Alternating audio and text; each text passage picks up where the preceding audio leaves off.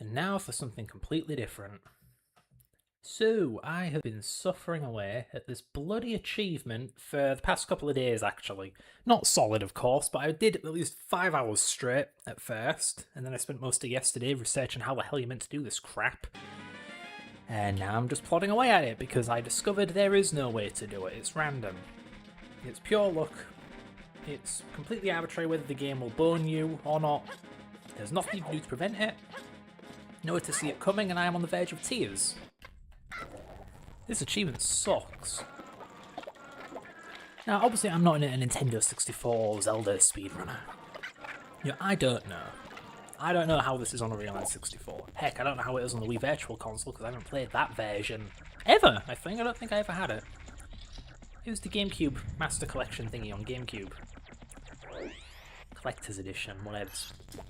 Anyway, so my only experience with this game, aside from this one time I played it on a real N64, is, Collector's Edition, is emulated.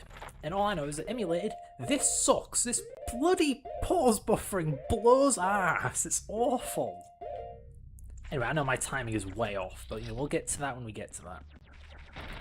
So in case you're wondering, what is this bloody achievement? Well, you get to the Happy Mask Salesman, and then you pause buffer through his cutscene trigger and leave the damn clock tower.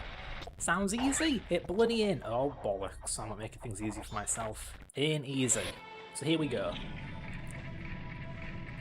Oh, let's see how my first attempt goes.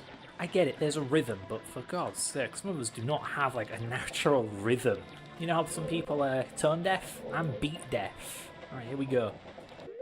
I'm way too early. Whatever.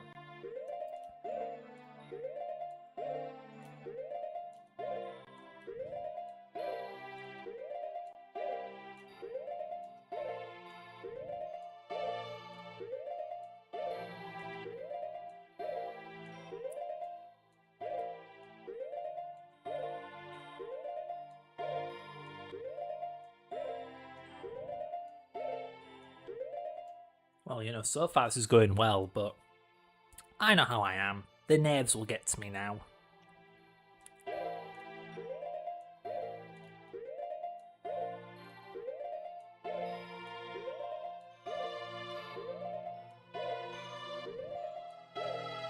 I have had a fair bit of practice with this over the last few days.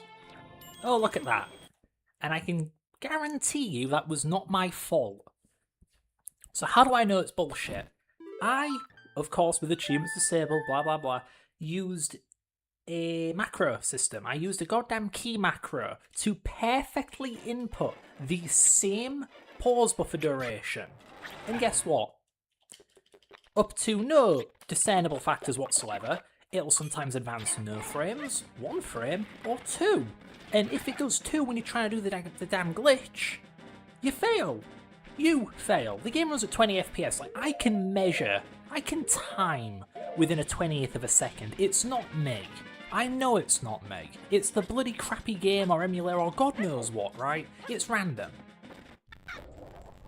So, this is it. It's just... Oh, and it's not enough to just try the trick. No. You have to start the game again from the beginning because there are no save points before the trick. The thing is, I know RetroAchievements has a rule against luck-based achievements, but I don't know if that only applies to base achievement sets. I'm tearing that down, that looks a bit loud. Thought I already had the volume good on this thing. That seems good enough. Okay. And I know there are some subsets where the whole point is it's luck, it's gambling, it's whatever. Let me adjust the mic. There we go. Like San Andreas has Viva Las Venturas, where you go to the knockoff Las Vegas and you play slots, you play roulette, and so on. Of course, that is down to luck. That's fine. That's why it's its own subset. But this is the glitch subset. It's for doing glitches, and every other achievement is great. It's really cool learning these tricks like bomb hovering, all these things that are not luck-based. Getting a bit close to the mic there. And then you have this. It's luck. I will prove it on the stream if I have to. This is luck. It's random. It is completely up to chance. There's nothing you can do. Find the rhythm, the people on the internet say. They're wrong. Maybe on the N64, maybe on the Wii Virtual Console, but in Mupen? In Luna's Project 64? No, it's random. I've tested it. I tested it in both. It's random in both. So here we go. Watch me get screwed over by luck again. That and my own lack of maintaining a goddamn rhythm. Oh, look at that. Alright, here we go. Back to the beginning. Woo! Isn't this fun? Isn't this what you want to do with your life?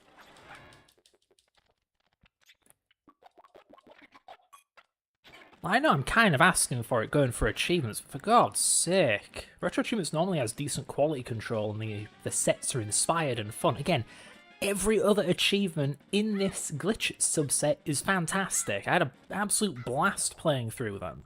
Obviously some are bloody hard, but it's more a matter of skill and, well, lost time. If you mess up, you may have to replay a little bit of gameplay.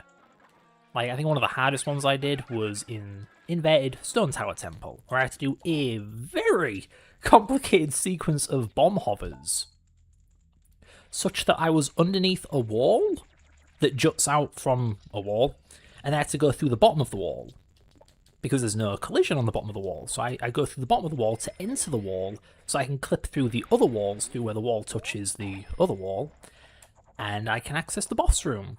It's complicated, but again, it's skill. Once you get good enough at it, you can consistently do it, which is good. This, though, no. I can get within 2 frames of completing this stupid achievement, and then it just won't work. I'll just sit there, pausing, and it won't advance, it won't advance, it won't advance. Oh, it did 2! Game over, back to the beginning.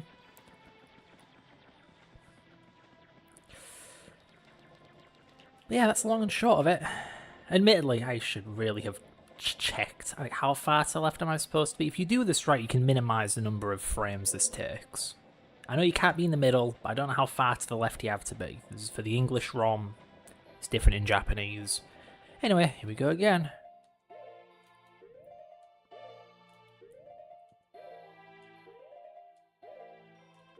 Oof, that was 2 frames, but it's before the trigger, so it's okay.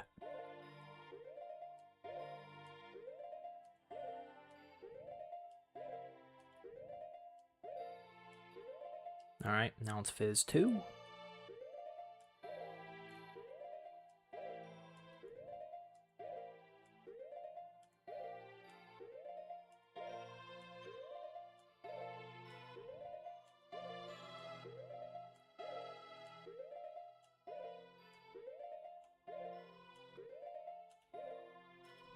Yeah, look at that. Ooh, 2 made it through. Ooh!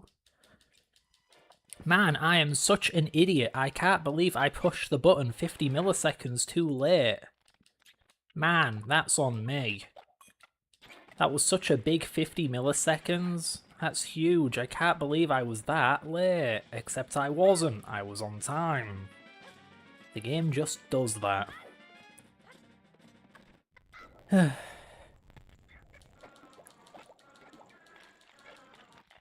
There is really not a lot of information about this on the internet. Maybe you have to go in a Discord somewhere or an IRC channel, I don't know. Either way, I can't find any bloody information on this guff. There's barely any acknowledgement of pause buffering being crap in emulators anywhere on the internet. I think I found maybe 2 Reddit threads and a YouTube video with a top comment. That's it. That's the only mention I've found. Well, that and of course the Retro Achievements comment section for this achievement, where you bet your ass there are people saying, oh god, this sucks in emulators, oh god. Yeah, it does bloody suck. I suppose not helping matters is that this game has a tremendous input lag. I'm not even sure if that's an emulator thing, I think that's just the game. So, you actually don't have time to see the frame before you press the pause button to pause on that frame. No, you gotta know in advance when that frame is coming. I don't know, this whole trick has something to do with the game being 20 FPS, but the menu being 30, and switching between the two. Apparently, I don't know. Here we go again.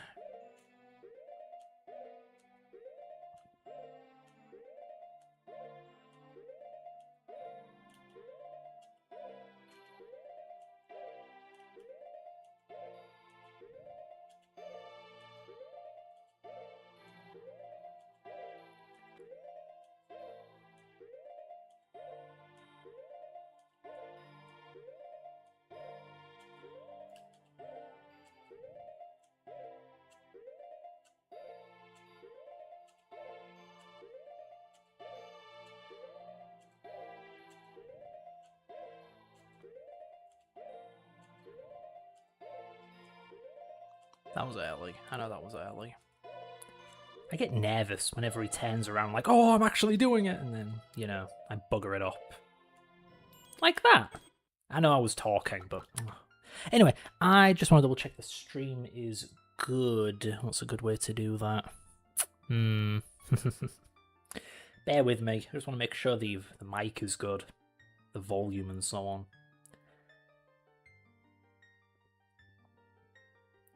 Let's see here. I'm going to look myself up like the arrogant sod that I am. It's me! My one and only live stream. Oh, isn't that sad? Go on, get playing. Bloody hell. Like that. You hear that? That's me. Anyway, I just want to check. Yeah, I think that's good. I think that's some pretty good volume balancing right there, actually. I like that. Anyway, back to the bullshit. The shit I do for fun. Yeah, quote-unquote fun. I was having fun before I got to this pile of shit. It's just, it's kind of a beginner's mistake. You get into an achievement set, you're having a great time doing the easy ones, and then you get to the hard one and you think, dear God, why did I even bother? I didn't fall for that, at least I didn't think I did. I actually started with the hardest achievements. I sorted by points, where it's the developer saying it's the hardest one. There was one achievement with 100 points, Checker Warp, and yeah, that was bloody hard. It was SRM, stale reference manipulation or something. Either way, you do a glitch that does like a stale pointer, whatever, really complicated, really hard, 100 points, cool. But then I sorted by rarity, how few people actually got the achievements, and Checker Warp wasn't all the way at the top. No, it was those crazy Stone Tower skips with the bombs through the walls and whatever, and yeah, those were bloody hard, so I did them back to back. I did Checker Warp, and then I did the Stone Tower tricks. Absolutely terrible idea, because I didn't know how to bomb hover. Sorry, actually, I think the hardest one was Great Bay Temple. That one is insane. So much bomb hovering. So I did those. I did them, and I thought, you know what? If I can do these, I can do all the others. And I went down the list from hardest to easiest. And you have no idea how low in the list this bloody achievement is. It is shockingly low when it comes to hardest to easiest achievements, most common to least common. It's only 25 points. Not 100, not even 50. 25. Like, this shit's easy. No, it ain't.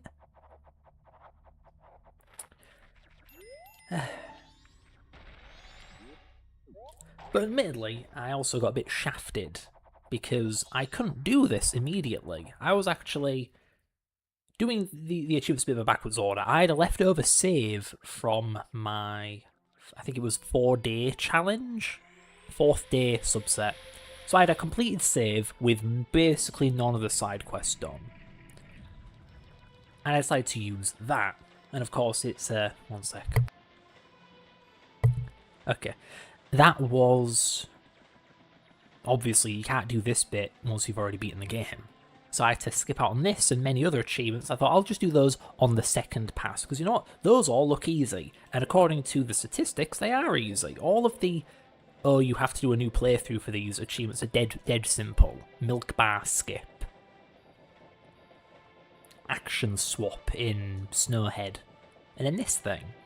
So yeah, you bet your ass after getting most of the achievements and starting my mop-up playthrough, getting to this was a real shock to the system.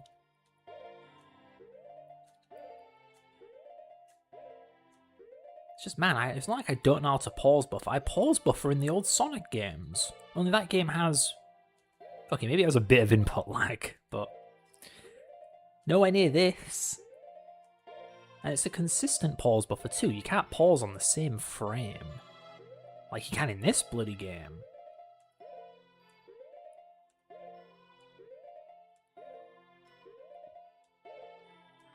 Oh, look at that. Freddy fucked up, allegedly. Oh, Nelly.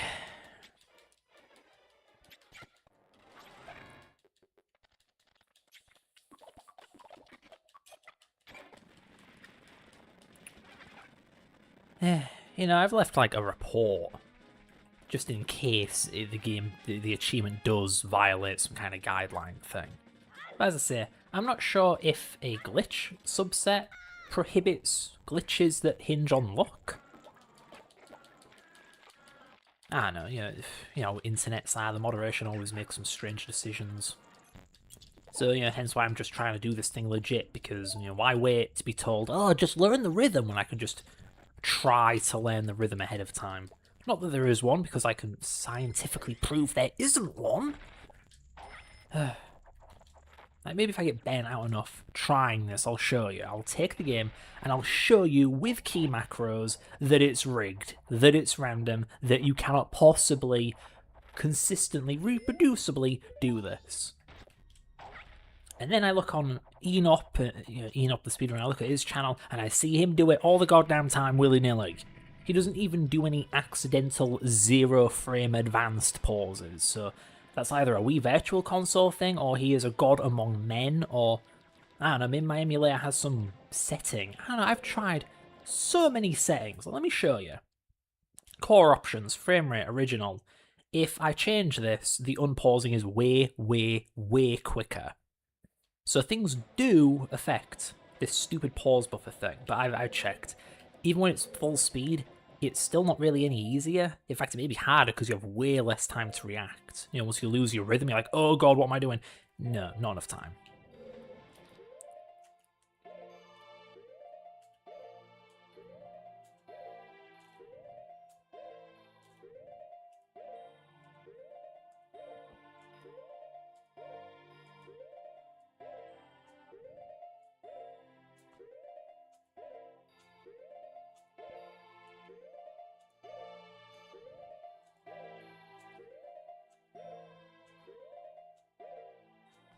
Oh, look at that. 2 frames, allegedly.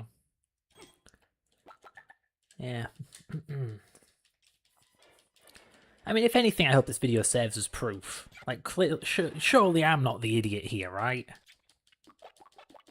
My pauses and unpauses really that unevenly spaced apart. I know it takes a minute for me to get the rhythm, but once I'm in the rhythm, why does it just bugger up?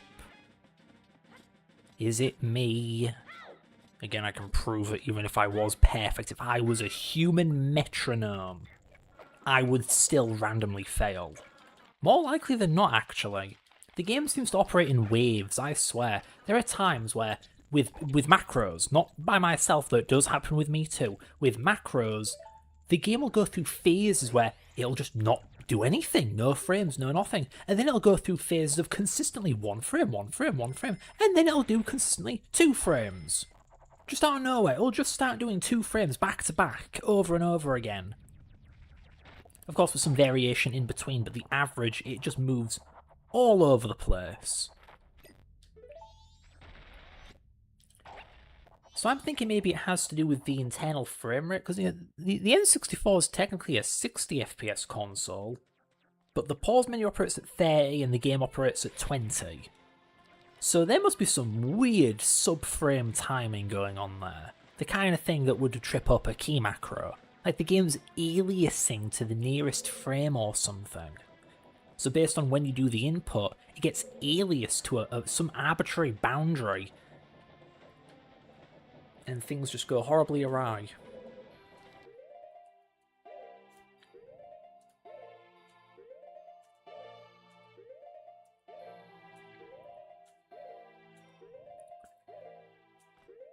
Those 2 frames go me.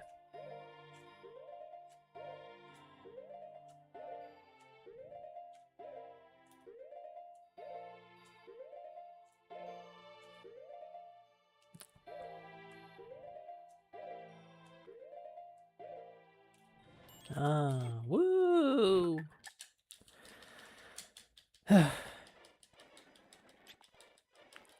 But still, like, does this look fun to anyone?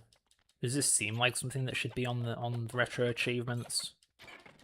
I mean, I know there are some sadistic subsets out there, like any of those wacky Mega Man bonus sets, where it's like beat the whole game without getting hit, while only using the Mega Buster, and do it in under 3 hours, or something like that.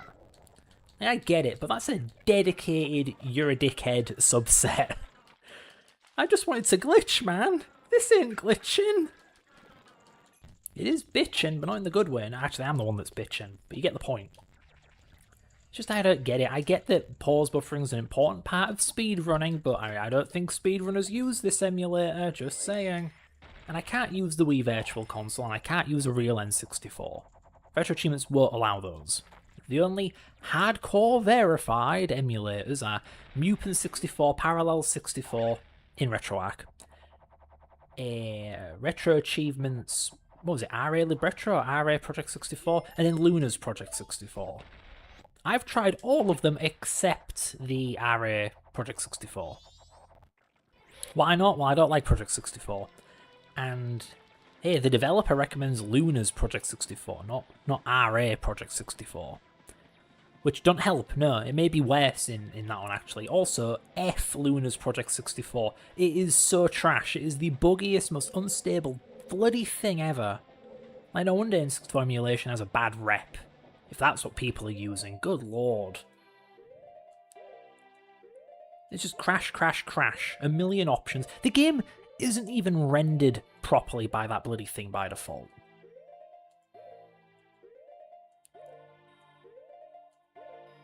Because the frame buffer effects are disabled by default. Like, why? Why by default you just turn off half the graphics emulation? You're trying to support computers from Zimbabwe back in 2007 or something?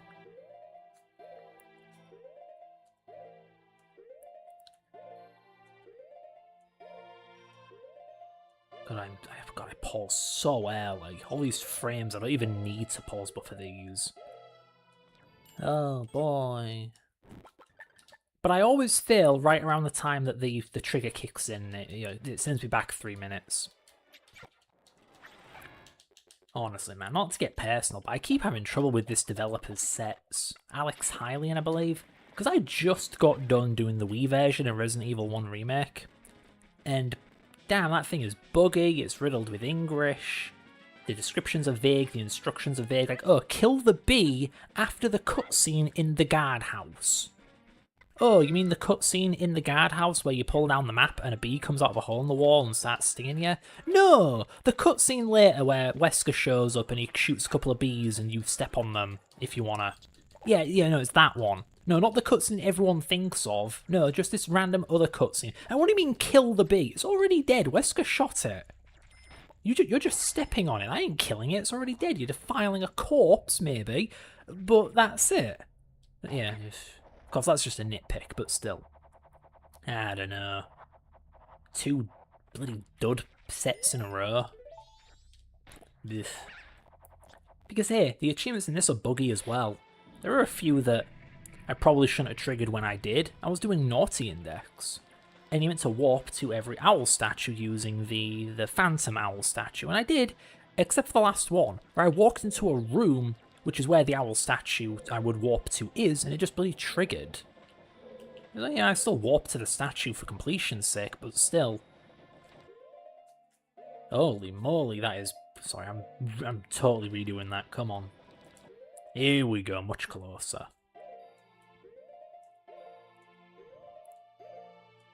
Come on, Freddy.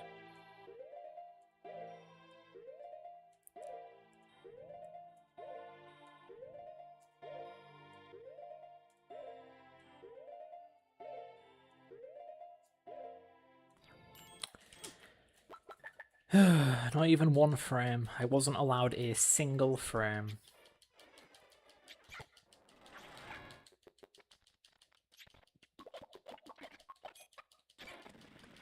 It's just stupid to me. Because I'm looking at the comments on RetroAchievements and they're saying things like, oh, use the Parallel RDP graphical plugin. That will make it good. I got it on my first attempt. And it's like, I cannot find any difference in Project 64, Luna's Project 64, or in Mupen 64 plus RetroArch. There is no difference in pausing between those 2 graphical plugins, so I have no idea what that was about. Zero mention of the frame rate option, even though I know it changes pause buffering. And no mention of, there's this thing you can do with Luna's Project 64, where if you enable VSync in the graphical plugin, but then turn off the frame limiter, you essentially eliminate all lag from the game, and that includes pause buffering. The game will unpause without this giant delay in it like I have to deal with. The thing is, I'm pretty sure that giant delay is consistent, and it's something else, because as I say, I have used the damn key macros with Luna's Project 64, using this trick to eliminate lag and make the game run at full speed all the time. It's still random, so I don't know, maybe this giant pause has its own frame variance. Maybe if I get bored or frustrated or desperate enough, I'll try without it. But for now, I'm just doing it the authentic way. I've seen videos people do it with this timing, so it's clearly not impossible. As for the crazy fast one, no, I don't know if I've seen anyone do that. Not outside of Wii Virtual Console, anyway. Here we go again. Bit early, Fred. God damn it. I wonder if I can... Let's see. Can I stop him? Yeah, okay, I get to try again. There we go.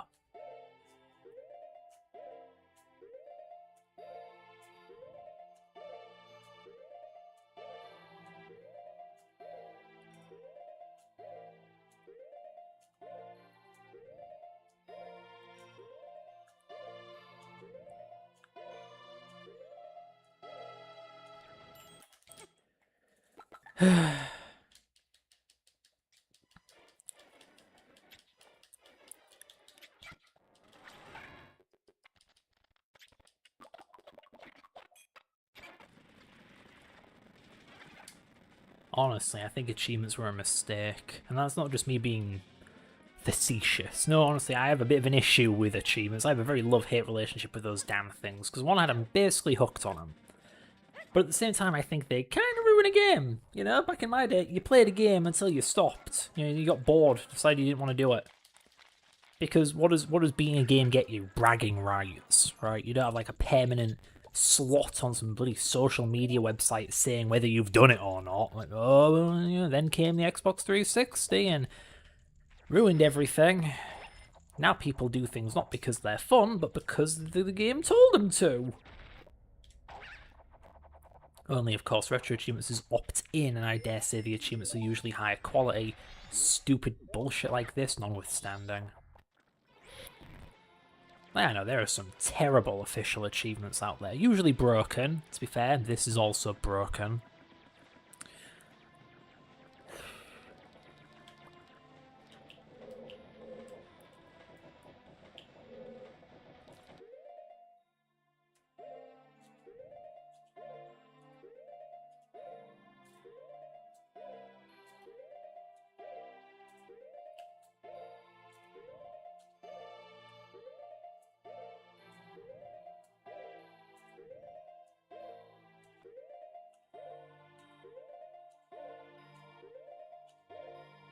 Goddamn Fred.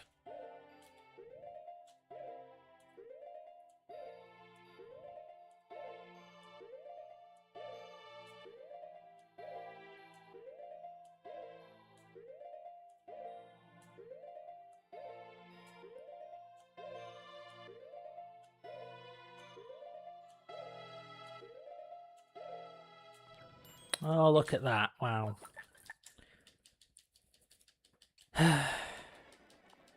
Thing is,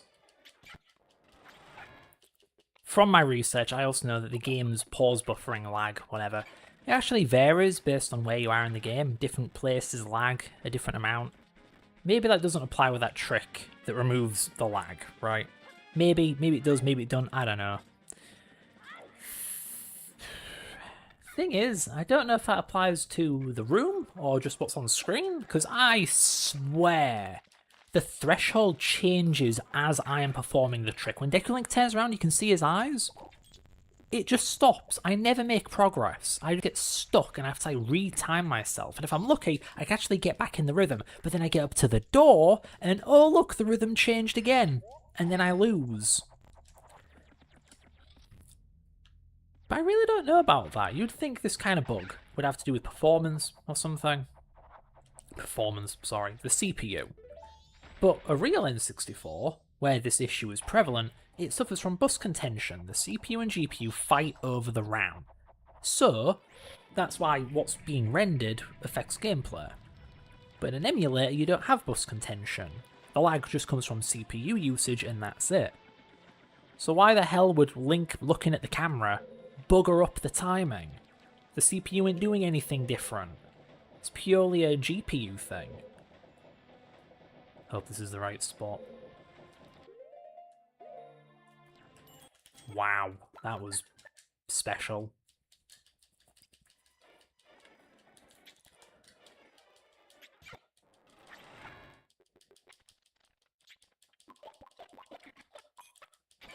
Tell you what, I have no idea what some of the settings in this bloody emulator do.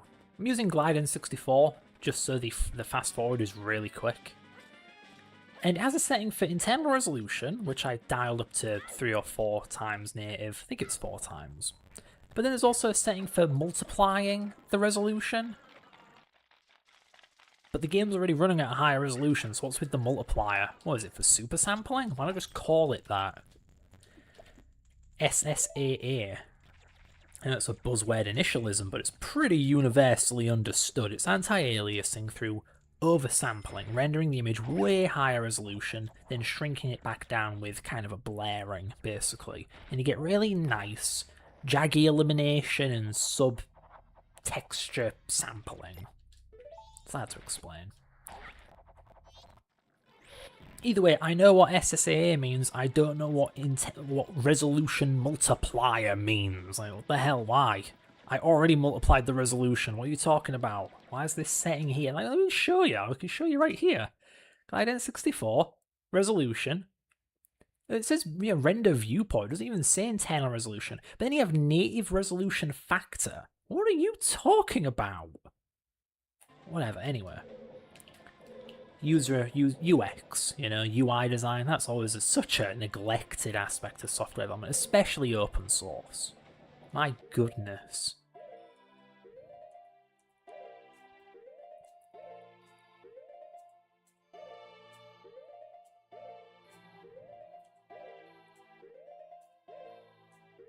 One of these days I need to just interview Ian Opp, see how the hell he does this.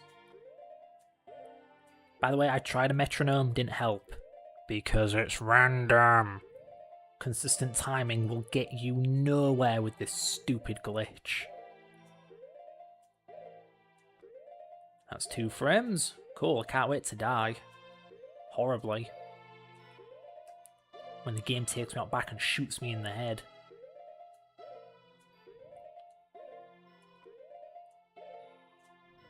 Oh, for fuck's sake. Like, come on, it has to mean something that I've gotten every other goddamn glitch achievement. It's just this one that sucks ass. Like, come on, if I am struggling with this, there's something wrong. I don't mean to brag or anything, but really. I've done this, you know, base game, I've done the 4-day challenge. I've done every other goddamn achievement in this stupid-ass subset. I've even done it for Ocarina of Time. I did the game, and then I did the glitch subset. That's how I got introduced to, like, bomb hovering and stuff. It was fantastic, no issue. This crosses a line.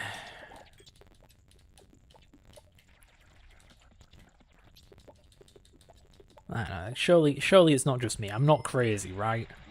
That if a glitch works good on real hardware, and so people do it, but it is absolute torture on an emulator and therefore people don't do it, maybe you don't have an achievement for it.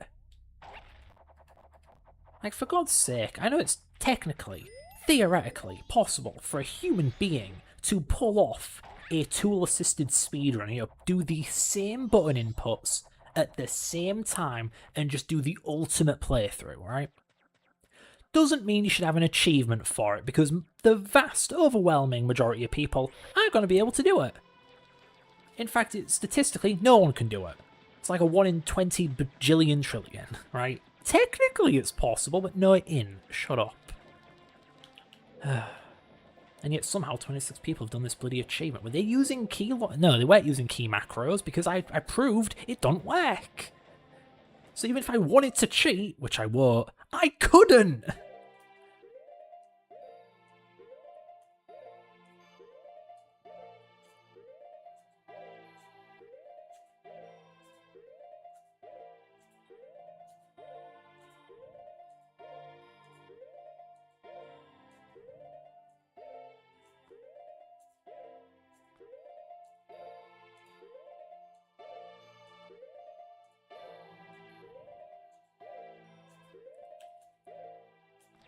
Oh look, I fucked up. All right, I'm gonna prove that this doesn't work. Okay. Give me a sec. Obviously, I'm gonna turn off the bloody achievements, right? Oh, hello, Dark Shamil Khan. Oh, just like with my fiance, the font's too damn small. Long time no see on YouTube. Yeah, long time no see. Just haven't really had any ROM hacking stuff to do lately, although I wanted to show off. Okay, so I've paused hardcore mode. Can I load my save state? Yeah, okay, I have a save state right here. So now that the achievements are disabled, well, I'm on, yeah, I've paused hardcore mode. I already have it on softcore. Yeah, let me show. See, I'm not cheating. I already have it. Okay, now to bust out the... Oh, this may take a second. Got to get my key macro thingy up. Hope this doesn't completely break RetroArch from changing input device. Oh yeah, this may be an issue. This may be an issue. Oh, is that a good sign? I don't know which controller it's using. So, do I still have my macro in here? Special actions. Yeah, okay, there it is. So if I come back to the game, that's not supposed to happen.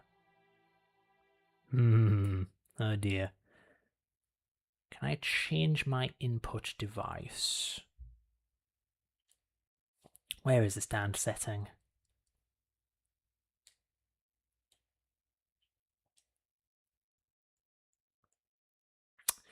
Oh, RetroArch, you and your endless menus. Yeah, I want the Xbox One. Get back to the game. Oh, get back to the game. Oh, you didn't map properly, did you? Here we go. Here's my button macro. I press a button and it will automatically pause and re-pause for me.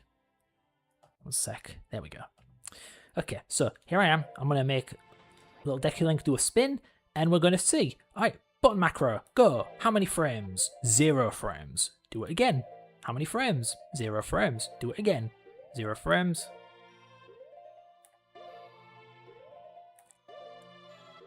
Do I have the macro set up for this emulator properly? Okay, 1 sec. I'm doubting myself. Because you have to configure it differently for each emulator. Luna's Project 64 has different timing to... Oh, here we go. Yeah, that is way out of date. Alright. 150 milliseconds, 150 milliseconds. What was the magic number I came up with for Mupin? It's in my notes somewhere.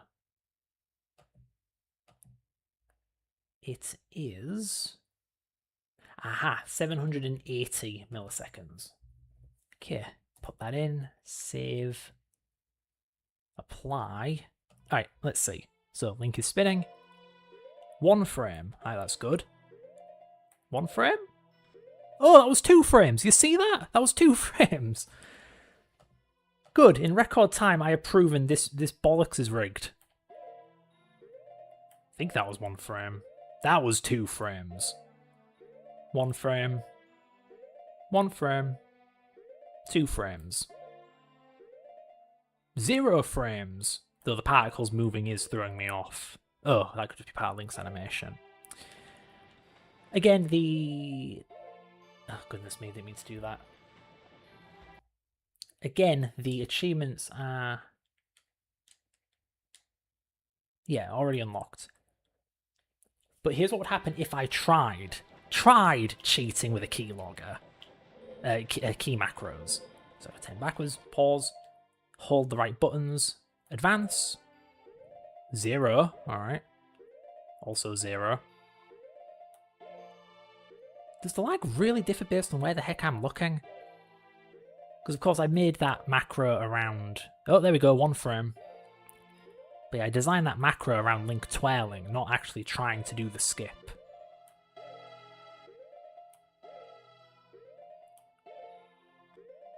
Ooh, 2 in a row, 3 in a row. Well, I actually... No, see? Even if I'm cheating, it doesn't work. Okay, so I'm gonna just turn that off now. I don't want the keylogger thingy. Input macros. Get out of here. Nobody wants you here. Get rid of that trash. I'm gonna have to rebind my controller, aren't I? Back to the game. Yeah, there I am. Okay. So I'm going to turn the achievement hardcore mode back on, reboot the game, and get back to the grind. Oh, I sure do love the grind. It forgot my hotkey. Come on. Oh. Retro Arc, more like Retro Arse.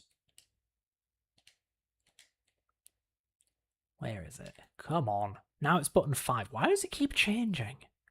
Goodness me. Alright, let's get back to chat. Fair enough. Same for me. Have nothing to say in terms of ROM hacking either, but it's great to see you here. Thanks. Yeah, I won't say I've moved on to bigger and better things. It's just my job. I program for my job. You know, I work on Cave Story. So it really scratches my programming itch. And there's a lot more to work with on PC than there is on a console from 1988. Not to say I haven't been making progress. I've actually been putting together a little tool chain, kind of a dev kit, that lets you program for the Mega Drive in modern C++. It's just, there hasn't been enough progress to warrant an update or another release or anything like that. And there's never really anything I can show off on YouTube. Maybe I can make a tutorial one day, but it's not all the way there yet. Like, you can't change the ROM header, you can't give the ROM a proper name, so when you open an emulator it'll just say, international name goes here. Bit daft. Yeah, modern C++ on the Mega Drive. It's because C++ renders down to assembly at the end of the day anyway, so as long as there is a compiler that emits that assembly language, you can compile C++ for that platform.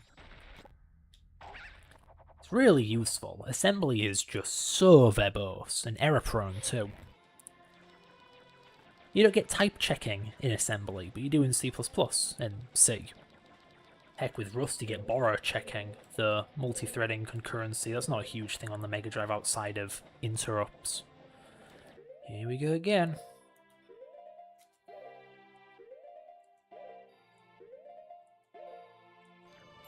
That was quick.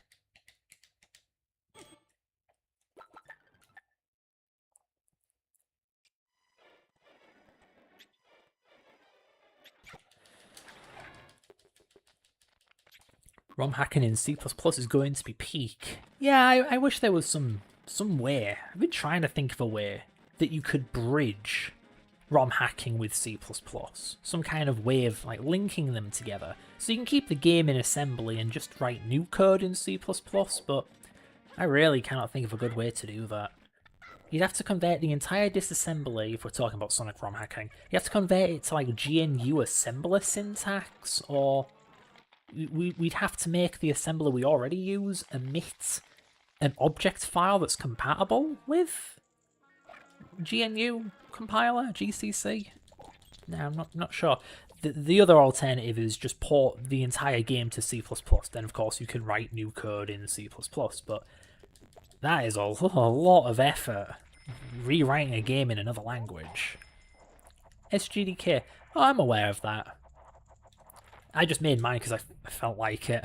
I wanted to know how you make C++ run on something from scratch.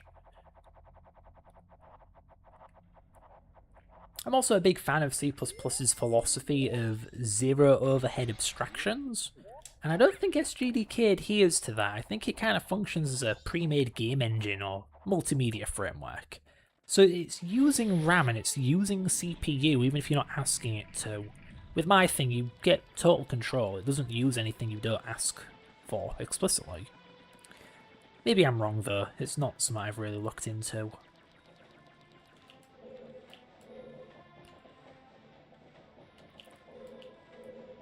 I hope this is the spot.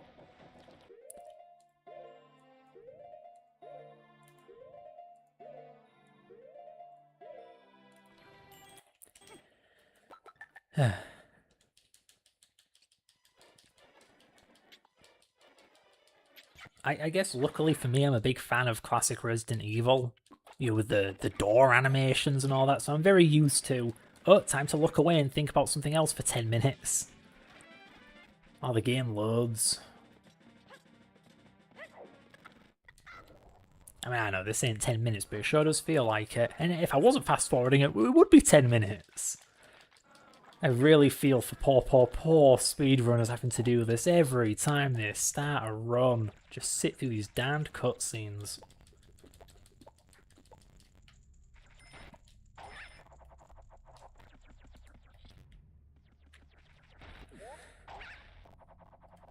Safe to say I am very, very good at playing this section of the game now.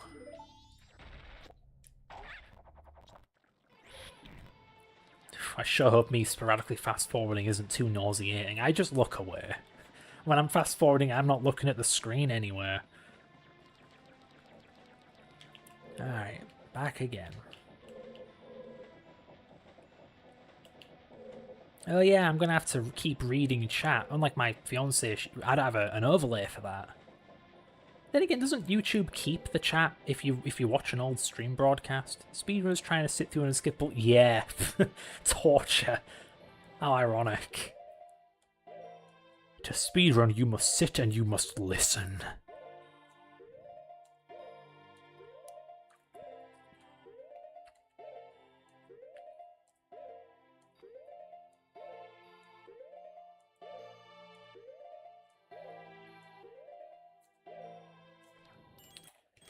Oh, I have had a bad run lately. I normally get a lot further than this. I at least get to the bit where I turn Link around.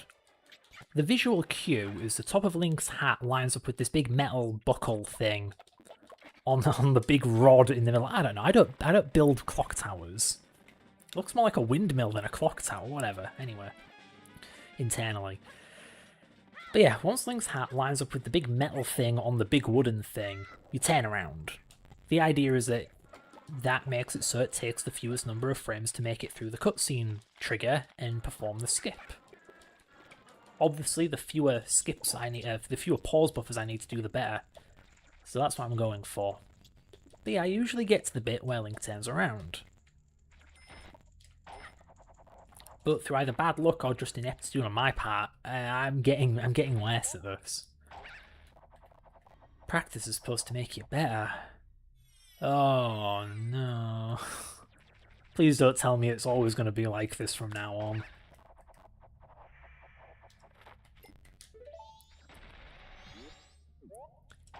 If you're on OBS or Streamlabs, it should have a section where you can show your chat from Twitch on your stream. Oh, I'm sure there's an overlay for that, yeah. I just didn't think of it. But yeah, I use OBS because, you know, open source free software nerd over here. Then again, is Streamlabs open source? I haven't checked.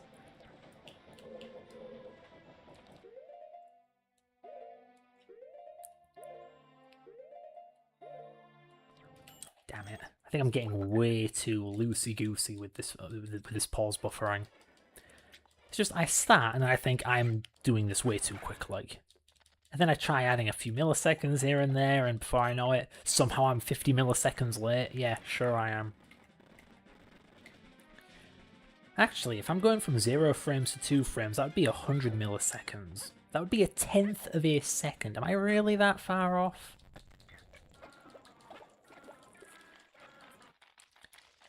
Yeesh, I should really play more rhythm games.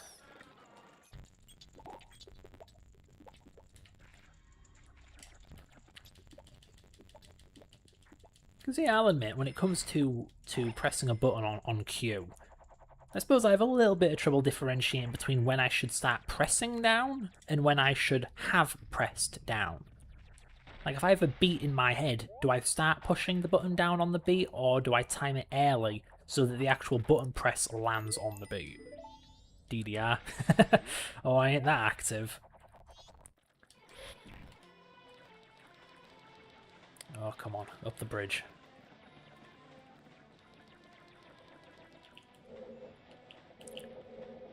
More of a walker than a dancer. Just got back from a big old 10-mile hike, actually.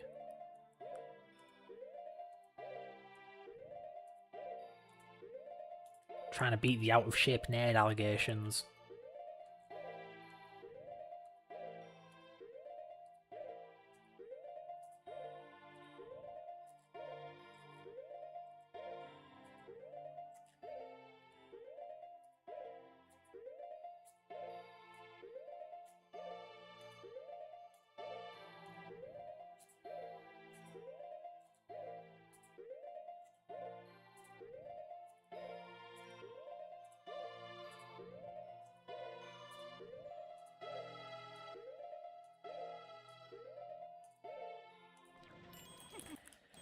Oh, just my luck. That is the first frame where if you get 2 frames you fail.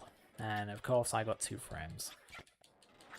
No, I remember looking after myself. I'm just not a big fan of getting up and jumping around really, really quickly and beat the out of shape allegations. I mean, my avatar's a skeleton. You'd think I'd be the one person to avoid the allegations. I mean, to be fair, nobody's called me fat. It's just, you know, if I'm sitting on my ass programming and playing video games all day, it's kind of a given that maybe I'm not very active.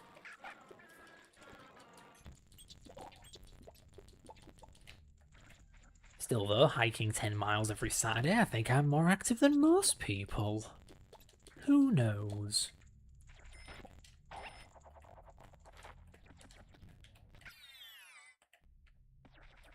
That was embarrassing. Just right into the pit. Link is fighting for his life here, my goodness. It's like, you with the controls! Stop effing around!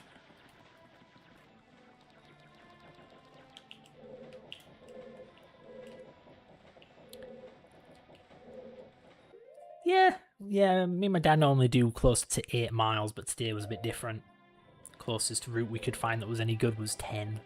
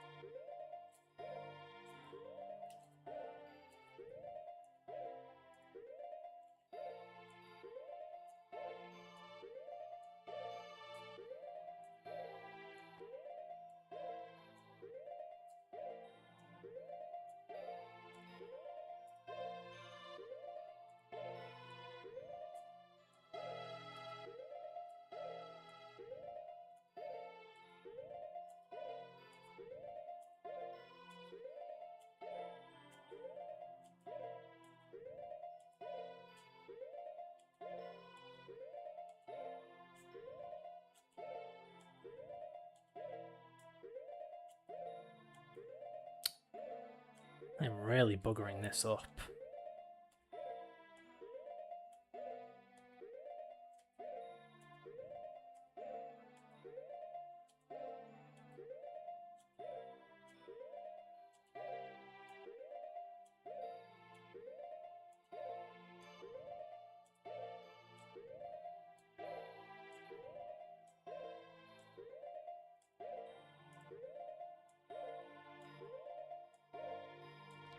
Oh, look at that.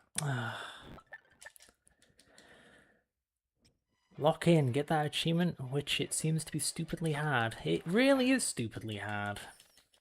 I've already proven it's random, it's luck. This is gambling. Gambling my life away. Gambling with my time.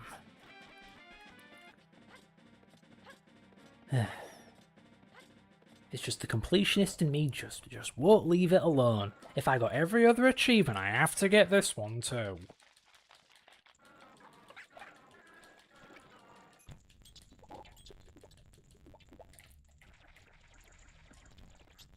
I don't know what I'm doing. I know a way more efficient way to get through this bit. If I just use the D-pad, I can run in a straight line and fast forward through it all. Is it RNG based? I don't think it's a matter of RNG, but it is random. There seems to be an issue with the duration of the pause or the unpause being, the delay is random. Sometimes the delay is 1 frame more or less than usual. So when you unpause, or when you pause, you may have advanced 0 frames, 1 frame, or 2. And as I showed with the key mapping earlier, the macros, even with the exact same inputs, you will get a different result for reasons that I don't quite understand.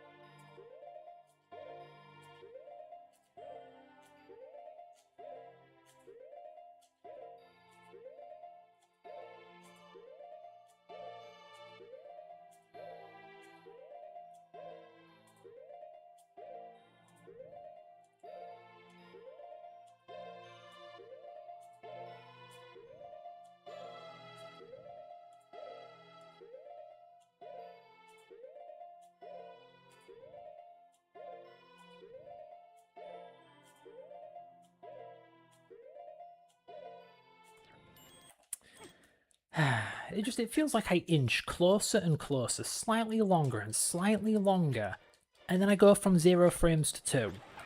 But again, I've proven that you can do the same timing and go from 0 inputs to 2. So, 0 frames to 2.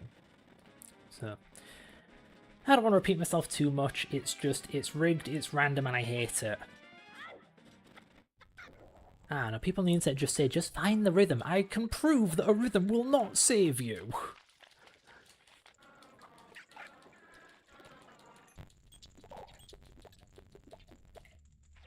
Fred, come on, this way. There we go. Fast forwarding as much as I can.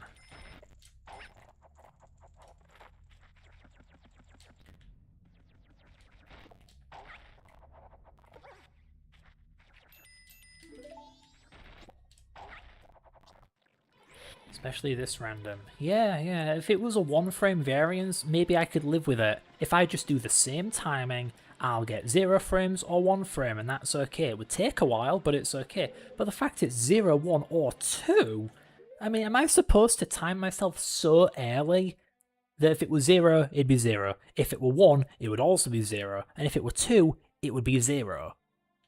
Sorry, it would be 1. It's just, how do I know I'm in that region?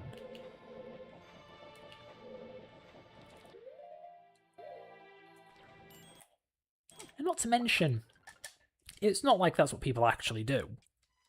I'm not that familiar with Zelda speedrunning, but I do keep an eye on Enop. And he doesn't just sit there getting 0, 0, 0, 0, and then occasionally get a 1 frame. No, he back-to-back gets 1 frame, 1 frame, 1 frame, 1 frame, and then he's out of there in 5 seconds. It's great. So clearly, that idea I have of, oh, just be so early and wait for a 2 to occur, so that it's just a 1, because one of the frames of the 2 was just a 0 anyway. No, that won't apply. That's not what people do.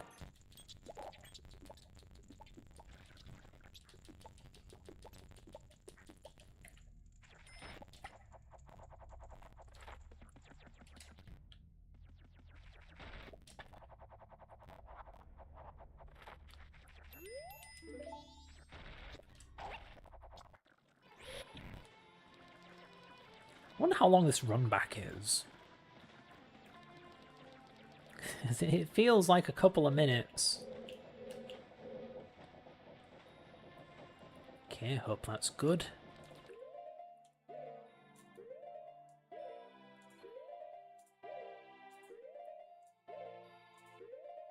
Oh wow, I was really early. Damn. Never mind, I was actually 1 frame away.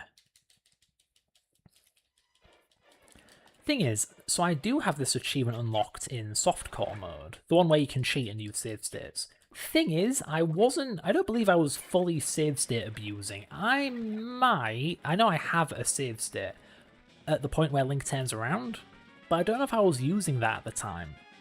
But yeah, I actually did get really lucky, and during a practice with save states in softcore mode, I actually did make it. Just completely arbitrarily, I didn't do anything especially different, I just got it, and I made it out, and I got the achievement. It was then after that I went more into the practice, trying to just get the rhythm, try and make it consistent, before I discovered you can't make it consistent. Not on this emulator anyway, or the other emulator.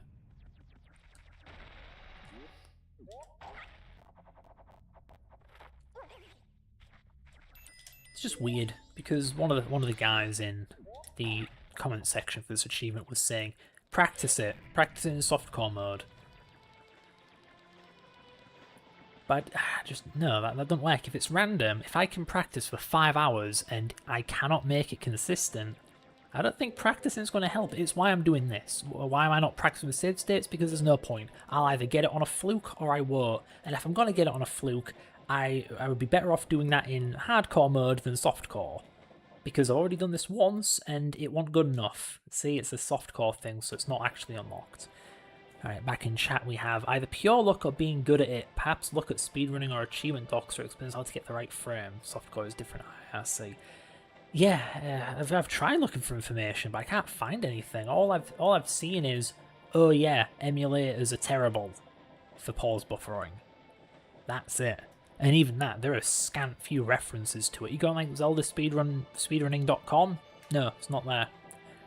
The page on pause buffering makes no mention of behavioural differences on different platforms.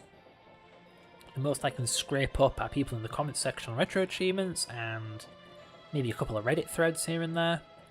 And the comment section of one YouTube video where a guy was actually showing the pause buffer variation, asking why does this happen? Does anyone know about this? And yeah, just top comment from 2 years ago saying, oh yeah, it's bad, it happens everywhere. But it's worst on, I think, Nintendo Switch Online or something.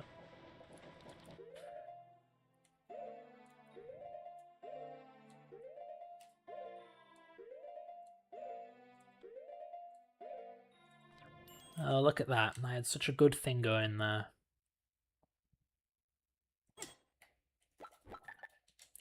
How fitting that whenever I F up, I get that infamous line, you've met with a terrible fate. I sure have. Apologies if this DualShock falls loud and clicky. I don't know why every controller I have has to be so loud. My Steam Deck is especially clacky with its loose, rattly face buttons, but the game controller's not any better with its big, loud triggers.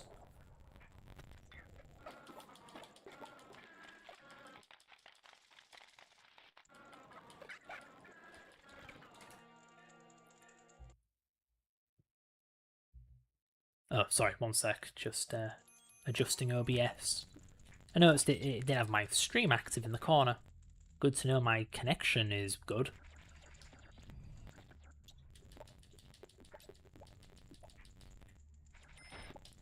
Oops. Oh. Even I'm getting sick of watching this fast forward and stop fast forwarding. Ah. Hey there in chat. HAZG9SU. And also in chat we have Sonic Speedrunning, where you can manipulate the explosions on the egg capsule and the animals coming out of it. RNG manipulation, right? Yes, I imagine that's how it works. I may play a lot of old school Sonic, but I'm not familiar with speedrunning strats. Like zips and whatnot. Oh yeah, it has been a while. HA. I haven't made a video in forever. Normally don't have anything to show off. Hey, if I manage to pull this achievement off though, that will be worth showing off. My magnum opus of gaming. Doing this bonkers achievement. Oh, so much for that. I think I jinxed it.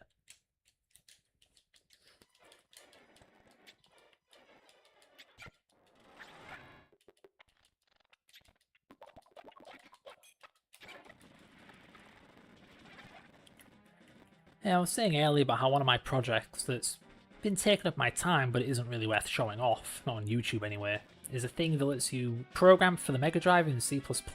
It's neat and all, but it's not fully mature and it doesn't integrate with anything. It's not like you can use it for Sonic ROM hacking yet, if ever. Been trying to figure out a way, but I just cannot come up with one. The closest I've gotten is I actually took my clone driver, my custom Sonic sound engine, and I actually did rewrite that in C++. And you can still use it in a Sonic hack. But connecting C++ code to assembly like that is extraordinarily brittle and manual and just so many bad things. And I think, at least a sound engine, it's encapsulated, it's a module. So it's enough, it's good enough. But integrating C++ into a Sonic hack, that isn't encapsulated, that's not a module, that's a tangled mess of nonsense. Like, it just wouldn't work. We got in chat, is it possible to make a renovated edition of Sonic 1 for the Mega Drive? Yeah, sure, with my toolkit.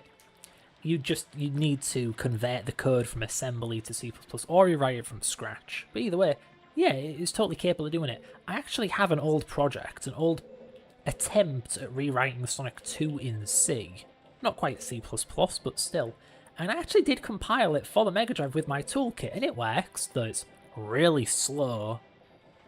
I can only imagine a few reasons why that would be the case. Bad register allocation, or some inefficient logic I wrote when porting the game. Excessive stack usage, maybe. Those are issues with GCC, with that CPU architecture. But yeah, so I actually do have Sonic 2 in C running on the Mega Drive using my compiler toolchain.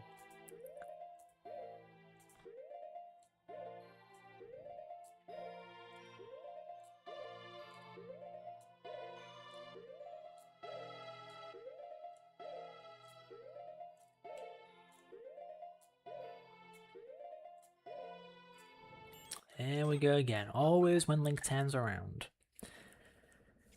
Yup, RNG manipulations, which by the way I have no idea how it works to this day. Despite ROM hacking for 3 years and more, learning all 3 game mechanics and how it works. Sonic 2 not being bad allocations. How dare you, that's my favourite game! Well, favourite Sonic game. I think that one may have been my first actually, it was either Sonic 1 or 2. I mean, my dad just had a Mega Drive lying around from when he used to play games. And I remember distinctly being like 5 or something and trying to spin dash in Sonic 1 and being shocked that I couldn't. So I must have played Sonic 2 first, right? But yeah, RNG manipulation. Well, it's not that complicated, I suppose. There's just a chunk of code that gives you a random number. But the number it gives you is actually kind of based on the number it gave you last. So if it gave you 99, then it'll give you 24. If it gave you 24, then next it'll give you 16. And if it gave you 16, then next it'll give you 14. Kind of like that. So if you just cause enough random to occur in the right order at the right times, you'll get the same result. Does SMPS 68K cause lag to Sonic 1 because it runs on the 68K? Well, technically, yeah. But I don't know if it's a significant amount. This isn't something I've looked into myself, but I know Marky Jester actually did do a measurement of the performance impact, and I think it was around 3% of CPU time, so it's an amount, but I don't know if it's really a significant amount.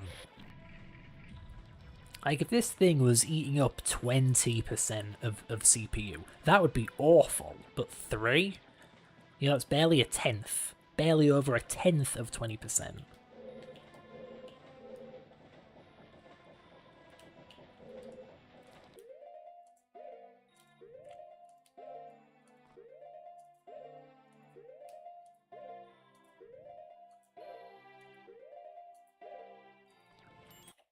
Knew that was going to happen. I thought, oh, I'll just give it 1 more frame, and then it went 2 frames.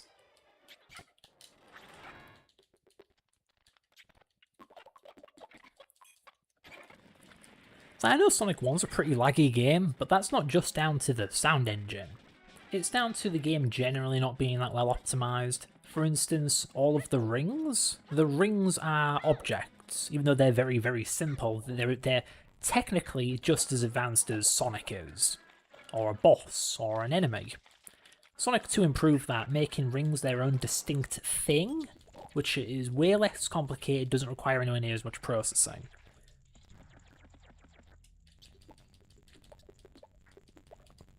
You also have the goofy stuff, like the game doesn't load enemies unless they're above or below you. Well, they have to be within the screen space. They have to be close to on screen, but they can be infinitely above or below you. Sonic 3 fixed that, but if you were to backport that to Sonic 1 and 2, that would probably improve the frame rate quite a bit. Though it depends on the level. Aquatic Ruin doesn't have that many enemies vertically, but Metropolis sure as heck does, as would Labyrinth. Does freeing up VRAM or RAM for other usages in Sonic 1 reduce lag? Well, VRAM not so much. RAM, I mean, yeah, if there's code running that uses RAM but doesn't use it for anything in particular, like it's an unused variable but there's still code to get rid of it, I guess in theory, but in practice, not really. Unless you found some way, like a better way to do something the game already does, but it's more efficient. It saves RAM and it saves CPU. That would be worth doing. Like that thing I was saying about rings. In Sonic 1, each ring takes up like, what was it, 40 or 64 bytes of RAM? But in Sonic 2, each ring takes up maybe 8 bytes of RAM. So what you could do is convert the rings over to that system, and you would save RAM and performance.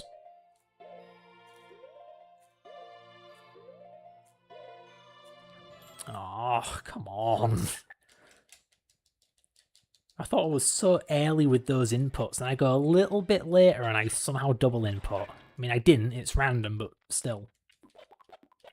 I say it's random, and I also say I have to time it. I have to get within a certain range for it to even do anything but 0, but once I'm in that range, it will do 0, 1, or 2. It's just cruel.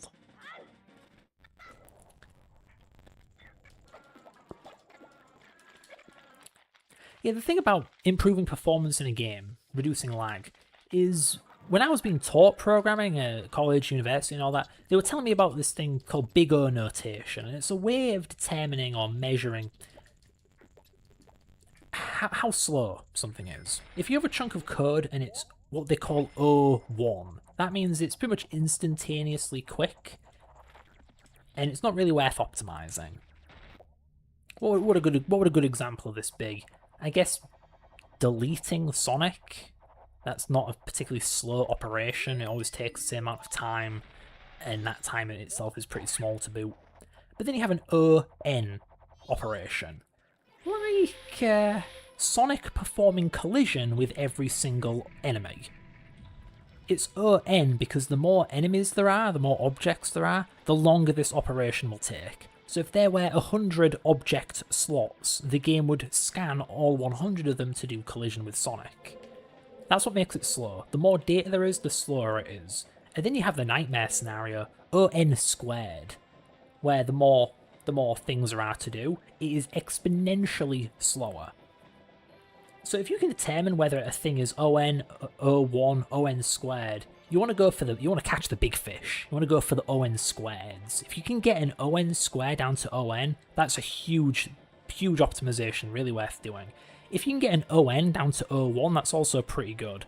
But you don't really want to bother optimizing an O1. Like, if there's a variable that gets cleared every frame, it doesn't help much to get rid of it. It's just not a slow operation to begin with.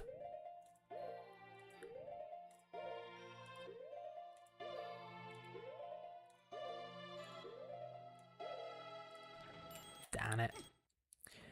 Wait, when you ported the Sonic 3 Sonic to Sonic 1, you could have freed up RAM by lowering the blocks from RAM, which frees up a bunch of RAM, and you said you needed 400. Yeah, that's an option. Loading the blocks from ROM instead of RAM saves all kinds of RAM.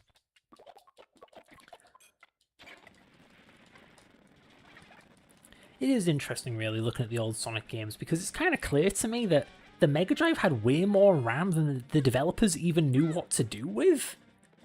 Like, Sonic 1 dedicates most of the RAM to the chunk buffer. It has no other use for that RAM, so it just loads data into it.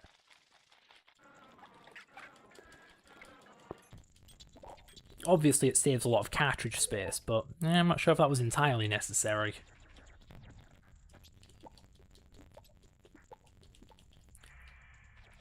I think it was Sonic 2 that compressed the collision data. I don't think Sonic 1 did it, but Sonic 2 compressed the collision data. Why? It doesn't even save that much room on the cartridge. They just did it because, well, they had RAM lying around. They may as well have used it for something. Then oddly enough in Sonic 3, I think they didn't compress the collision data. But the RAM is still there, not being used by anything? Oh wait, no. It does, Sonic 3 does load the collision to RAM, but it isn't compressed on the cartridge, it just copies it from cartridge to RAM. I'm not sure why. Could they not be bothered to recompress it? Were they trying to avoid cartridge latency? I don't know.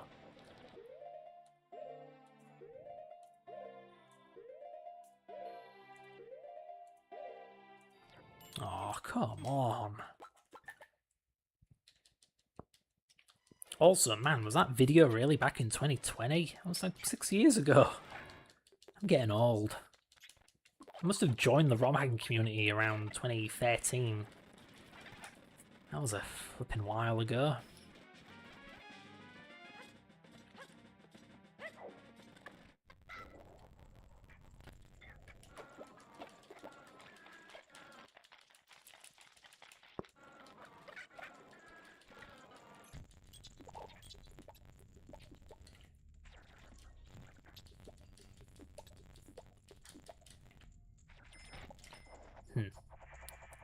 Just thinking, being a Sonic ROM hacker, of course, made me pretty good at the old Sonic games. I remember when I first started ROM hacking Sonic, I couldn't beat the Labyrinth Zone boss. It was just too hard. I could not beat that boss. But now, while I may not be good enough to actually hit Eggman 8 times and destroy his vehicle during that fight, I can get through the big booby trap boss fight without getting damaged. It's become muscle memory to me. That's definitely come in handy for hunting for retro achievements in those games. Because I think the one I just did was Sonic 1, where you get every ring? Or every ring that you can actually get. There are some you can't get. But that means you have to get every ring and then not get hit. And that includes not getting hit by Labyrinth Zone's bloomin' boss, with all of its fireballs and its spikes and Eggman himself. And the drowning water. Awful. But, I mean, I think I did it first try, the boss, because of course I know how to get through that thing now. Unfortunately, I do not have that kind of muscle memory for Zelda, otherwise I would know how to pause buffer by now.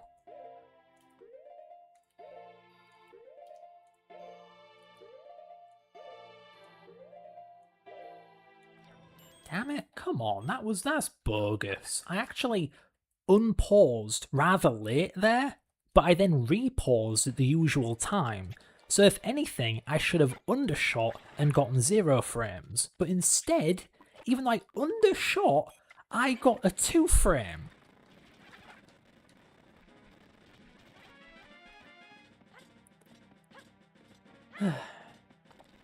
I reduced Eggman's hit count to 1 hit in my ROM hack for Labyrinth only. I don't blame you. In fact, the developers kind of did that. I think there's a Sonic 2 prototype where the final boss takes only 1 hit, which shows that during development, even they couldn't be bothered fighting the bosses.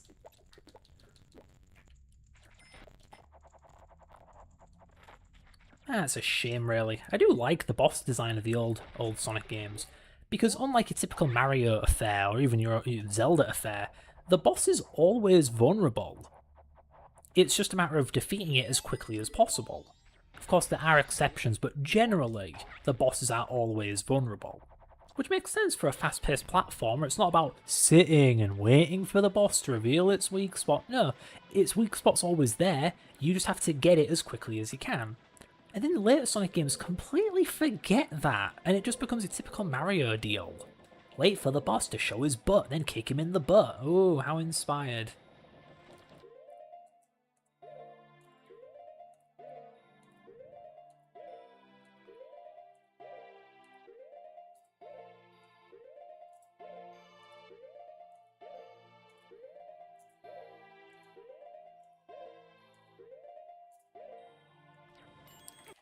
Ugh, awful. Not to sound up my own rear, but I do know that I am in fact doing nothing wrong. I know the word unfair has become fairly tainted, usually it amounts to but I mean it is unfair, this is unfair. It is not fair that I can do the same thing 1,000 times and get different results every time. It's like the opposite of madness, the opposite of insanity. Yeah, everyone knows the saying, the meme. The definition of insanity is doing the same damned thing and expecting something to change.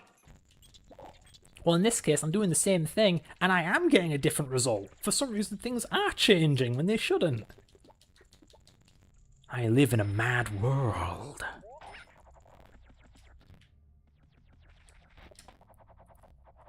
Oh, Deku Link's drunk driving again.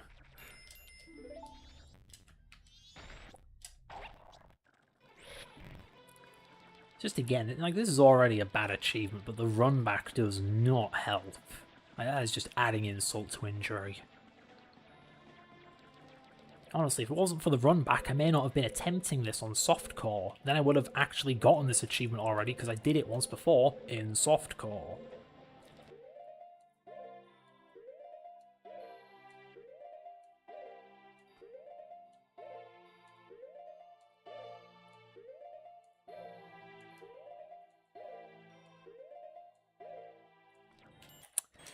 Yeah, I admit, even that one felt a bit late to me. Oh well.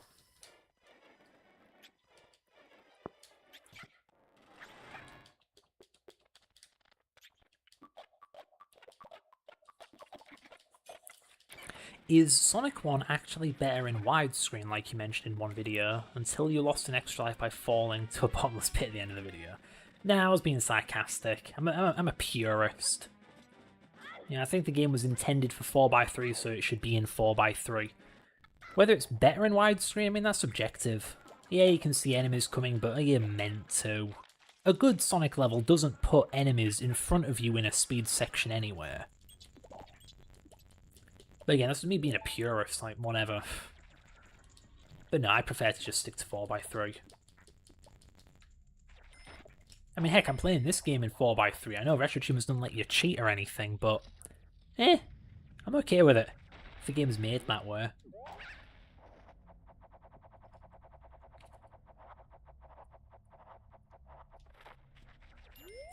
Though, I don't know, sometimes my puristness isn't consistent. Like, okay, this game in 4x3, fine.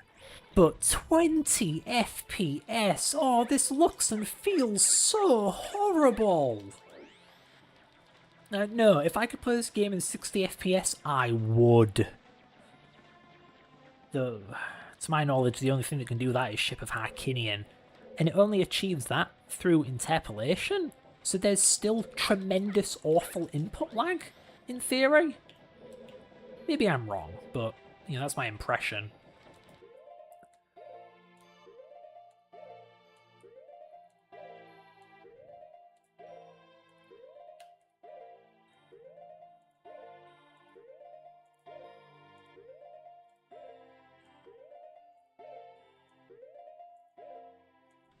Damn it. Honestly, that one may have just been me messing up. Because I could see the frame I missed right in front of me when it happened.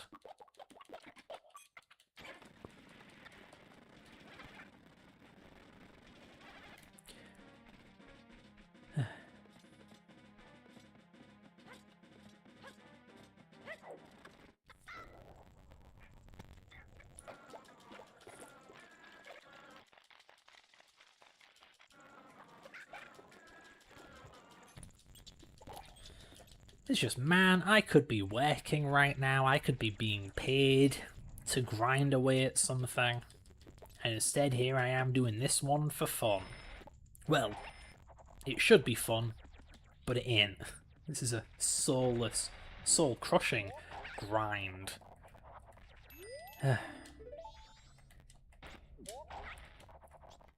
Yeah, honestly though, I picked up programming because I was getting a bit sick of the whole gaming thing. That was my hobby until I picked up programming. And RetroAchievements did make me come back a fair bit. I mean, I hadn't touched San Andreas in forever. Or at least I hadn't until I got onto the RetroAchievements for it. But man, it just reminds me why I gave up on this hobby. You don't have this issue with programming. You don't just sit here grinding waiting for the code to work randomly. That's not how it works. Code either works or it doesn't. This isn't it just works or it doesn't. Games can be such blooming malarkey.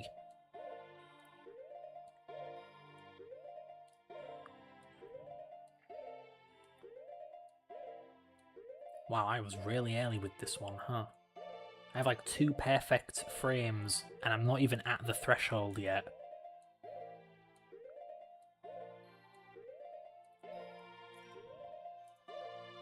It just feels like I'm kind of fishing, you know? I'm just putting my lure out because I know if I go any further I'll be overextending.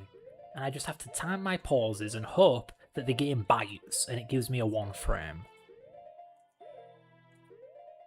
Like that.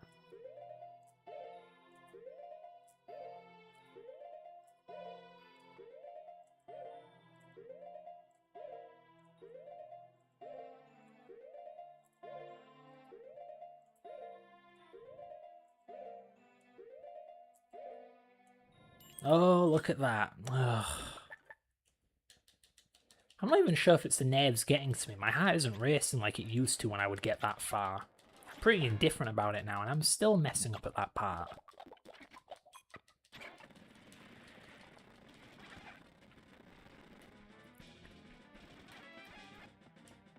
Oh, more chat.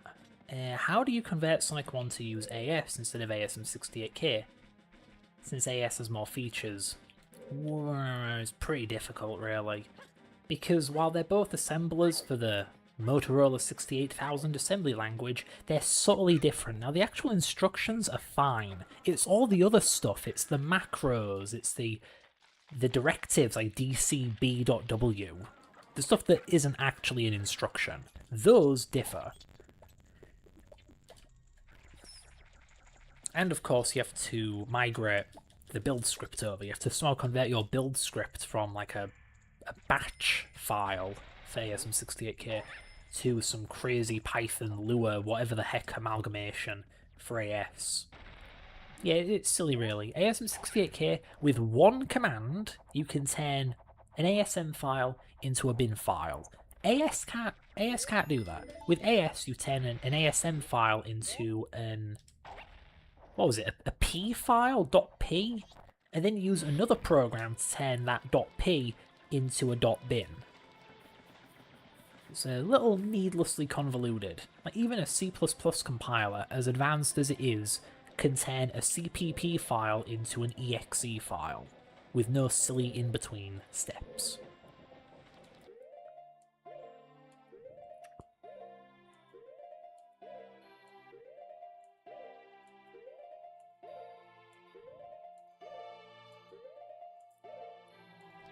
Oh, damn it.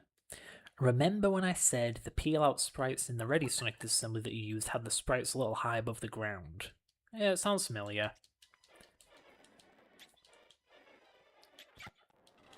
There are always so many issues with pre-made things. I think Vladicompa had some kind of... I think it was Sonic Studio, some kind of pre-made ROM hacking toolkit. And the Spin Dash was wrong. The Spin Dash sprite was misaligned with the Spin Dash dust cloud. I don't know if that ever got fixed. I just know a bunch of ROM hacks had that same issue because they were all using Sonic Studio.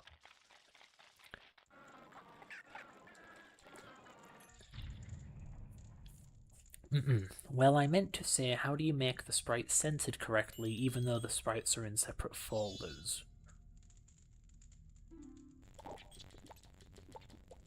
Well, if you're using SonMapEd or ClownMapEd... oh, sorry, just SonMapEd. ClownMapEd don't have it yet. If you do Control... I think it was Control-I? You get a little menu that pops up and tells you how the sprite is centered, where its left boundary is, where its right boundary is. So you can use that. If you set them all to an x-coordinate of 0, then they'll be aligned.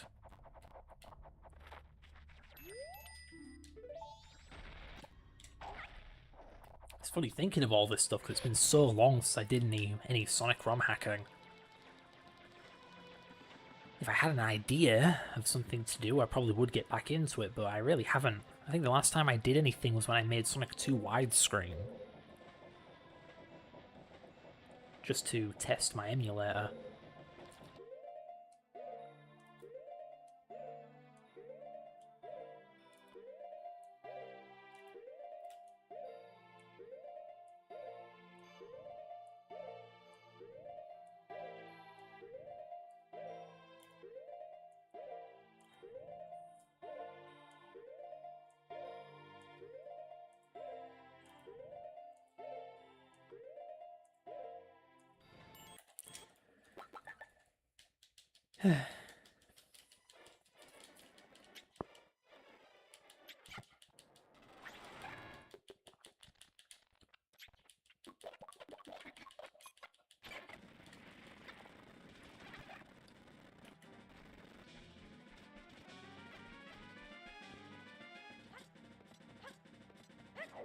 I wonder how people felt about this back in the day.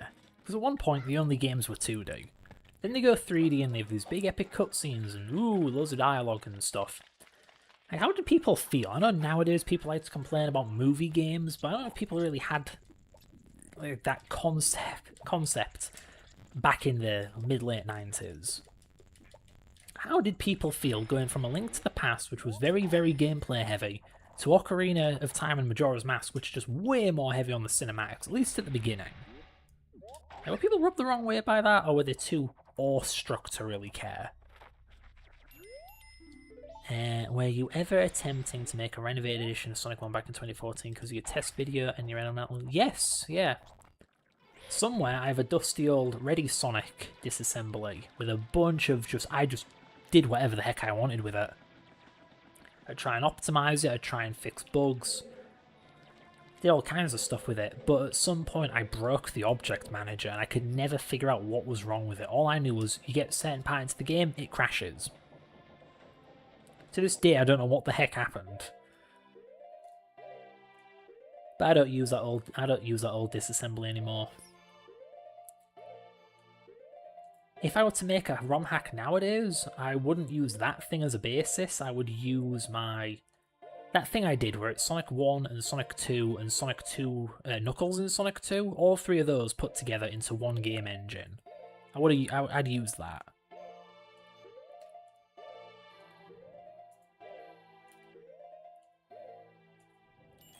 It's always that one frame.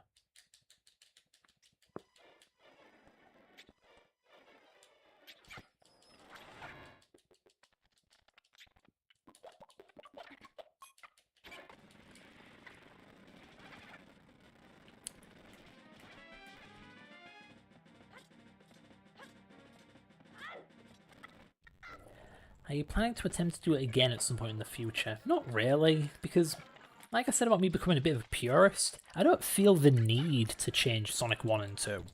I could just play them as they are. Beyond the novelty of having Knuckles in Sonic 2, instead of just... oh god, I mean... having Sonic 2, but you can play as Knuckles, as well as Sonic and Tails. And beyond the novelty of having, well, Tails and the Spin Dash and Knuckles in Sonic 1, so I just don't really see the point. I could if I wanted to, I just don't want to. I have no need. I don't feel like, oh, I could really play Sonic 1 with an Insta-Shield right now. I have not felt that need in forever, so I haven't done it.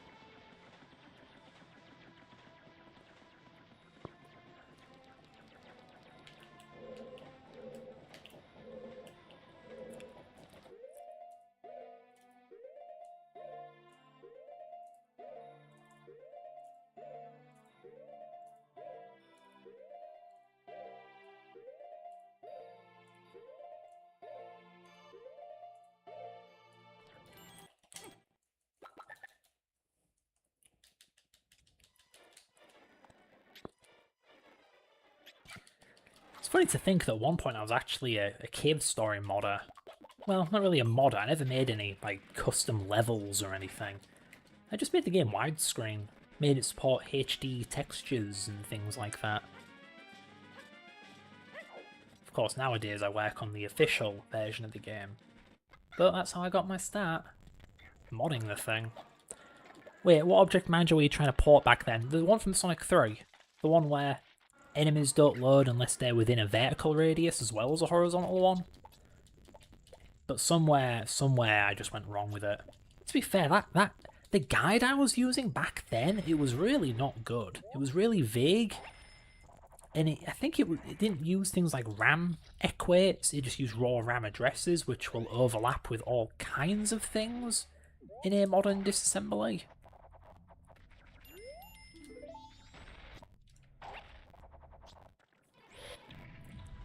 Nowadays, I don't even think I'd really use a guide. If I wanted to port something, I'd just figure it out myself, because I probably would do it better.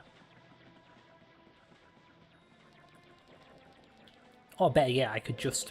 yeah, if I wanted to have the whole vertical radius thing from Sonic 3, I would just modify Sonic 2's Object Manager to do the same thing. I wouldn't port Sonic 3's Object Manager, I would just enhance Sonic 2's.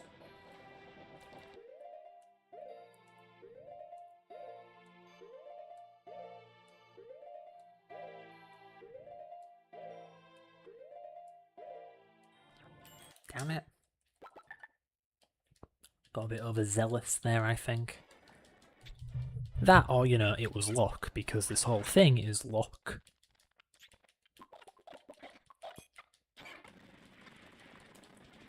Thing is, I'm no stranger to this kind of grind. There was one retro achievement set for this thing called the Sonic Adventure Tournament disc.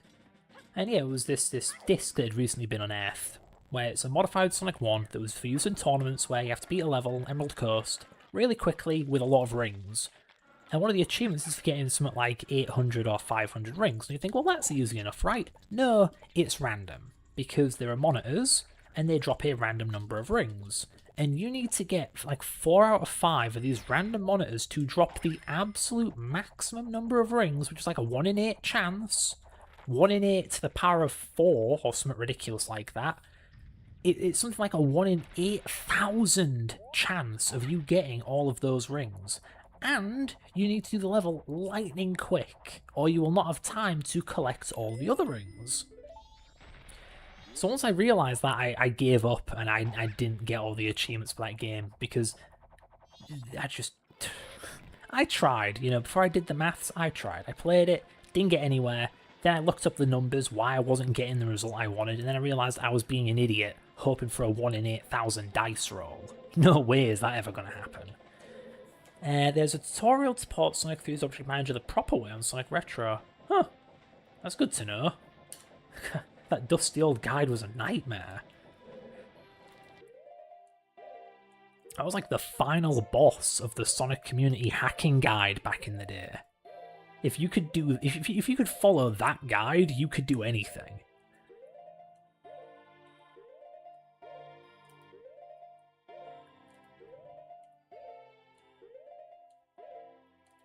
Oh, look at that. I waited a little longer and it went 2 frames.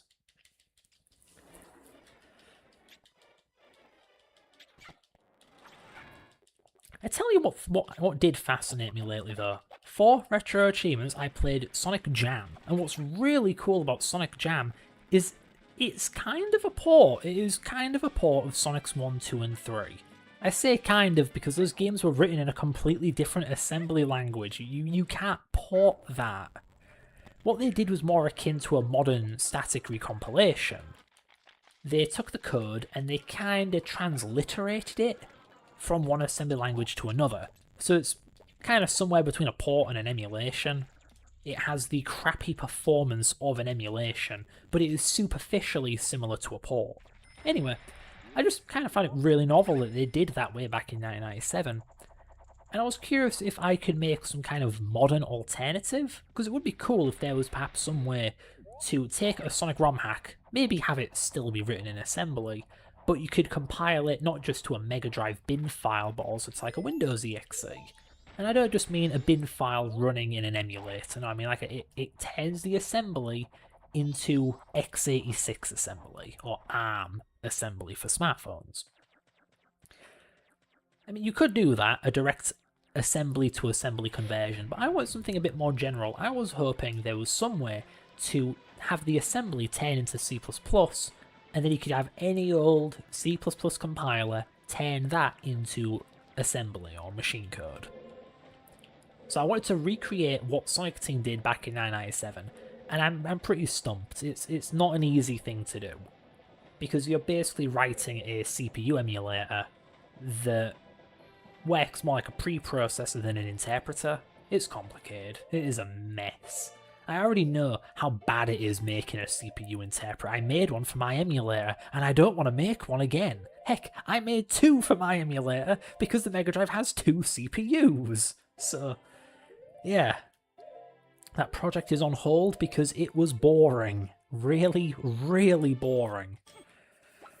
Not as boring as this, though. Oh, goodness help me.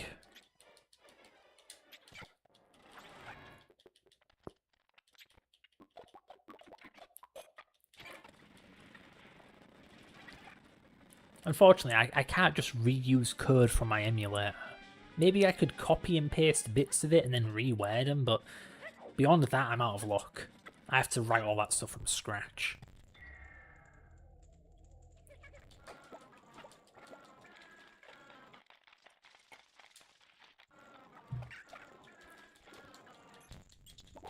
I still don't know the specifics, though.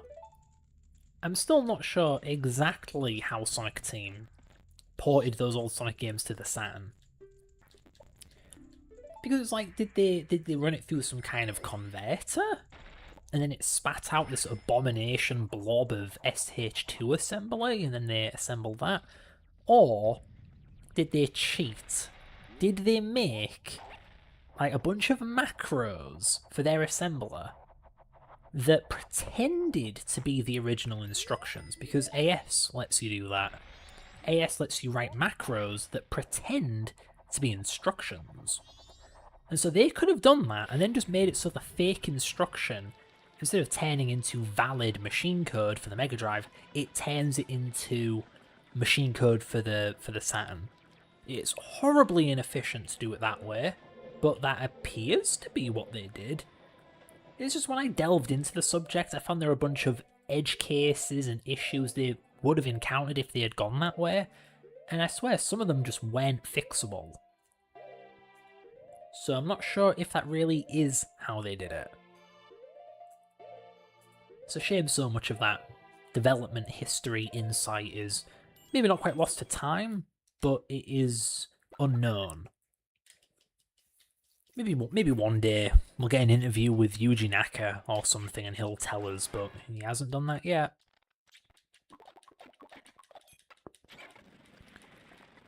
I think the closest we actually got to learning anything about Sonic Jam's development was when they were making that 3DS version of Sonic 1 and 2, the 3DS version of Sonic 1, where it has a spin dash. Because there was an interview with the developers where they said, oh yeah, they didn't know how to add the spin dash, so they got Yuji Naka or someone to show them Sonic Jam's code, because Sonic Jam puts a spin dash in Sonic 1. The thing is, they had no idea what to make of it.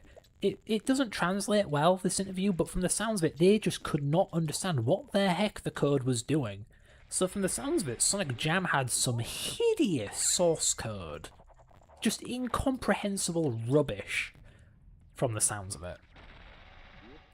What else is in chat? Does removing unnecessary redundant code in Sonic 1 reduce lag and slowdown?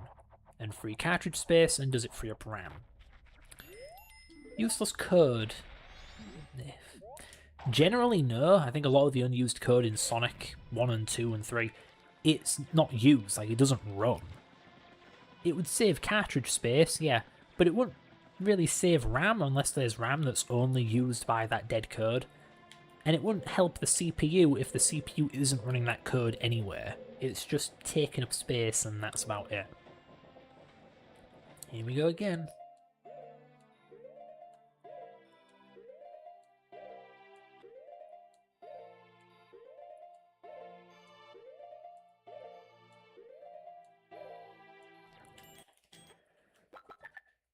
I tell you what I need to practice. I need to practice doing that first pause as late as possible, because I hate getting perfect pause, unpause buffers, and it's redundant because I shouldn't be doing it on those frames anyway.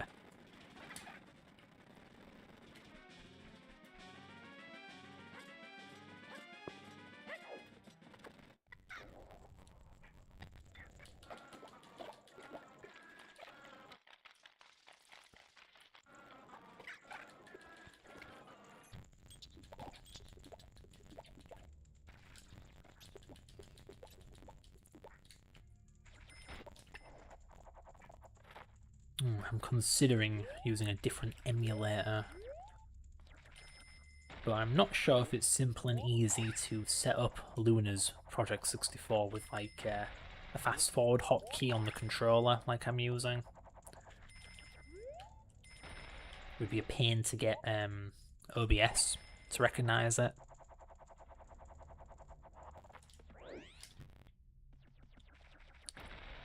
Now that I think about it, why is there a black border around the screen?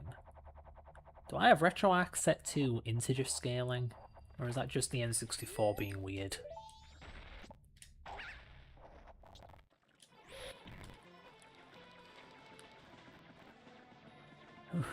Alright, let's try and not start pause buffering really, really early this time. What was that? Oh, I hit the fast forward button. Great. Ah, man.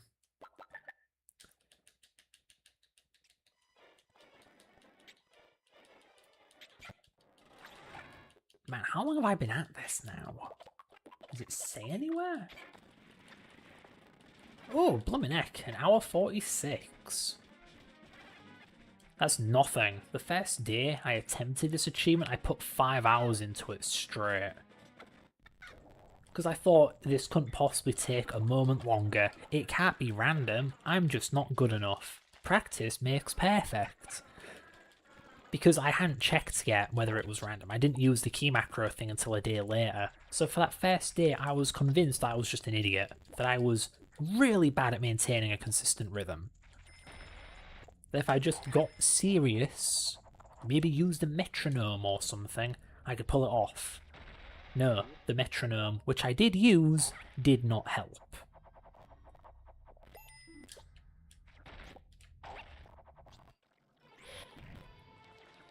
Is it possible to make the TL bits behave like how they are on Z80 for SNPS 68K? Even though it caused bugs until you fixed it. Yeah, you can make them work like that. Make the TL bits of an FM instrument thing work the same in SNPS 68K as it does in Z80.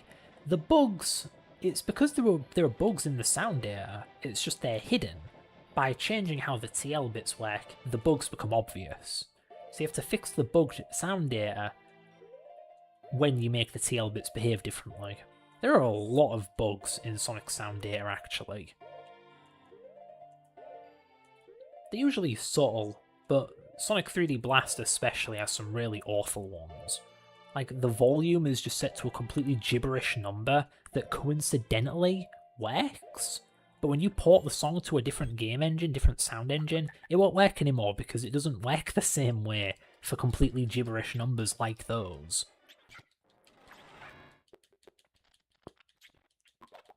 It exploits implicit overflow and underflow behaviour.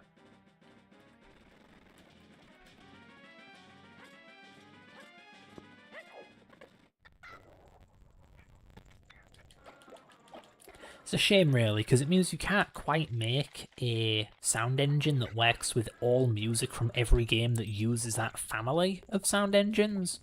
It's like bugs and quirks specific to each version of the sound engine are required for songs from each version of the sound engine. Some songs from Sonic 3 only sound correct in Sonic 3's sound engine. Just stuff like that.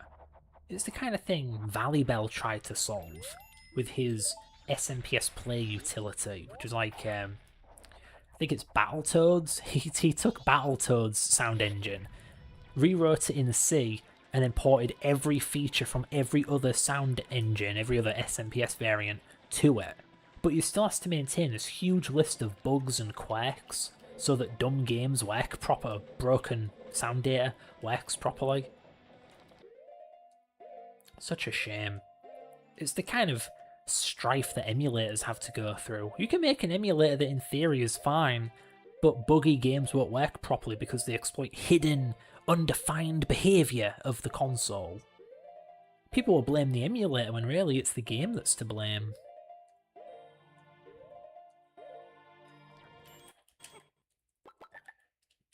What's a good example? What is a good example? Well, I'm sure there are a number of games that access invalid regions of memory. Like, they just read from a completely nonsense location. And whether it reads a 0, a 1, an FF, a 5-5, it just depends. Sometimes you get open bus behaviour where what you read comes from what you wrote there, even though it didn't go anywhere. It's just kind of stuck like a phantom value.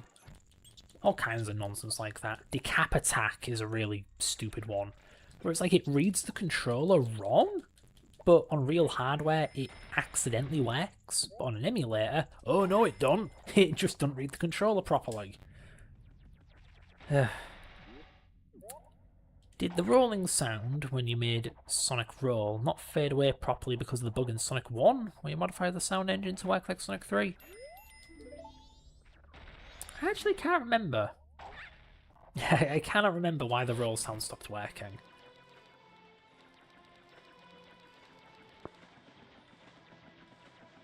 That may be one of those things where, there are the two types of sound channel, FM and PSG. and for whatever reason there are separate volume commands, one for FM, one for PSG, but the Sonic games love using the wrong ones. They'll use an FM volume on a PSG channel if they feel like it, but different games handle it differently. I think Sonic 3 is okay with it, Sonic 2 ignores it, or maybe the other way around. So that could be the issue. It's using the wrong volume command, and then Sonic 1's okay with it, but Sonic 3 just ignores it. So the sound doesn't fade.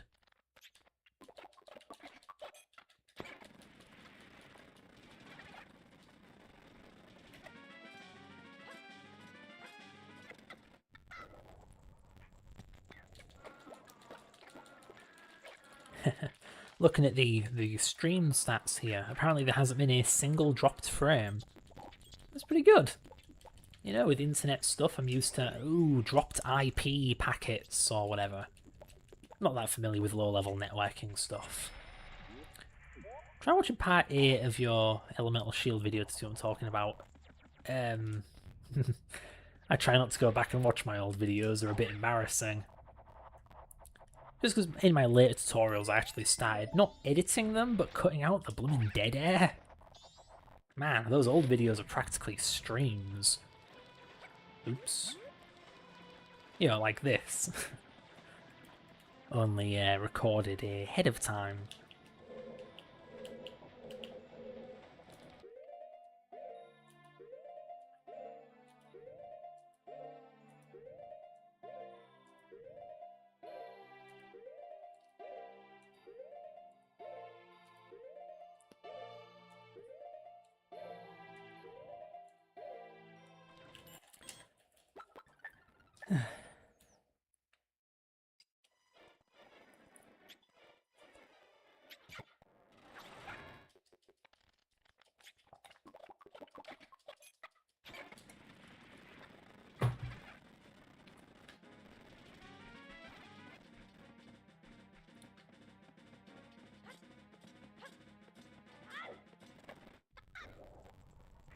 Do you still have the Elemental Shield disassembly? I think I do. I know I still have the Hidden Palace Zone one, because that's actually what I used as the base for my Sonic 1 and Sonic 2 and Knuckles and Sonic 2 hack. So if you look, that hack actually has Hidden Palace Zone in it.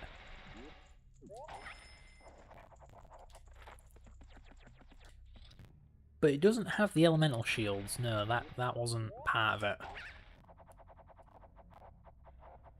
The thing is, I'm far from the first person to do that. I know that, of course, Sonic Classic Heroes is based on Sonic 1 and 2 by Colin C10. That puts Sonic 1 in Sonic 2's engine. But for the most wacky version of that idea, I think it was Sonic 2 Delta? That thing is a ROM hack of Sonic 3. And it has all of Sonic 1 and 2's levels in it. That guy ported Sonic 1 and 2 to Sonic 3, and that disassembly, well, he made his own disassembly. It's nuts to think about.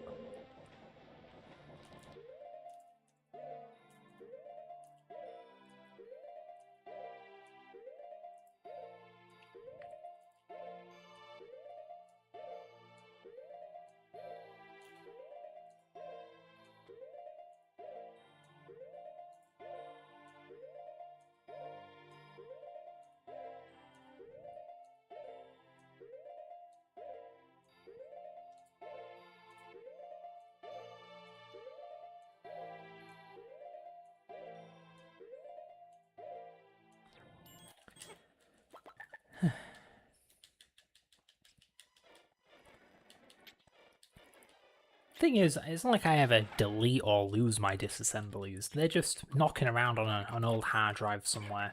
I still have all my ancient stuff from 2012. I know I joined the ROM hacking community, the Sonic ROM hacking community, 2013, but I was actually around from 2012. I just didn't have an account anywhere yet. So I still have my ancient phony baloney stuff, like porting the title cards from Sonic 1 to Sonic 2. It's just buried somewhere.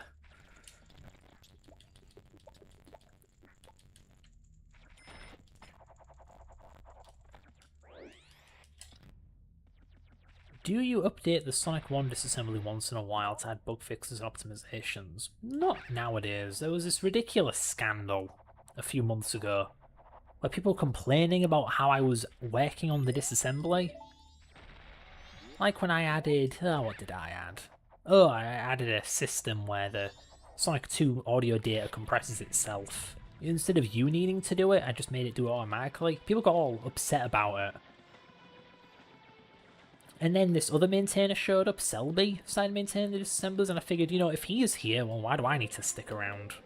Clearly people don't really appreciate the work I do anyway, so let him have the bloody thing. I'm also a bit mixed about putting bug fixes in the game anyway, because depending on your definition of a bug, or of a fix, it can get a bit out of hand. For instance, Sonic 2 has this issue, where because of two-player mode, the game will upload the sprite table even on a lag frame. This is bad because while it will upload the sprite table, it will upload the graphics. Which means when the game's lagging, the sprite's corrupt. Sonic 3 fixed it, but the only way Sonic 3 fixed it was with a massive, massive RAM buffer. So I did put that in Sonic 2, but it uses up the RAM that was used by Sonic 1's sound driver. ROM hackers usually use that spare RAM to do all kinds of things, but with this bug fix, you can't. So it's a rather disruptive bug fix. It makes ROM hacking harder, oddly enough. So I feel like putting that bug fix there was a mistake. Even if it does fix the bug, it's just, at what cost?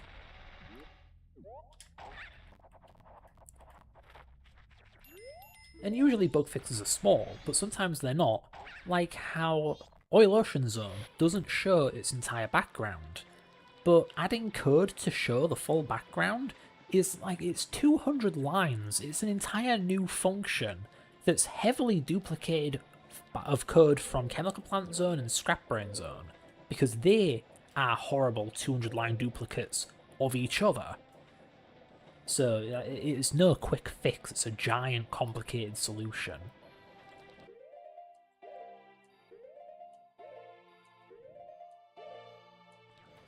Damn it. Does fixing bugs in Sonic 1 create more bugs?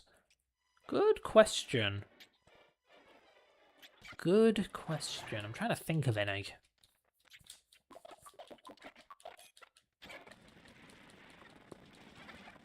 Honestly, I'm not sure. Maybe if you dig through the Sonic Community Hacking Guide and look at each bug fix guide individually, there may be one that says, oh, also fix this. But that's it. And I don't know any off the top of my head.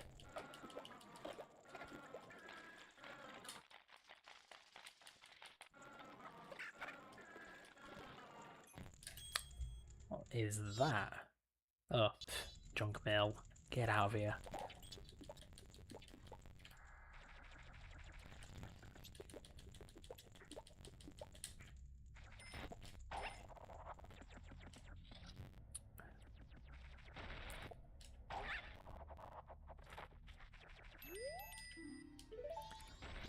I remember when Sonic CD was this black box, this mysterious game that used this alien hardware. No one understood it.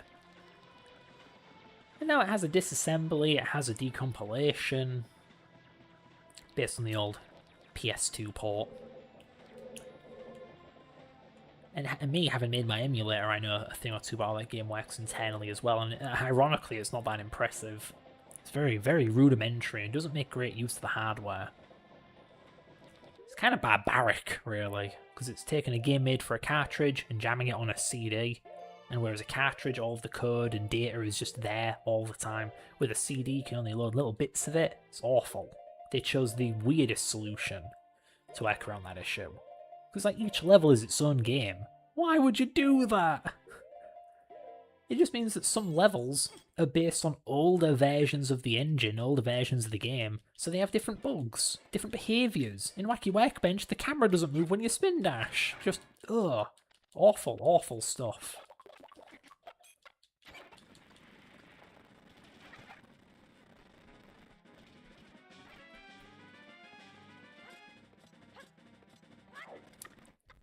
Man, I am really autopiloting this pause buffering. I need to get serious.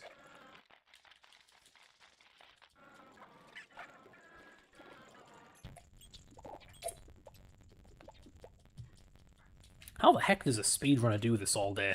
Play a game but also chat with people without getting too distracted? Obviously I just gotta go like quiet and really focus. Not like that. That was stupid. Come on. Come on. The input lag is so just enormous in this game. It feels like half a second. It probably isn't, but it feels like it. That I fully expect to press a button or tap the stick and have to wait a fraction of a second for it to actually kick in. It isn't like Sonic, where yes, there is actually, I think, 1 or 2 frames in Sonic where there's input delay, right? But it's not that much. It's there. I can feel it if I'm checking for it, but I don't feel it in moment-to-moment gameplay. This I feel. Like, check this out. Can you tell? I tap, that's me moving the stick, and look at that delay. It's disgusting.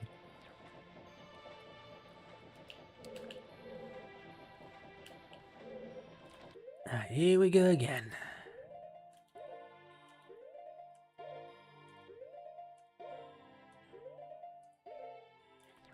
Damn it. Come on. Is Sonic 1 the only game in the franchise that uses a 68K sound driver? Ooh, that's a good question.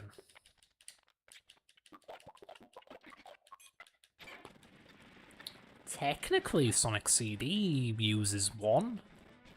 It's just kind of a lie because it doesn't run on the main 68K. It runs on the Mega CD's 68K. On the actual Mega Drive bit of the console, it's using a Z81 instead. Z80 sound engine.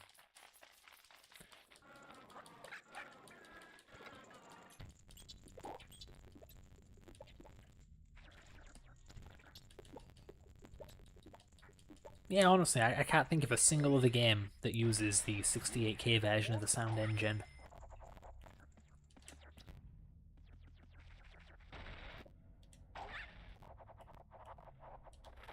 I think Valley Bell actually once explained to me why Sonic 1 uses that thing. Apparently it was because the Z80 sound driver at the time, it was still being developed. In fact, it took so long to be developed that Sonic 2 just made its own. Because of course Sonic 2's sound engine is actually, it's Sonic 1's sound engine but rewritten for the other CPU. Whereas Sonic 3 used the original purpose-made Z80 version of the of the sound engine.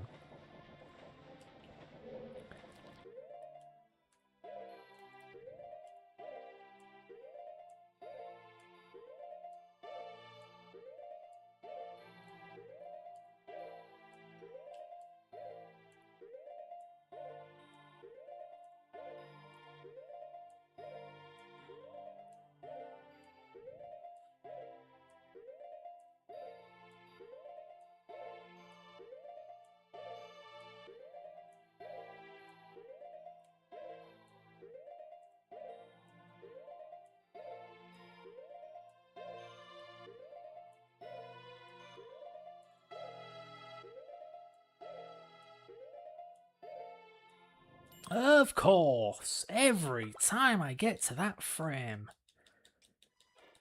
I'm going to be at this all day, aren't I?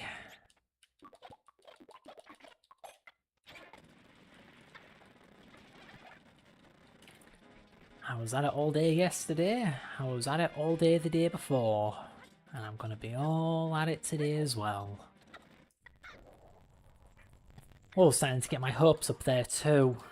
There must have been maybe 3 frames left before I made it through that damn door. But it goes to show, I've had nothing but duds for the past dozen attempts, and I finally get serious, I get that far. That's either coinkydink or I can mitigate the randomness somewhat if I just try hard enough. Obviously, if I'm throwing away attempts, I'm not going to get even close, but if I'm trying, it is just down to luck. The me factor is taken out of it if I'm actually bothering. Still sucks and I hate it though.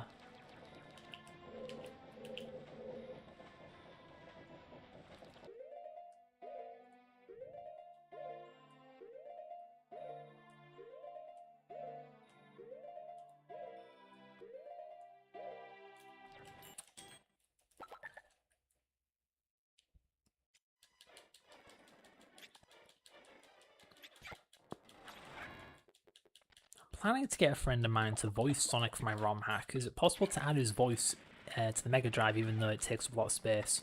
Yeah, generally cartridge size isn't an issue anymore. Sonic 1's only half a megabyte, and you can get up to 4 megabytes without any tomfoolery. But even if you go past that limit, you can use... Well, they call it the Super Street Fighter mapper, but it wasn't just a Super Street Fighter thing. Anyway, you can use this thing that lets you make way bigger cartridges, but you do have to learn some tricky bank swapping, kind of like what the Z80 has to put up with, where you swap parts of the cartridge around. But I don't know, Sonic ROM hacks usually aren't so big that you have to worry about the 4 megabyte limit. As long as you're not going completely crazy with the sound clips, you should be fine. Like, yeah, 4 megabytes is quite generous. It more so becomes an issue if you have entire songs that are recorded. Those will take up a lot of space.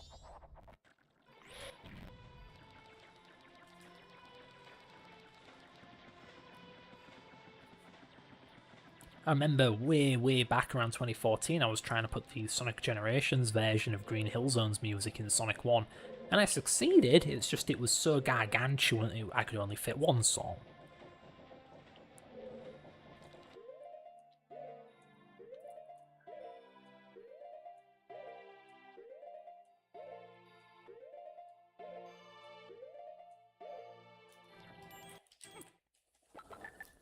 It's kind of funny to me how audio used to be this huge issue, where you'd have to dedicate a whole CPU to processing it and it would take up so much space, but now, even uncompressed audio isn't that big. Like what, 20 megabytes for a full song? Well, who cares, it's 20 megabytes. And CPUs, there's so much CPU power nowadays that it doesn't take an entire CPU to process audio, it takes a fraction. Most emulators, or if not all emulators, they just do the audio on the CPU. There's no sound card. It's all CPU. It's the audio equivalent of software rendering the graphics. But of course, we're not there yet for that kind of thing. Obviously, emulators for really old consoles will software render, like my Mega Drive emulator uses software rendering. But for something 3D like this, yeah, you're probably not going to software render that, it's too slow. So someday, I guess audio and video will both be the same way. Video will just be, oh yeah, make the CPU do it, it's not that bad. And video files will be considered tiny, whereas nowadays they're considered gargantuan. Wonder how many more decades that'll take to be the case.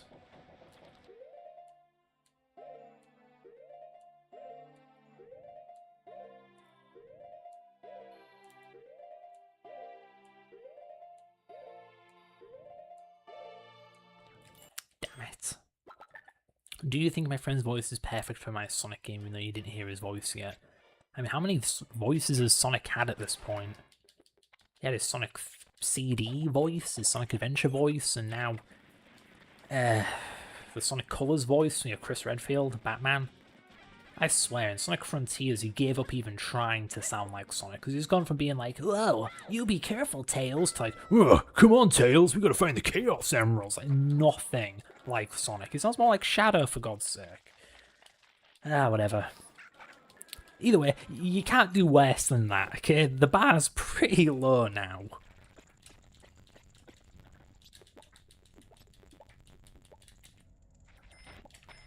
Finally, after like 35 years, Sonic's balls dropped. My word.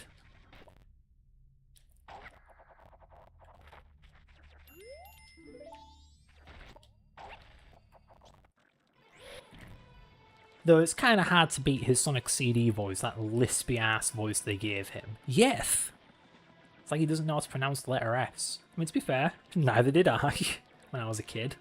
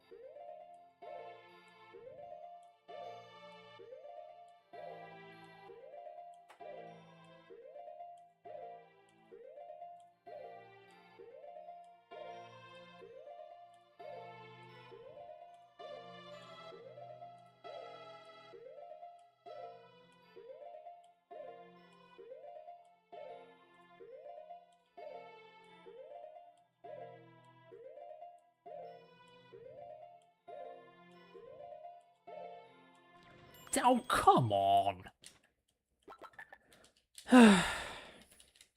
So I was purposefully, each frame that went by, I would like shorten my pauses back to a safe zone and gradually branch out. So I did that, and then as soon as I went forward just a little, it double framed me. More proof that it's blooming rigged. Note that Sonic's voice will sound like a kid, if that's okay. Yeah, sure. As long as he doesn't sound like you're me. Because Sonic's meant to be like a 4-foot tall talking hedgehog, he shouldn't sound like a grown-ass man.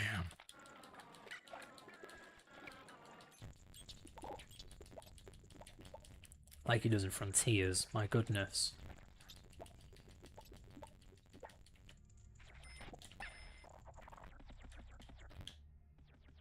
Honestly, I'm pretty sure movie Sonic has a closer voice to the old games than Frontiers Sonic does.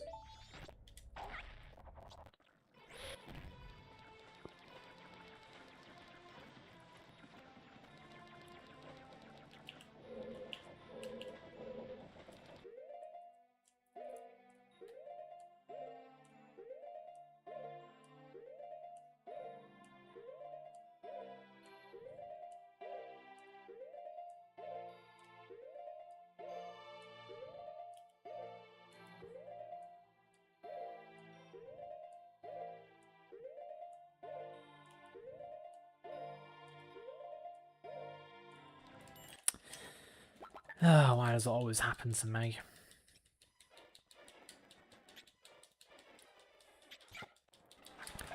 Hey man, this is the worst combination for me. I have naturally bad luck. I have always had the worst luck. And then you pit me up against an achievement that is mostly luck, and it's I have the worst time with it. Because of course, as soon as I get within the if I get 2 frames I fail radius, I get 2 frames and I fail. Without fail. Are you aware the Mega Drive created by games with bad sound? Oh, I'm very aware of that flipping thing. Like, what on earth is going on there? Is it some kind of badly made emulator, or is it some awful, awful chip clone of the YM2612? Why is the audio so bad? If I remember right, people found like a dev menu, a developer menu, where you can configure the sound emulation and actually get it way, way closer to real hardware. So it's like it's programmable and they still got it wrong. They didn't check that it sounded right. They didn't adjust those values they had. No idea what's going on there.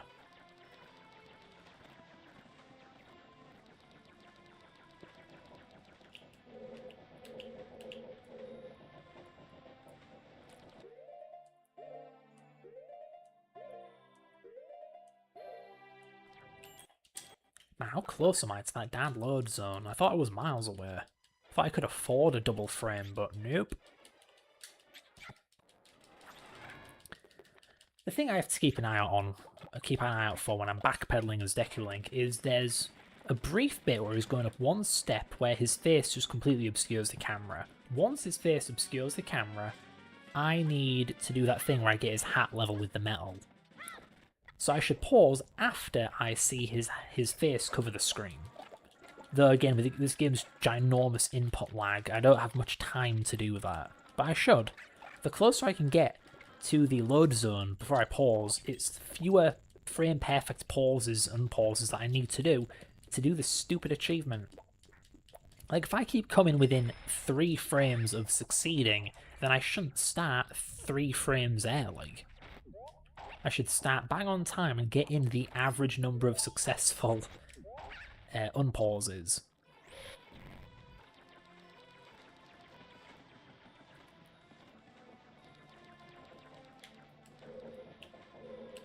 So here we go. Yeah, there we go. I saw his face take up the full camera, so I need 1 frame perfect pause before I can switch to like phase 2 and I make Link face the camera.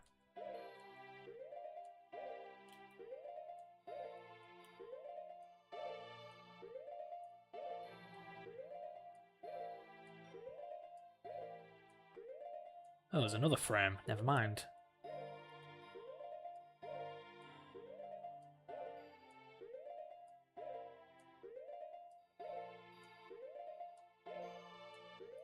Here we go.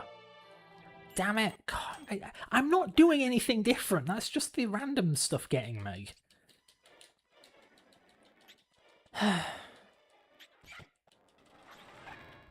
Do you think AtGames made the emulation and sound bad on purpose, or do you think it was an accident? Pretty sure it was an accident. Just because even among fan emulators, emulation of the main synthesizer, that was really poorly understood. To some extent, it still is. I think we have one guy to thank for getting it as good as it is for the most part today. That being Nemesis, who around 2012 or something, thoroughly reverse engineered that chip. Not through dissecting it or anything, but just studying its behaviours and its audio. You can learn a lot by just looking at how the thing produces audio, like what the output is based on the input. He was able to figure things out like the volume lookup table, each and every value of it.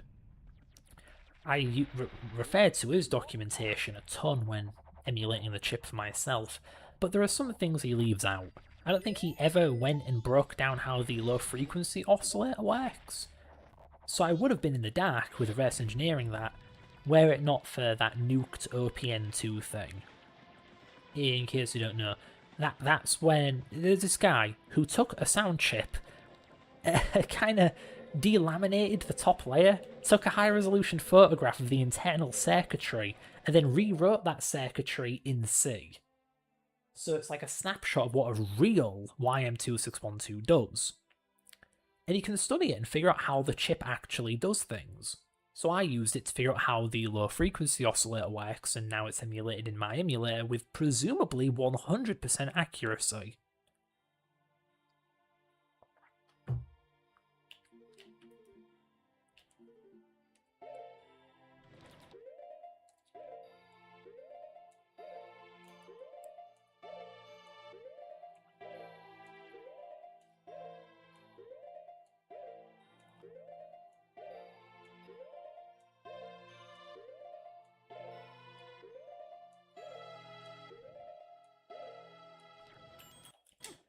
I know for a fact I did not miss a beat there. That was the same as every previous pause.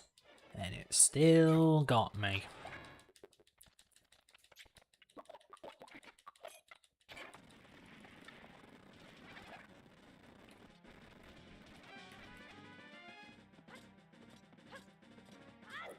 It is infuriating how many times I've come close to doing this thing though. I always get up to that one point. I don't think I've ever gotten it to the part where the camera starts going up. I know it does that because, like I said, I've done this before in softcore. But in hardcore, nope, never gotten him so close to the door that the camera starts moving up. If I had gotten him there, I would have been, yeah, I think 2 frames away from actually completing this nightmare.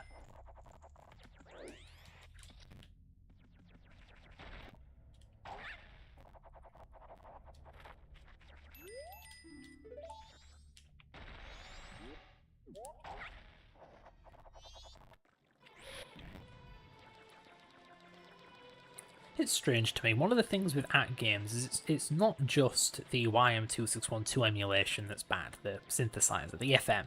No, the PSG is bad as well. The PSG is so extremely off-key. Which is silly because, look, I'm a bit tone-deaf myself. I can't tell you the difference between an A and an A that's slightly off. But even I can hear the damn difference. And that's not just me saying it to sound clever. My emulator had an off-key PSG as well, but it was off by like 1. It was off by the smallest measurement possible. I couldn't hear it, other people could, but I can hear AtGames' bad PSG because it is that far off kilter, even I can tell.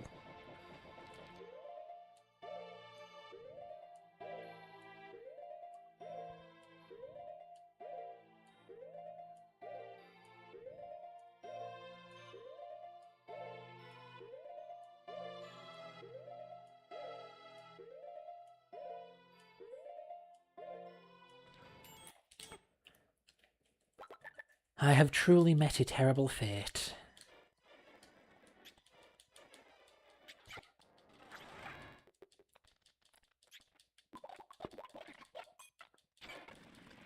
Honestly, it's funny. How do you mess up PSG emulation? All it is a counter that counts from a number to 0, and then when it hits 0, it flips the square wave around. That's it. Again, I got it wrong because I didn't know whether to flip it at 0 or after 0. But that's it. At games, though, they got the frequency wrong. They got, like, the sample rate wrong. Which is like, how do you mess that up? It's just the master clock divided by 15, I think. It's not hard. Do you own an At Games? Heck no. I just own a bunch of real Mega Drives, including one from Japan. Actually, I own 2 from Japan. One that was the version before they added that trademark security system screen, and one that was after. The first version that had the security screen. But yeah, they're both Model 1s with beautiful crisp audio. Though unfortunately the pre-TMSS console, it's got like a really gammy cartridge slot. It's really hard to get cartridges in and out of that thing. Bit scary really. Ripped a chunk off my flash cartridge too.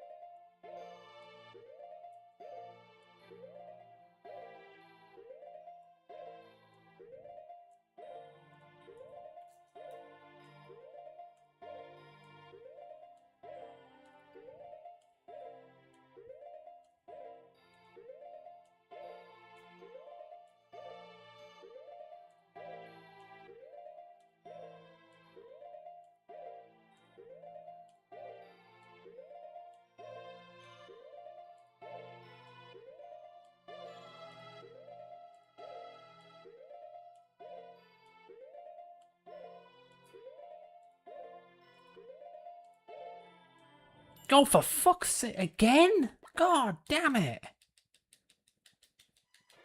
Oh,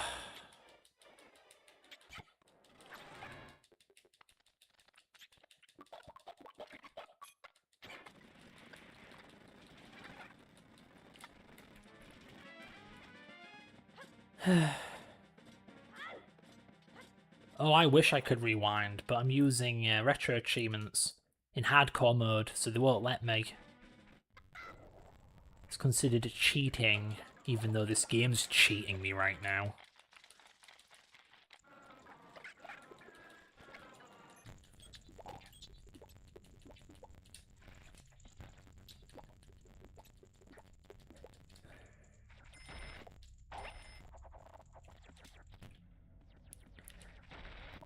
Oh, I wonder.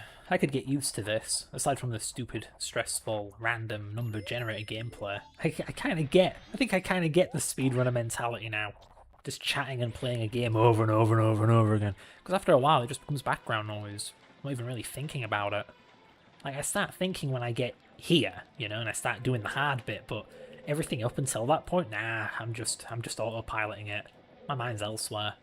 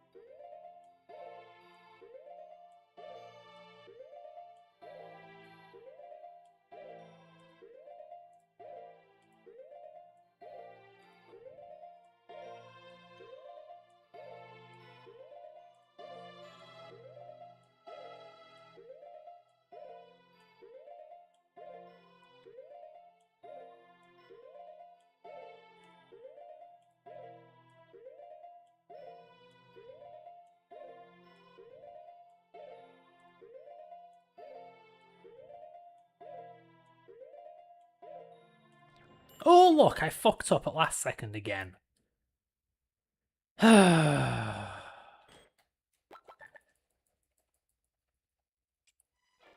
that was the closest I've ever gotten.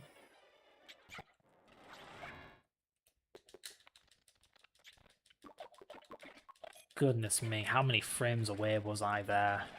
So maybe I wasn't quite 3 frames off. I think I got 2 frames there, and that did not look like the final frame to me. Maybe I was 4 off. It's just weird, man. I was actually doing really short pauses there. I was not overreaching as far as I usually do, and I was still getting, like, results. Yeah, thanks. I believe in me too, but unfortunately it's not down to me. It's down to the game. Oh, poor Link. Why do I do this to myself?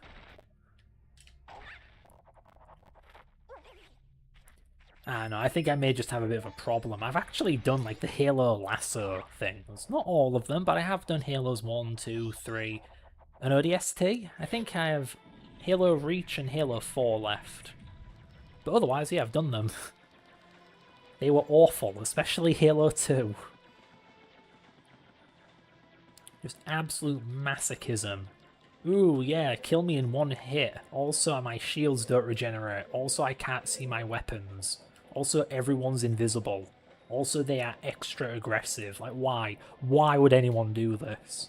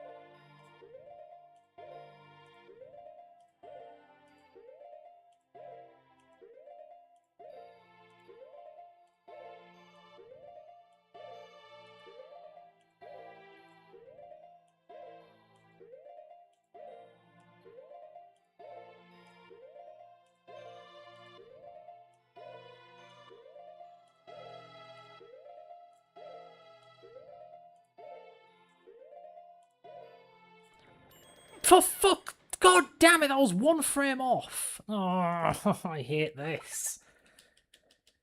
I got the door to creak and everything. Okay, you know, while I'm here, I need to double check my positioning's actually good, because if I'm stood in the wrong spot when I begin, I'm not going to open the door. The trick won't be over even if I get the door to creak. I'll have to keep going. So where is it? Happy Mask Salesman Skip. There it is. So what is the English setup? That's about what I was doing, yeah. Let's see, let me get a good still frame to look at for myself. Yeah, okay, yeah. If anything, the recommended one's more away from the middle. That'll do. Alright, let's go. So annoying. It's not like I'm not taking precautions here. I got to that frame and I thought, fine, I'll shorten my pause buffers and gradually work my way back up to one that's big enough to work. And I still got a double input, a double buffer. Yeah, not to mention, no, I think I'm onto something here. I don't need to overextend. If I just sit there and do okay pause buffers, because I can hear when I'm doing a certain duration of pause buffer. If I just sit there doing this 1 pause buffer, it'll often do nothing, but it will occasionally do one, and it won't do two. You know, like the idea I was saying earlier about what if I timed the pause buffers so that if I'm too early, I get 0. If I'm on time, I get 1. If something goes horribly wrong and I get a 2, it's really just a 1 anyway because I was too early. I think that's what I'm triggering here. But I could be wrong. Again, I don't know how the heck this weird inconsistency works. If it really is just as arbitrary as sometimes it's 1 frame, sometimes it's 2 frame. I don't know. But yeah, this is about where the guy was stood. Yeah. Yeah, I've got it right.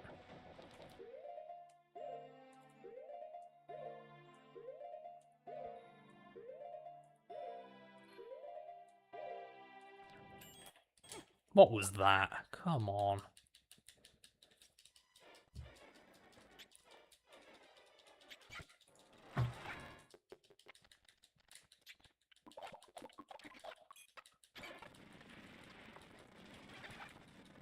I am well aware of my button mashing coming up on the mic.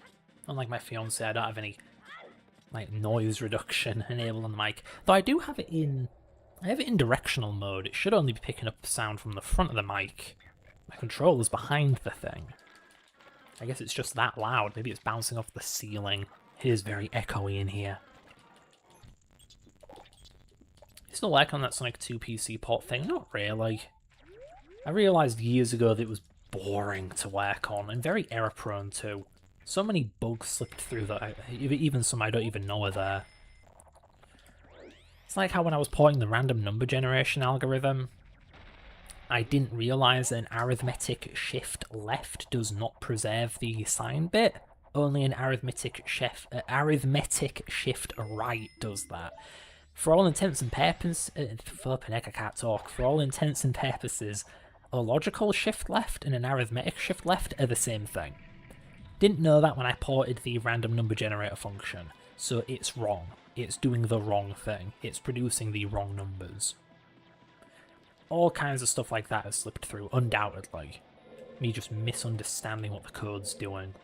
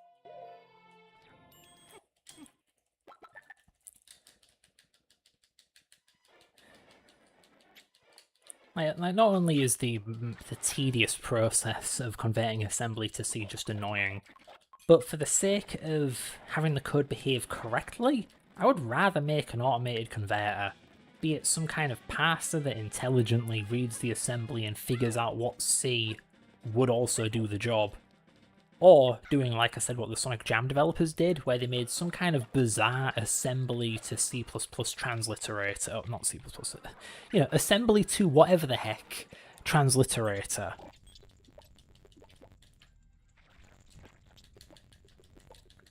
But they're all difficult things to do. It's not like it hasn't been done before, though. Sonic 3D Blast was made for the Mega Drive, and yet there's a Sega Saturn version and a PC version.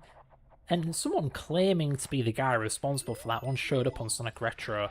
He claimed to be a developer at Traveller's Tales that produced the thing that converted the code. And he said, yeah, it converted the assembly to C. And that it was not an easy thing to program. But it clearly worked, because, hey, I actually used to have Sonic 3D Blast on PC. I don't know where the heck it is nowadays, we are talking like 2003, but yeah, used to have it. Okay, maybe not 2003, but maybe 2005. That was a while ago.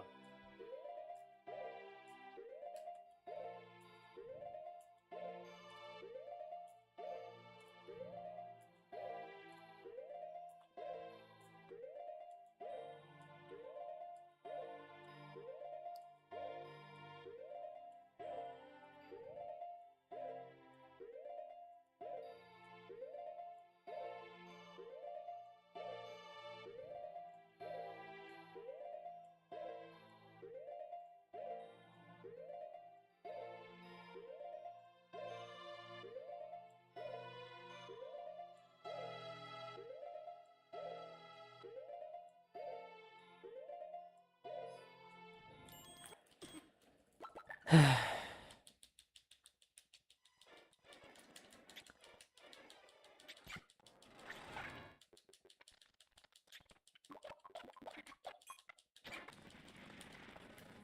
wonder if this achievement's been removed yet. I would really prefer if the developers just got rid of this stupid thing, because until emulator developers get their act together and make pause buffering actually work like on a real N64, what's the point? This isn't fun. Let's see. No, it's still definitely a thing. It's not been delisted or anything. No responses from the developer, compliance, or whoever the hell I messaged, QA dev, I don't know. Yawn. Does pouring the DMA queue free up RAM? Kinda. I don't think it frees up all 200 bytes, but the idea is the DMA buffer is smaller than Sonic 1's Sonic buffer. So by replacing one with the other, you save RAM. Just how big would that be? 200 bytes? Each tile is 20 bytes, so it's 10 tiles for Sonic. I think Sonic takes up 10 tiles.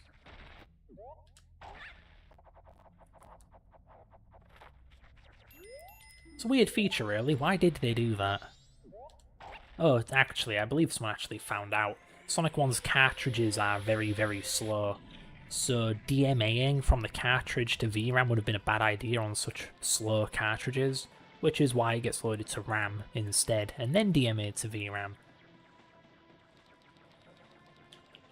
Of course, they could have just not used the DMA transfer, they could have manually read and written the data using the CPU, it's more or less the same thing, though it's slower.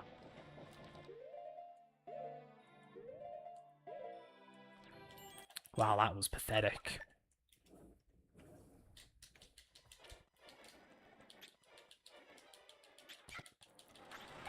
Ooh, had my legs crossed for so long my knees are aching, that's not good.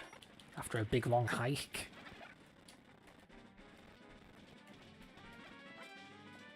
Does Sonic's RAM buffer have a size limit in Sonic 1? Yeah. I believe it's hard-coded.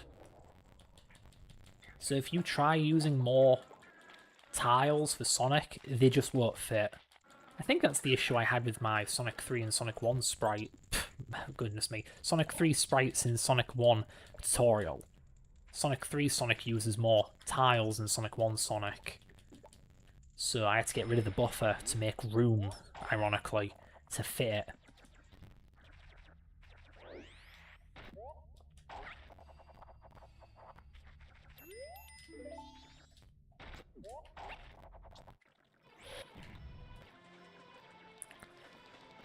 $500th times the charm.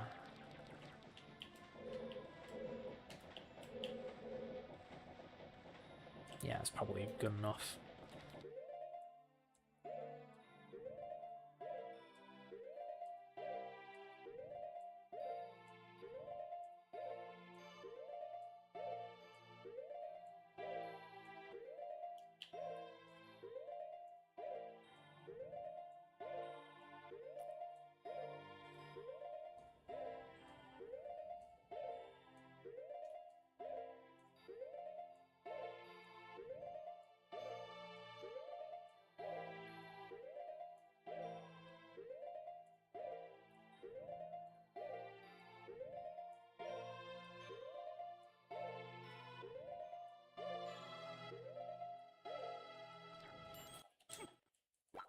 Not even surprised there. Does the DMAQ allow unlimited room for Sonic? Well, you're limited by VRAM, but otherwise, yeah. A DMAQ will upload as much tile data as there is to transfer. It's just then it means you need to set aside enough VRAM to fit all of that.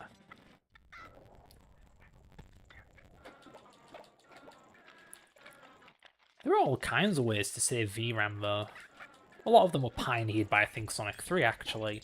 Things like the shields, giving them DPLCs, that saves a lot of VRAM because you don't need the shield graphics loaded all the time. Same for, what was it? I think it was like the Spin Dash Dust shares VRAM with the Insta Shield, or the elemental shields in general. Because you can't spin dash it. Wait, no, you can totally spin dash and use a shield at the same time. Never mind. What is it? Oh, the invincibility stars. Yeah, you can't have invincibility and a shield at the same time. It just won't show the shield. So Sonic 3 makes it so the graphics get loaded. When you get an invincibility, you get invincibility stars in VRAM. When you get a shield, you get shield graphics in VRAM. I remember learning about VRAM way back in the day. It was so crazy to learn there was like this second world of data, not ROM, not RAM, but VRAM, and there are all kinds of tricks to save it, so you can put more stuff in it. It's really cool.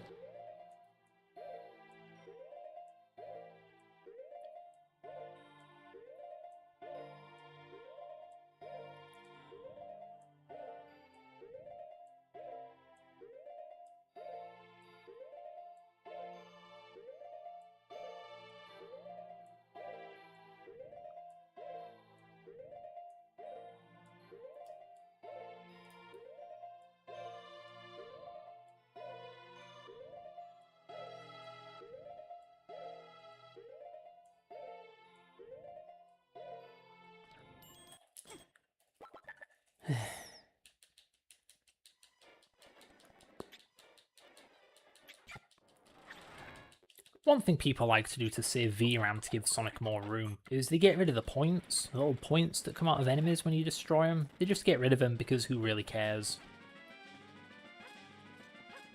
Like, you can still have a score counter, but you really need the little points graphic. You can just have the number go up by 100. You don't need to see it.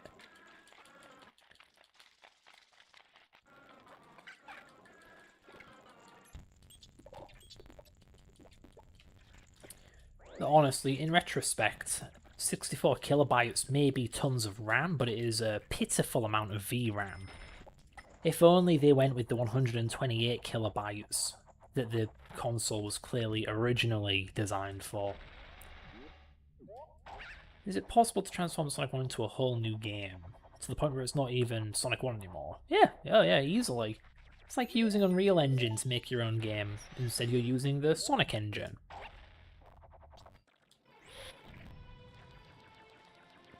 Not the best idea from a legal standpoint, you know, if you make your own game you may as well own all the rights to it so you can sell it and stuff. If you're using a ROM hack as a base, then you can't really do that. But I guess for someone new to programming, yeah, make a game on your favourite game as a ROM hack, sure. It's a start.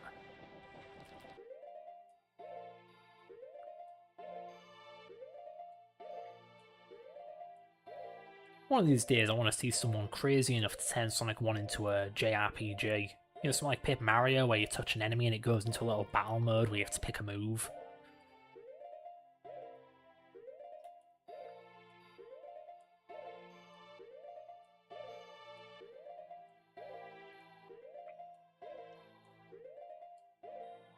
I mean, I once saw someone kind of port Mega Man X into Sonic 2.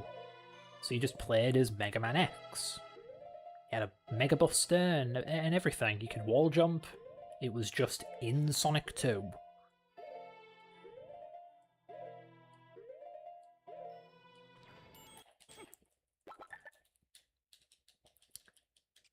Planning to get a whole bunch of friends of mine to help me make this Sonic game. Yeah, collaboration's a good idea. It's an awkward thing, really. With the Sonic ROM hacking community, it's a bit unbalanced. There are a lot of programmers and a lot of ideas people, but that's about it. The Cave Story modding community is more well-rounded. Not many programmers, but a lot of map makers and musicians and stuff like that. A lot of Sonic ROM hacks are just novelties. Like, oh, it's Sonic 1, but they changed this or that. That's actually looked down upon in the Cave Story modding community. They call it Cave Story, but different. Where it's Cave Story, but they changed one thing. I know, they hate that. They'd rather have new levels, new enemies, new bosses, new music, the whole thing.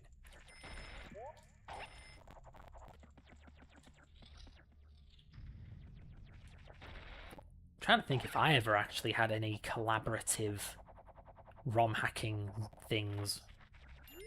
Like with people that I knew personally, friends in real life. No, I don't think I ever really had that.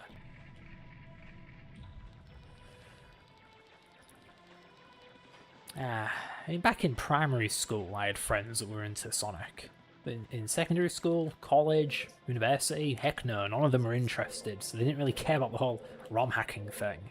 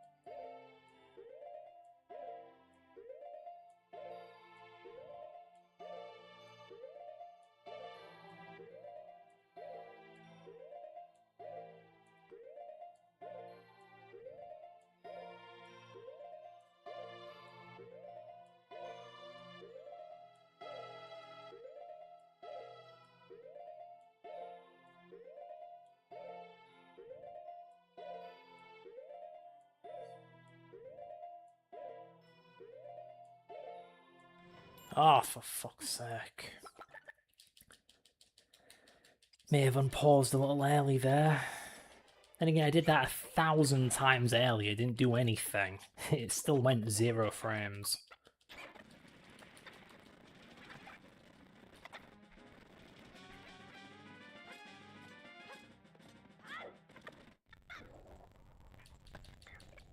Actually, I do remember brainstorming a few ideas with a friend of mine from secondary. Never really went anywhere though. That was the issue. I'm a programmer. And if I just don't enjoy doing something, I won't do it. So it's all cool and all coming up with ideas for a ROM hack, but for me, actually realising a lot of those ideas wasn't fun. It's like one thing I quickly discovered is that I don't like level design. I don't like coming up with a level with visual gimmicks and the graphics and trying to figure out what to do about the music. Nah, I don't enjoy any of that. I'm a programmer. I like programming. I don't like the other stuff. That's why I never really made a game or a full-on total conversion ROM hack of my own. It's always just been Sonic 2, but something different about the programming has been done. Because that's the bit I enjoy. I'm just not a creative person.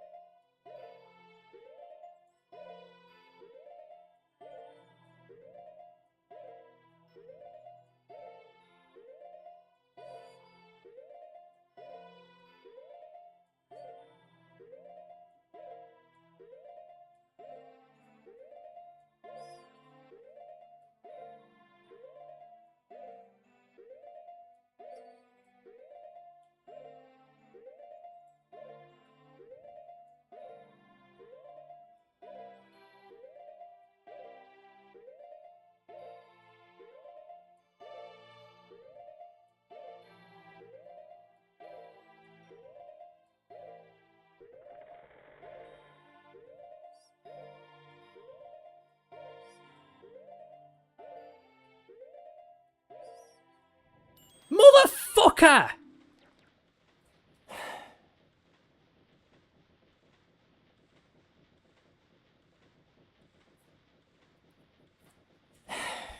So you know what I said about positioning being important? I wasn't in the right place.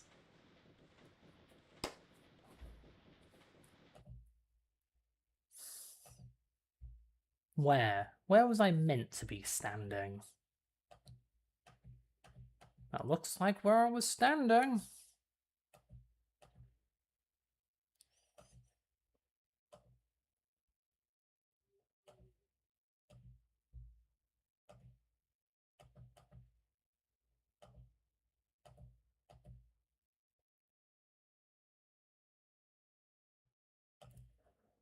What do the diagnostics say? If you unpause after the creak and the cutscene triggers, you are likely not in the right position. Oh, great, thanks. Not too far to the left, not too far to the right, just not in the right position. Thanks, ZeldaSpeedruns.com, very helpful. You were very, very, very close, yeah? I sure was. One frame away. Man, am I doing this wrong? The information says, what does this say? After Link's hat has filled the screen and the top of his head reaches the white line on the axle a few frames later, release target, continue holding down buffer for 1 frame at a time. After 4 more buffers, you'll reach the zone. I'm doing a lot more than 4 buffers. What is this? Let me just check the video. Oh.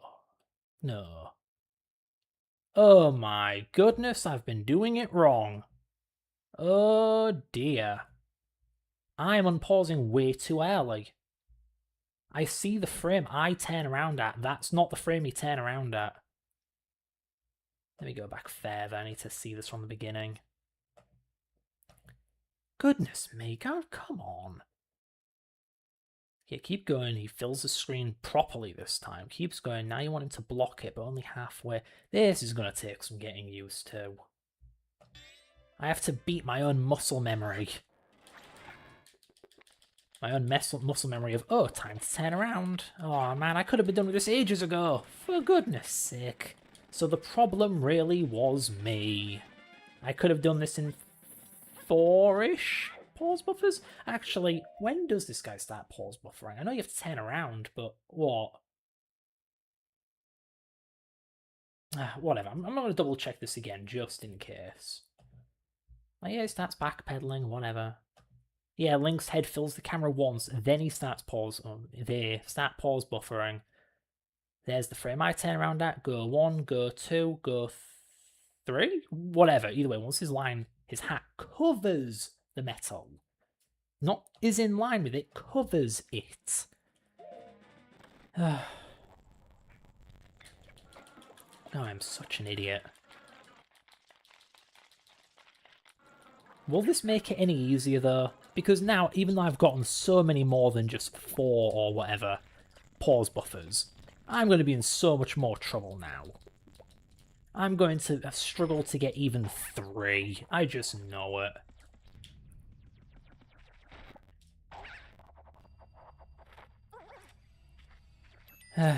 I'm so miffed that I didn't double check I was turning around in the right area. I mean, I'm sure if I'd made it 1 more frame, I would have made it. Like, for goodness sake, the door was opening. I could hear it creaking. I was there. Don't take this from me. Okay, here we go again. There we go, filled the camera once, now I just pause buffer. So it's not the next frame, nor the frame after that, it's like 3 frames after that.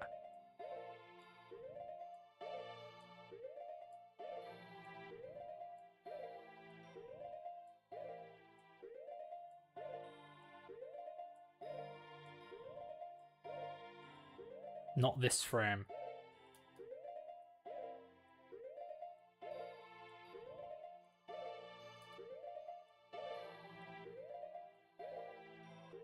Not this frame either.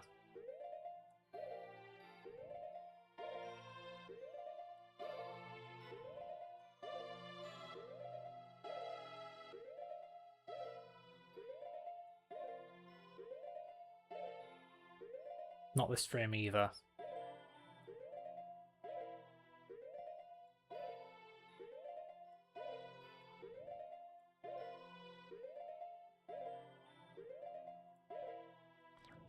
Damn it.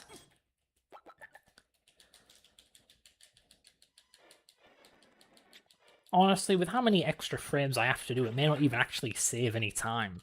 Maybe 1 frame, which would have come in handy earlier.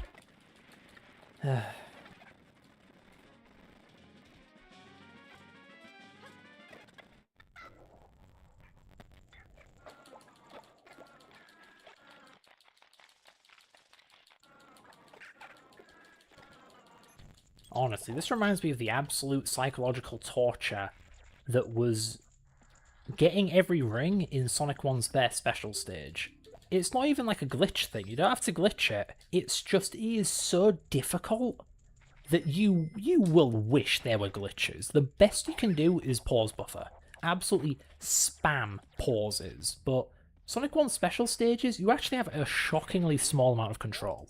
Unlike Sonic 4, you can't control the rotation of the special stages. Everyone knows that.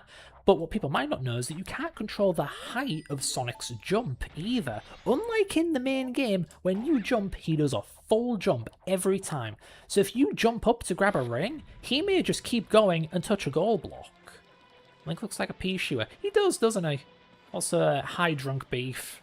Nice to see you.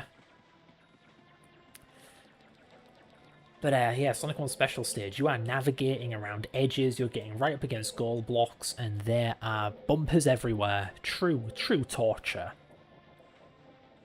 I could have made things easy if I used a turbo button, but I didn't think of that. I don't think Retro Achievements considers a turbo button cheating, but it would have helped. Anyway, back to the madness.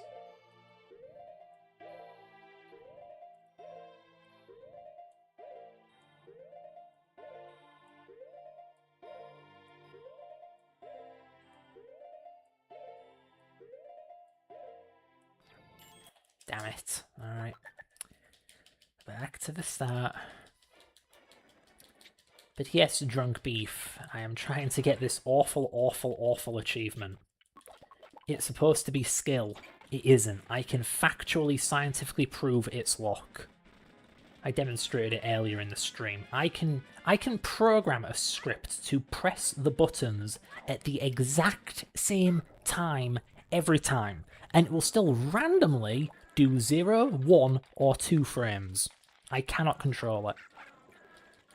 There is a guide to fix the jump height in the special stages. Yeah, I'm aware of that one. It was I swear it was one of the first things the community fixed. It's silly too, because isn't it just like, it's just trigonometry? You know, it's not hard to program. Yuji Naka just didn't.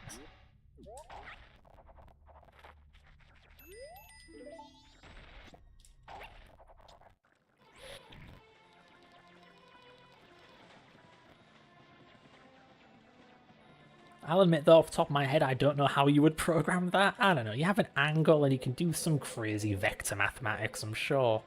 Sine, cosine, you know, put an angle into one of those, you'll get an XY coordinate delta. It could work.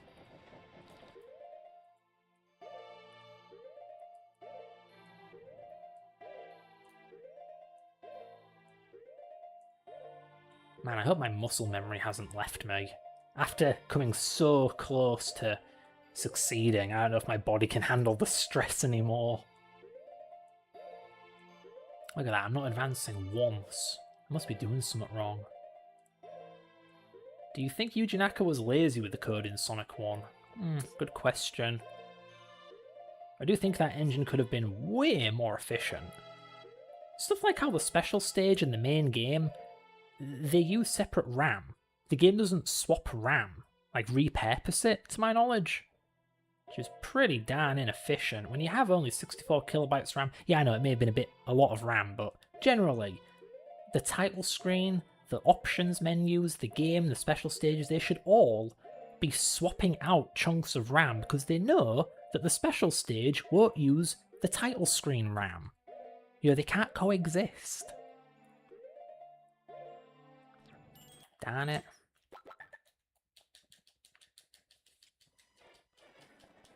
I'm gonna have to refill my drink.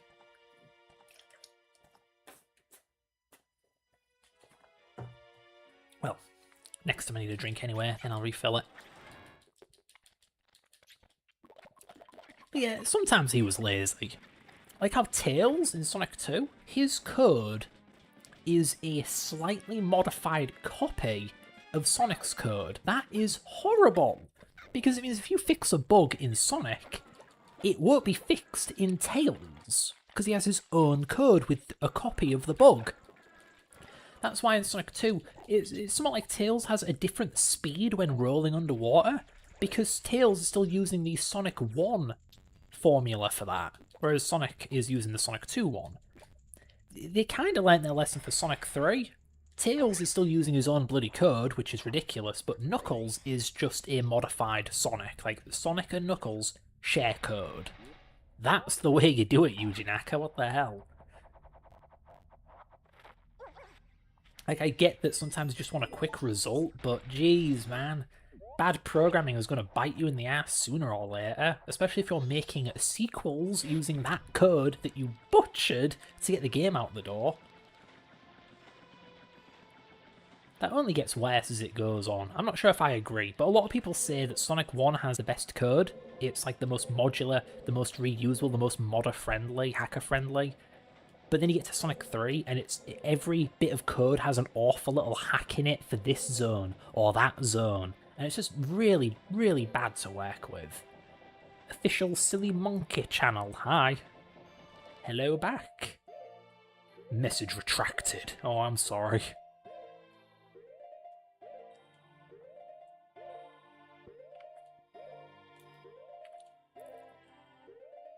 Just gotta concentrate for this.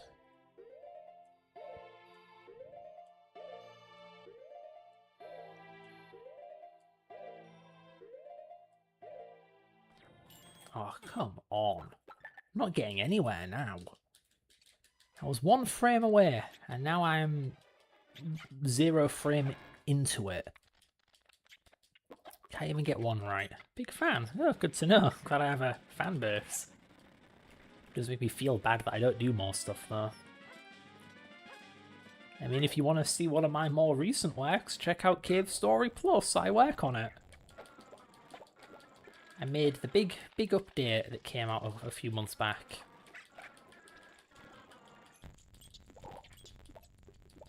It's funny, really, because of the NDA and all that, I had to not tell anyone I was working on that game for years. But now that it's out, I can actually admit to it. So, yeah, I worked on Cave Story Plus. The game's really, really good. Especially because I fixed a bunch of bugs and added some cool features.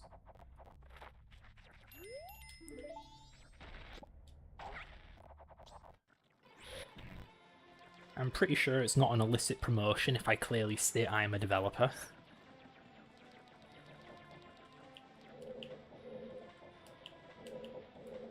Alright, here we go again.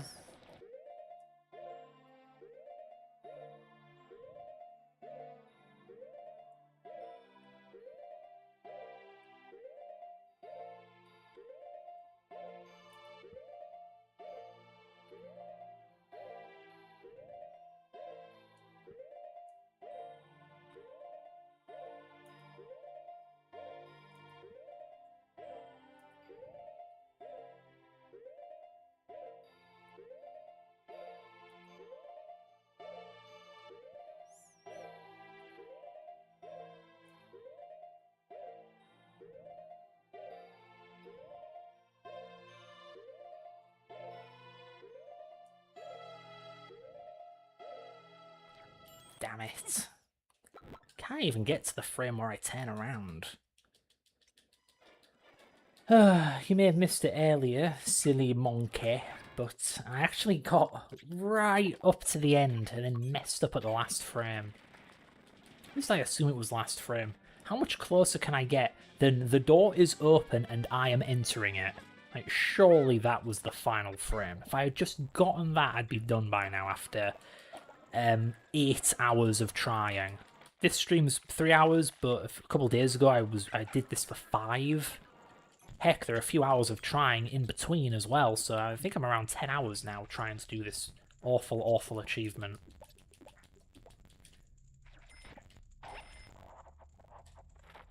Are you aware of how the developers fixed the spike bug in Sonic Mega the Sonic Mega Collection version of Sonic 1? Yeah, I'm the one that reverse engineered it. Yeah, rather than actually modify the game's code properly, they just hex edited the ROM. It's like they had the source code, but they didn't have a PC that could run the assembler to build it. So they just read the code, figured out what part they had to change, and then manually edited it with a hex editor. It's a pretty ugly modification because the new code is written over the game's ROM header. It won't disrupt any emulators, but it is just really nasty. It's foul. You just don't do that.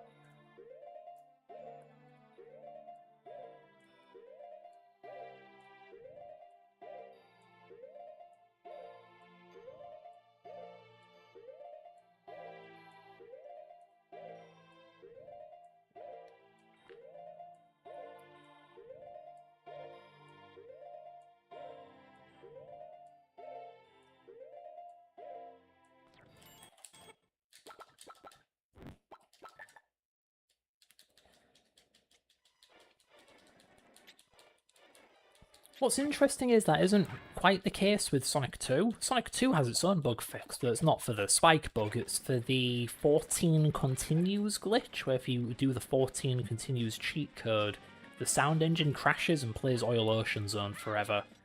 Though to be fair, fixing that bug doesn't require new code, it just requires changing the ID of the song that it plays. It was using the wrong ID for Oil Ocean. Actually, it wasn't Oil Ocean at all, was it? It was the 1-Up jingle, and it fails to play. It just plays Oil Ocean because that's what was playing when the sound driver crashed. It's how you play cheat codes, you play music. There's a way to fix the spike bug properly. Yes, yeah, there is. It was always such a big debate whether it was even a bug. The trouble is, no matter how much you try and prove whether it was or wasn't a bug, it depends on the person what they even mean by was it intended. Like, from a programming standpoint, it's pretty clear it wasn't intended. But what about the level designers? Did the level designers consider the spike bug? Did they know it was there? Did they like it? We don't know. Like, you have that spiky room in Labyrinth Zone. Is that meant to be a death trap, or is that just meant to be, oh no, I dropped my rings, I better go pick them up? Because whether you have the spike bug or not changes how that room works. We don't know. We haven't asked a level designer for Sonic 1 whether the spike bug was meant to be there.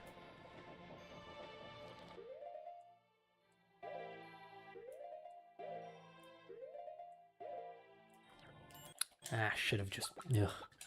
I've got to stop pausing so early. Because then I try and let a few frames go by so I get closer to the point and then I overshoot it and fail. I don't think once in this 3-hour stream I have backpedaled too much and just straight up walked into the cutscene before. So I'm good at pausing, you know, when the game isn't pause buffering. I just gotta stop being silly. I can trust my reaction times. Link's head fills the screen before the cutoff point. It's good. I'm okay. No need to panic.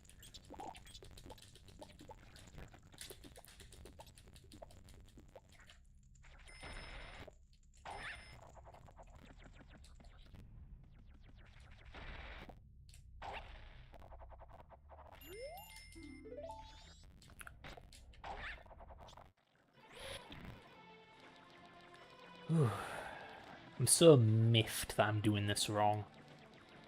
And that was so close. Multiple times on stream, no less.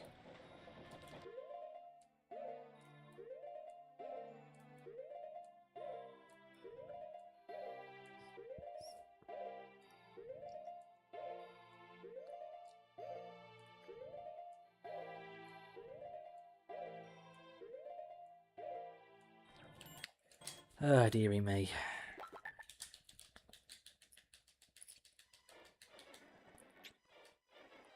Admittedly, I'm a bit distracted.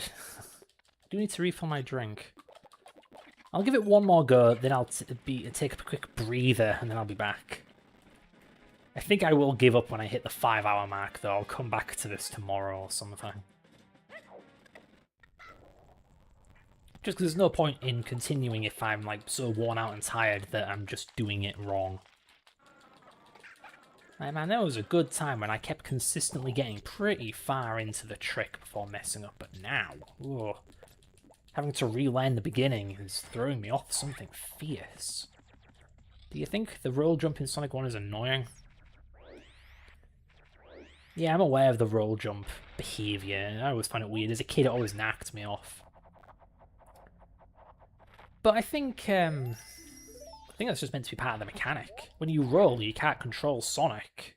So if you jump while rolling, you can't control Sonic. Rolling practically makes you invincible. If you walk into an enemy, it hurts you. If you roll into an enemy, it doesn't hurt you. So the idea of rolling being some kind of risk-reward where you trade control for damage, it makes sense, except for the part where you can jump without rolling and you can control Sonic. You know, it ain't like Castlevania, so it is a bit short-sighted, I suppose. It may even be a bug. I actually don't really know the mechanics of it. Is roll jumping actually... Oh, no, it isn't a bug. It is specifically programmed. Bit 5 of the status flag is what locks Sonic's controls, and it is only used by roll jumping. So it's deliberate, but it is kind of dumb, because why have it when jumping exists? But maybe that's it. It's not that rolling takes away your controls and that's the punishment. It locks your controls even if you jump. That's the punishment. I removed it completely. Yeah, I've done it before too. I once removed 2-player. Actually, there are multiple times I've removed 2-player from Sonic 2. That is difficult. There's so much code for 2-player mode.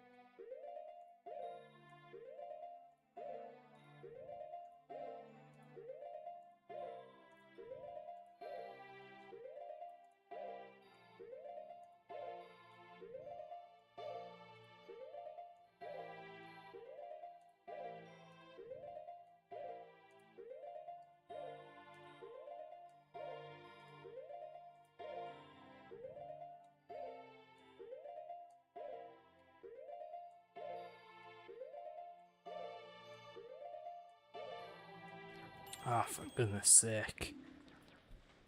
Okie doke, I'll be back in a minute.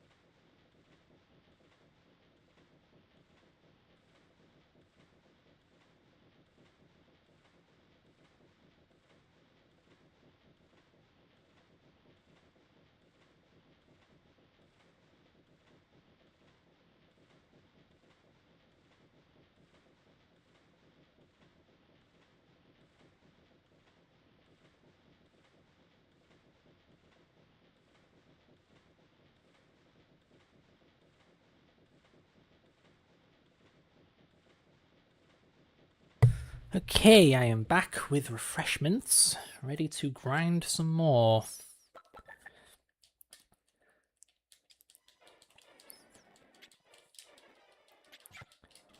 The roll jump. It's just a funny thought that Sonic CD got rid of it. Even they thought that was blooming annoying. They also got rid of the rolling sound, oddly enough. It's not like the sound isn't there. If you go in a roll tunnel in, I think, Quartz Quadrant, it still plays the rolling sound. Yes, they had to convert it for FM instead of PSG. But they could have used it for Sonic as well, but they didn't, they got rid of it. So they must have thought that roll jumping and the rolling sound were bloody irritating, and so they got rid of it. Rid of them both.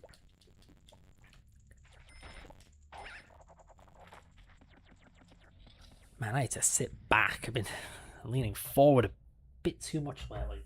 Alright, one sec, I'm gonna just move this laptop. Now I gotta move the mic closer. Alright, this seems... Ow. This seems good. Not a lot of room for my controller, but I'll just work with it, I guess. Move. Oh, goodness, OBS, calm down. I just wanted to move the chat, man. Yeah, that'll do. Getting ahead of myself. Don't want to pause buffer yet. Just geez, man, I have done some bad achievements in my time. I've done 7-Day Survivor in Dead Rising 1. Original, not remake. Not remaster, whatever.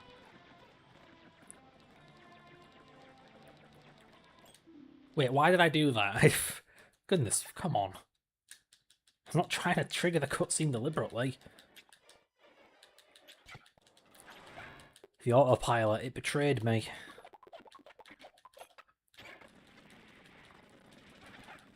Man, I hope this isn't the start of me completely losing my muscle memory. I've come so far. It's strange though. Enop, the Majora's Mask speedrunner, he follows a similar approach to his Happy Mask Salesman skip, but his isn't the same. It's either an emulator thing, or he has a different strategy, timing or whatever, because his camera ends up behind the door.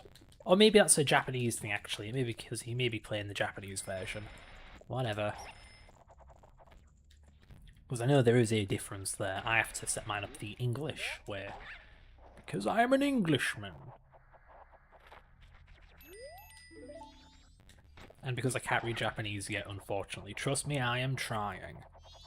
But I'm at the level of wakarimasen. I don't know what the non-negative version of that word is. I do not know the past tense version either. But I know that they exist. Okay, here we go. Don't F up.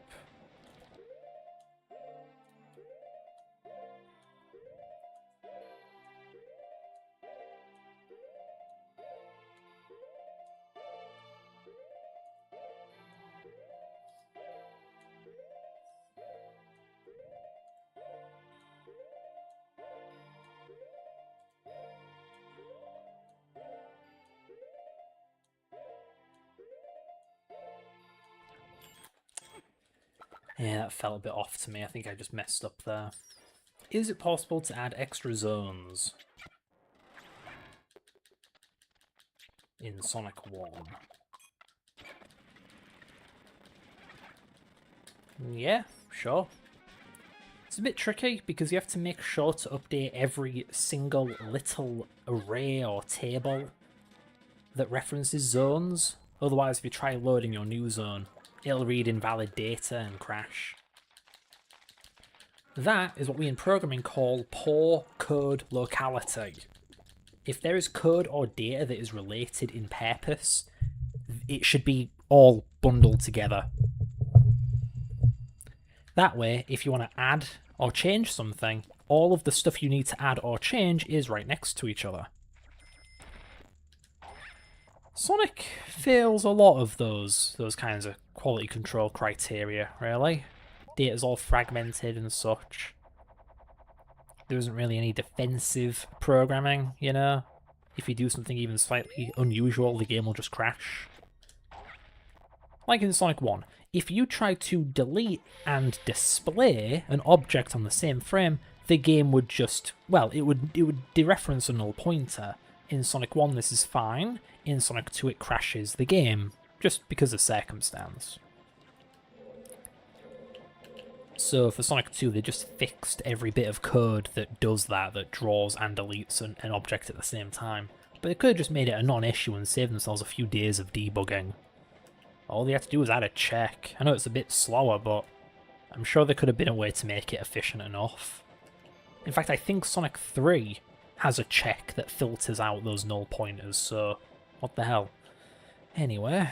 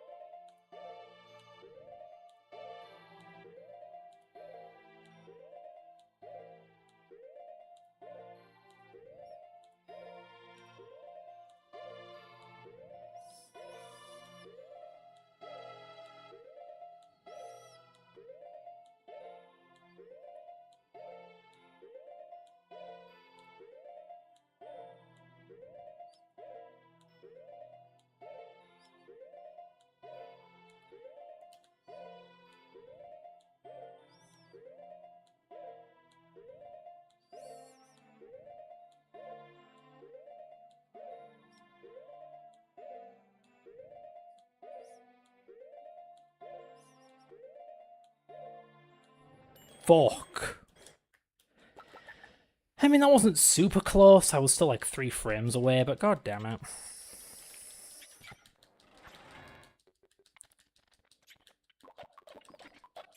So I just have to do that, but better. And with more luck. Because, you know, I can control my own luck.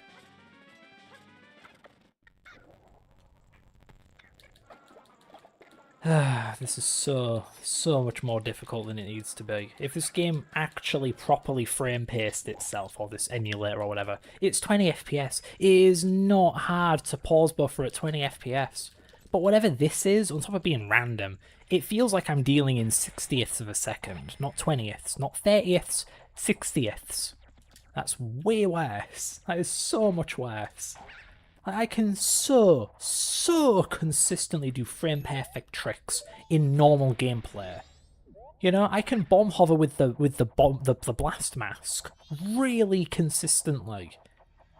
You know, I could do it dozens of times in a row and not mess up once. That is a frame perfect trick. But I can't do this. Because it isn't bloody 20 FPS, it's some other flipping metric.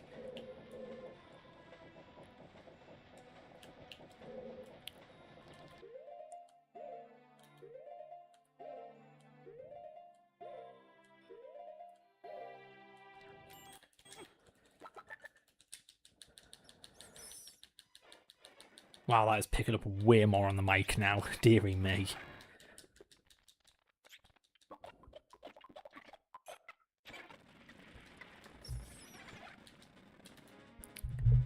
Maybe I'll just move the mic over here. Hopefully my voice still picks up pretty well.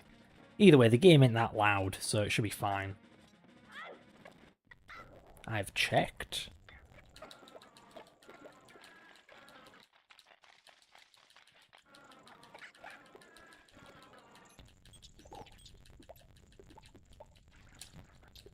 The thing is, this is dumb. Like, this isn't speedrun showcase, this is glitches showcase. Happy Mask Salesman skip is only useful as a speedrunning strategy. It's not like it lets you go somewhere early. It's not like it lets you get an item early, or use it in a strange, unusual way that opens all kinds of gameplay possibilities, like hookshot displacement, or weird shots. No. It is just a way of saving time in speedruns, only if you're doing this achievement set, you ain't saving a millisecond! Like, this is so much longer than just talking to the damned Happy Mask Salesman, goodness me.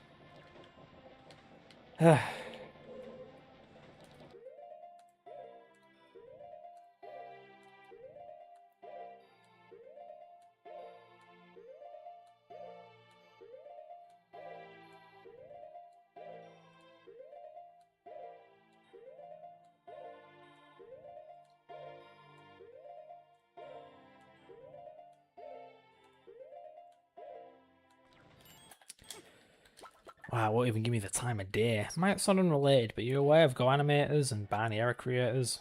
I've heard of Go Animate. I'm not familiar with the other stuff.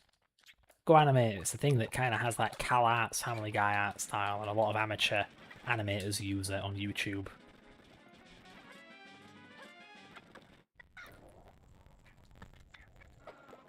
Otherwise, not too familiar. It's a bit after my time. I was very much 2012-ish internet dweller. Stuff from that era, I'll remember. Other stuff, not so much.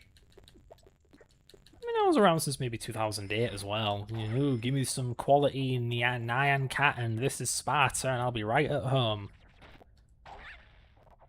Man, remember the Scat Man? I am not aware of Barney errors, no.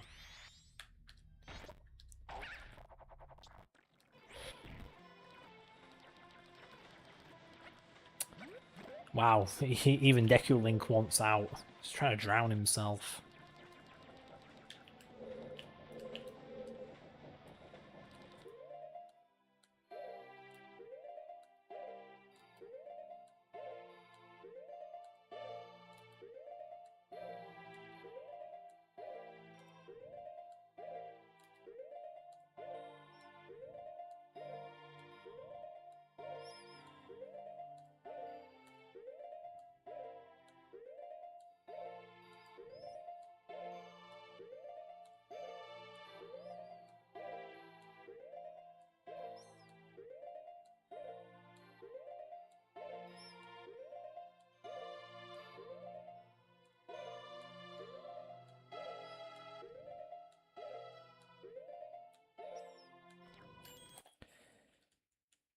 I'm feeling petty. Let's do something different. I'm going to switch to parallel RDP, have the resolution be 1x.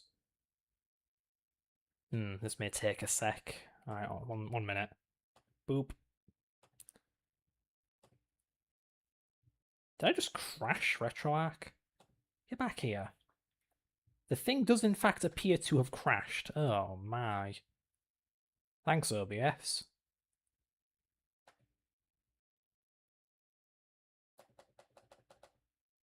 All I ever wanted to do was... Okay. Just making sure I didn't take OBS with it.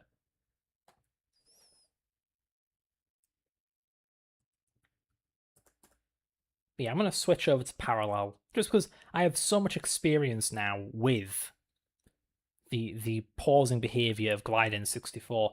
I am curious of if parallel feels any different. Hey, this isn't parallel. What the heck, RetroArch? I told it to use parallel. Hurry up and do it. Come on.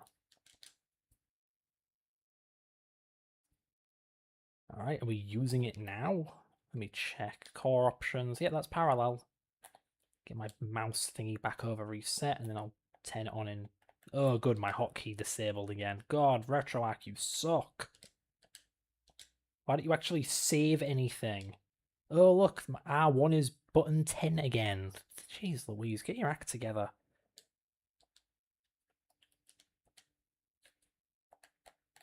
Okay, I can fast forward, but it's weirdly stuttery. Great, thanks, Vulcan.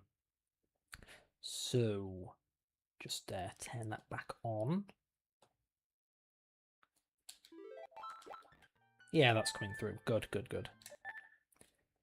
Oh, goodness, the fast forwarding's way slower. Right.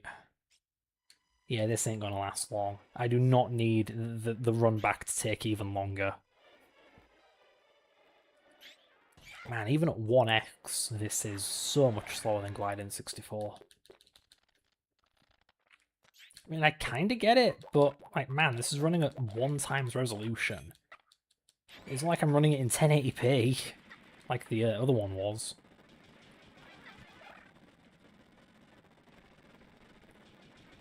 Okay, it's like, does this feel different?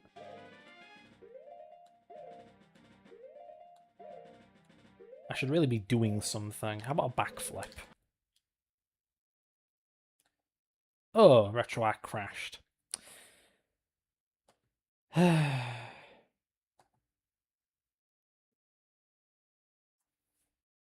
guess that's a dud then. Let's just go back to Glide 64.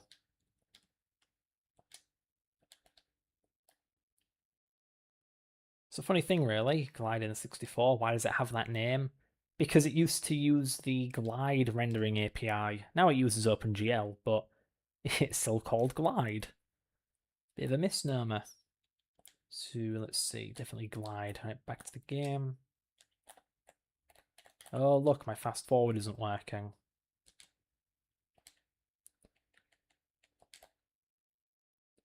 I wish they'd hurry up and release an update for this thing already. Already? Goodness me. Just, this version of RetroAch blows. It blows chunks. Majora jump scare.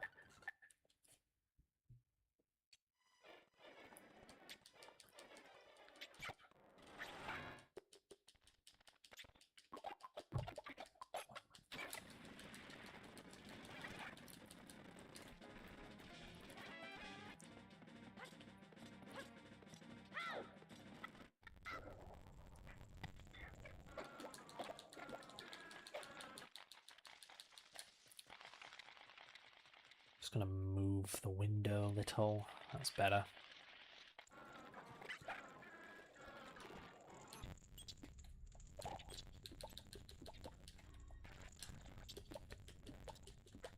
Try to watch ban error videos later if you can. They involve the user not to turn off their device. If they do ban, you will get mad. And the user wastes all their chances, he will destroy their device. So, kind of like a, what was it called, an ARG, an augmented reality game? Forget the name. Yeah, kind of like meta horror. Neat. It's funny, really, because Ben Drowned, I think, was an early instance of that. And it was a creepypasta of this very game. Small World. The idea of a haunted N64 cartridge, and the guy had proof, he had footage, the game was acting weird. Maliciously, even.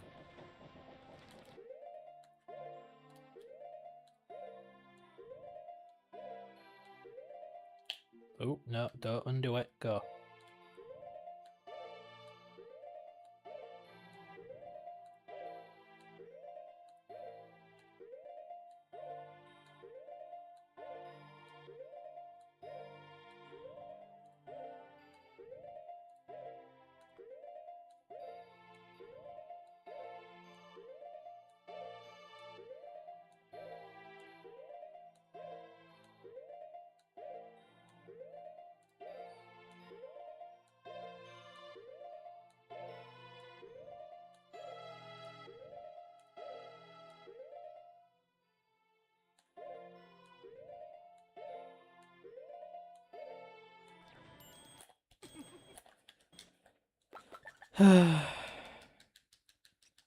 Yeah, I figured they would go animate videos. Why else would you bring them up together?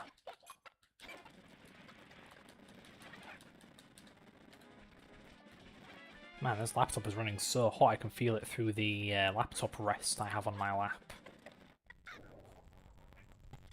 Guess that's what happens when you run a game at like 3000 FPS or whatever the hell this is.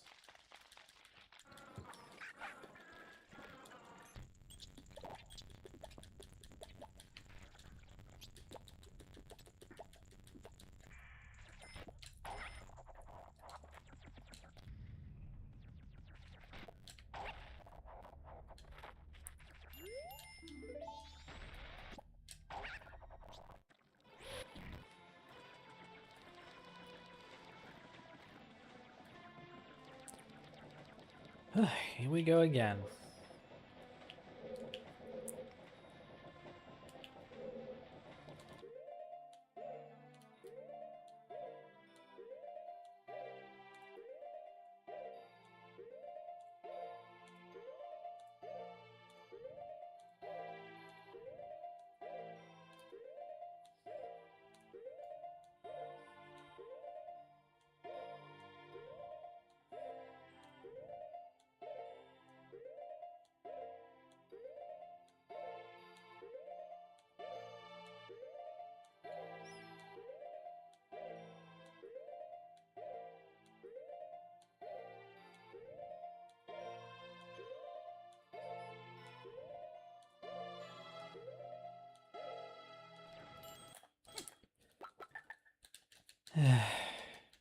It's so frustrating when you just get 0, 0, 0, 0, 0, and then a 2. It's like, has this game ever heard of an in-between?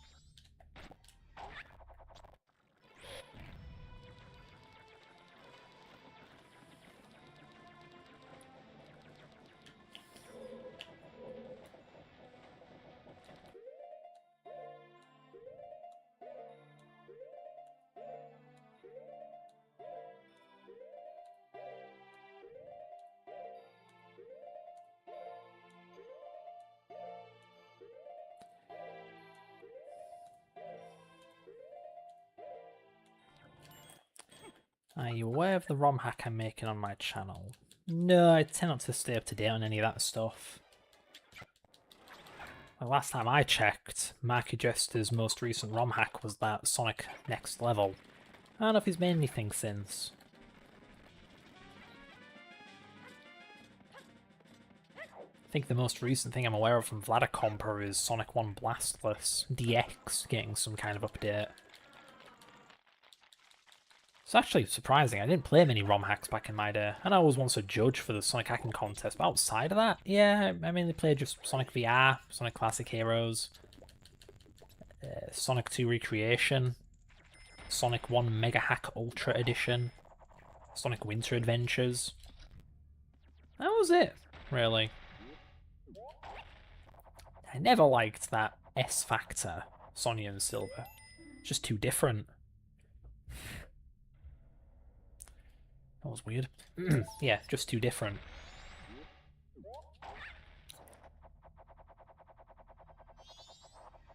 I remember Sonic 1 Mile in this being pretty good. That was a contest entry I really liked. From way back when. I remember Sonic 1 Inferno Edition being a bit infuriating. Can't remember why though. Might have been the bosses. They were very unorthodox. Just giant badniks, but the way they were pulled off seemed not very Sonic. I'm sure I went over it in my review. But yeah, as I say, I'm more a programmer than a gamer, despite what this is suggesting. But yeah, so I'm also enjoyed making ROM hacks and playing them.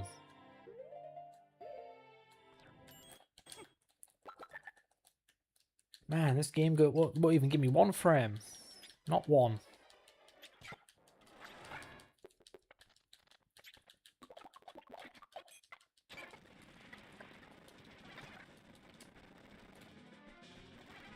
It's like, all I need is another lucky streak, only with this strategy I should need fewer frames.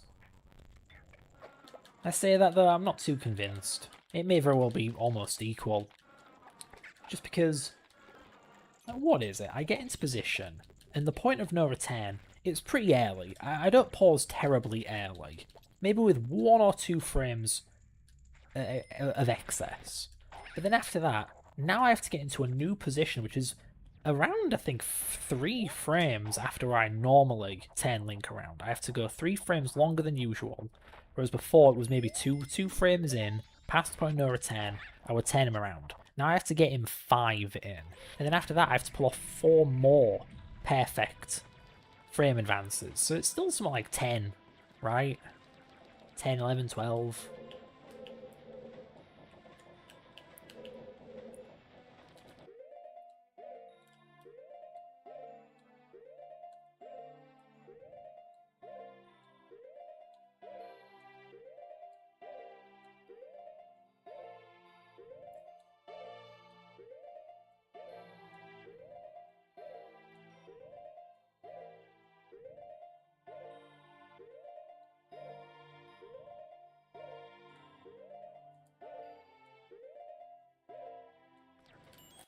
Look at that. Like, what am I doing wrong? I am sat there getting nothing. I'm not even changing my rhythm. I'm not changing my timing. I'm changing nothing. And then I just get a 2 and it's game over.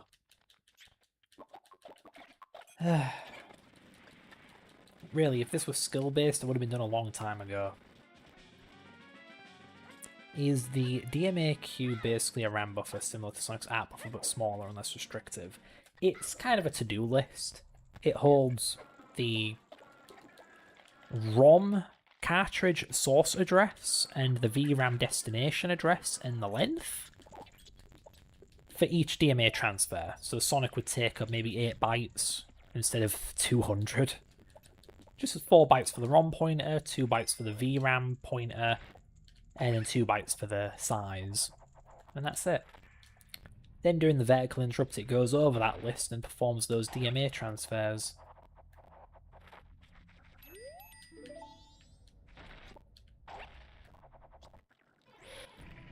The funny thing is, the Mega Drive may sound all complicated and stuff, but I'm sure modern GPUs are pretty much like that. All this complicated memory transfer malarkey. Because it's all about performance, right? About squeezing as much bandwidth out of the hardware as you can.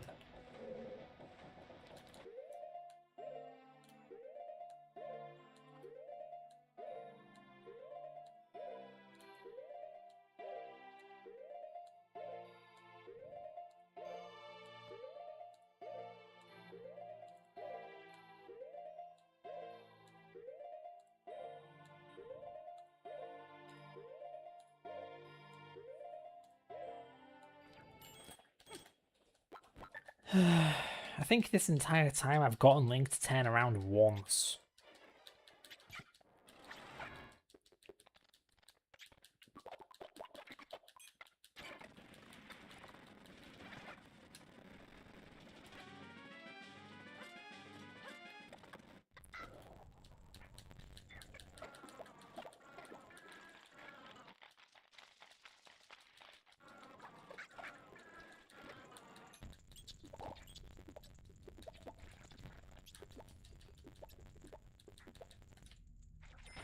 Oh, right, yeah, earlier I was roasting the developer of these achievements, Alex Hylian. Yeah, I don't know, I get the impression he makes achievements without actually knowing if they're possible. Because he did, for the Wii version of Resident Evil Remake. He came up with an achievement that was explore every single room in the game without picking up a map. Guess what? Picking up one of the maps is mandatory. When someone pointed this out to him, what was his response? Oh, that map must have glitched for me. Yeah, sure it did. Or maybe you just don't test your achievements very much.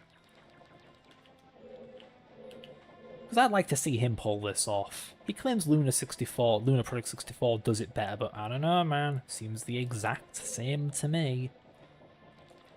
Ah, bollocks. I mean, not to mention, when he was attesting to Luna Project 64's quality, he said that this game displays no graphical glitches, unlike every other emulator. 1, I don't see any graphical issues in this emulator, and 2, by default Luna Project 64 can't even render the first 10 seconds of the game properly.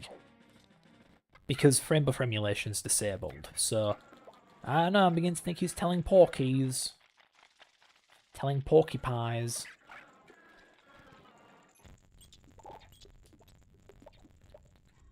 Is it possible to recreate the entire Sonic.exe game for Sonic 1 as a ROM hack? Oh, I'm well aware of what Sonic.exe is. But in theory, yeah, you could totally recreate it. I know Sonosu did a pretty good job with the one ROM hack, an ordinary Sonic ROM hack. It even has the music, which I didn't think would be possible, just because isn't the Sonic.exe music actually Final Fantasy music playing in reverse? Like, the Super Nintendo and the Mega Drive are very, very different. Alright, one can't recreate the audio of the other. Not fully. Not authentically. So to see Sonosu get that close to reversed SNES music, that's pretty impressive. That or it's just one big DAC recording. I don't know, I've never checked. Been a long time since I even thought about that ROM hack. Used to spook my siblings with it. Because of course they were much younger than me. They were very much into their Sonic.exe creepypasta and mumbo jumbo.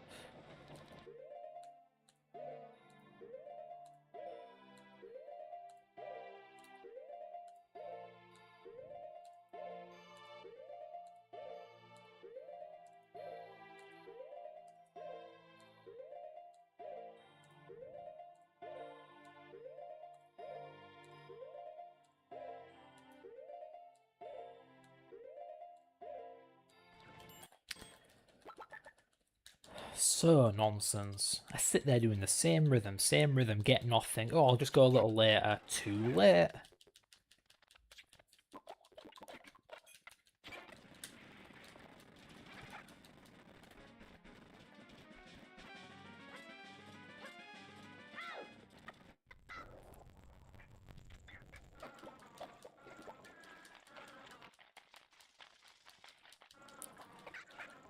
Tap, tap, tap, tap, tap, tap.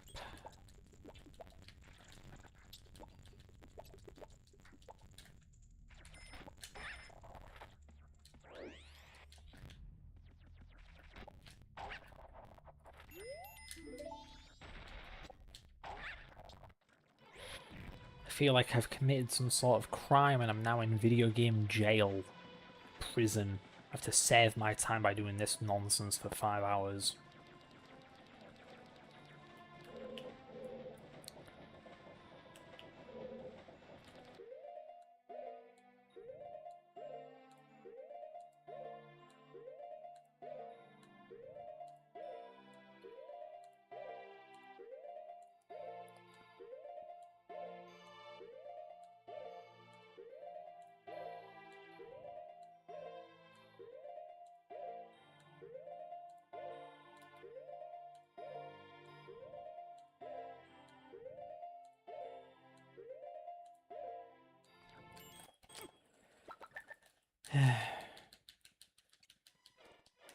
It's been a long time since I got anywhere with this.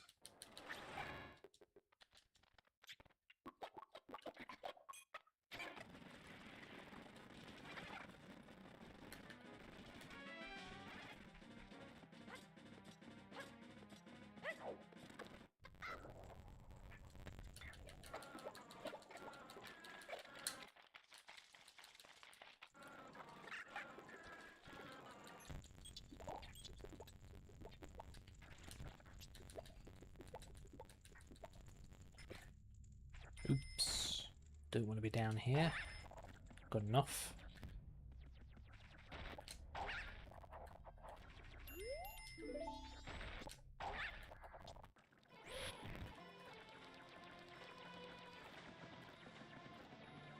All this zipping around reminds me of VR, where if you're motion sick you can just teleport instead of walking.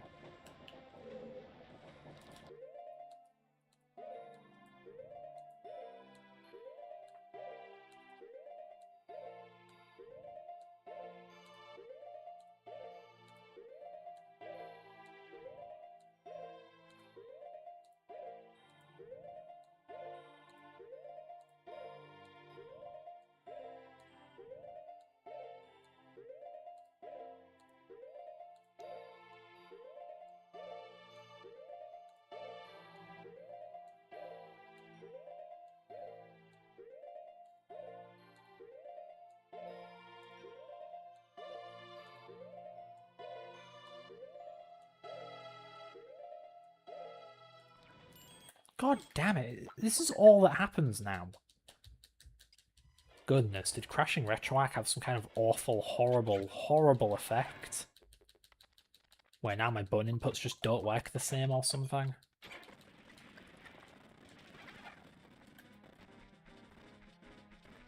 Oh, goodness, I missed the chat thing. How do you edit the palette of the Japanese credits?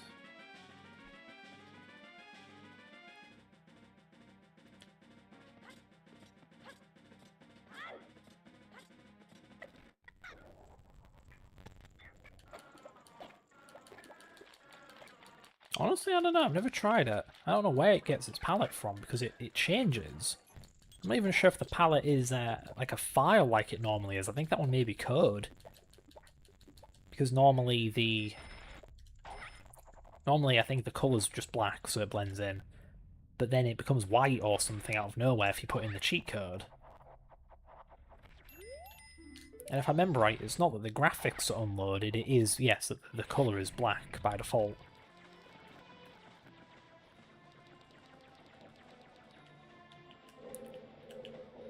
It may even be changing the VDP's background colour, maybe that's what it does. Is it black text on a white background or white text on a black background?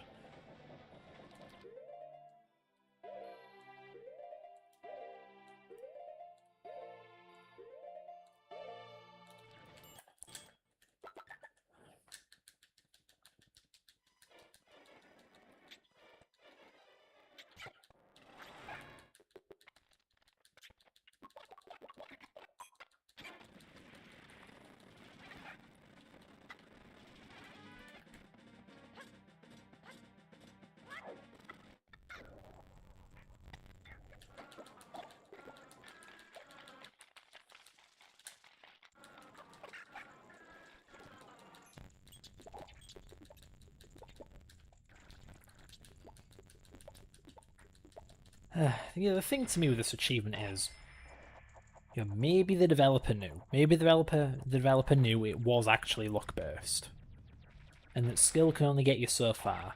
Okay, so why has it only scored 25 points? This is way, way harder than Checker Skip, which was 100 points. So I know it seems to me like the developer doesn't realise how difficult this damn trick is. Obviously, I know the developer said to use Luna's Project 64. But again, I tried it, it's still random, it's still way too hard, it's not any easier. If it were easier, I'd be using it right now. It ain't. Are you aware of the Japanese credit's supposed to be a cyan colour on a white background instead of black text on a... Really? I didn't know that one, actually. That must be a recent thing. I wonder why it's different.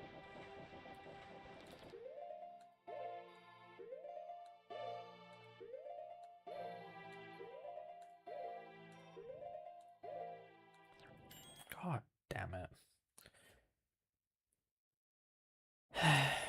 Okay, you know what? One sec. I'm going to take a pause from the hardcore and go do a little practice.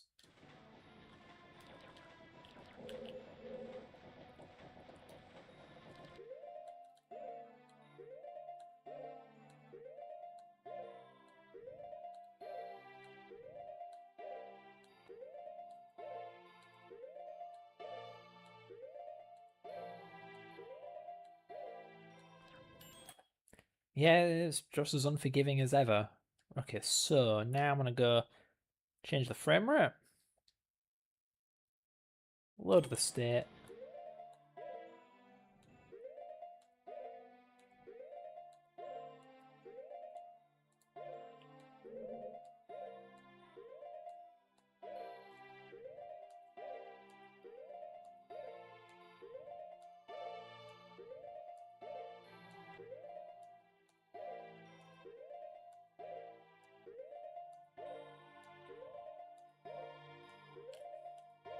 Honestly, do a backflip. Here we go.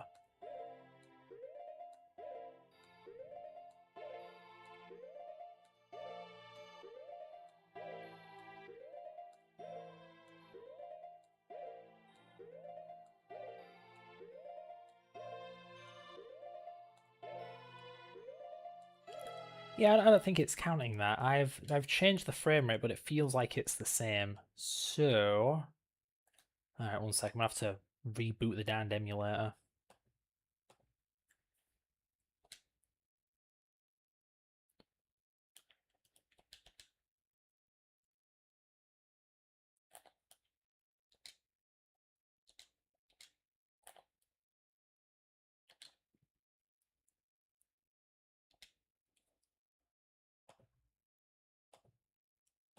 Okay, we're back.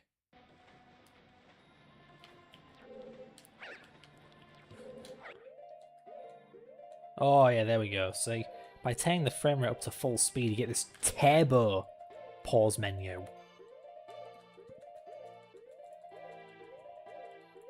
This is closer to what I see Enoch dealing with on the Wii. The trouble is, finding a rhythm that works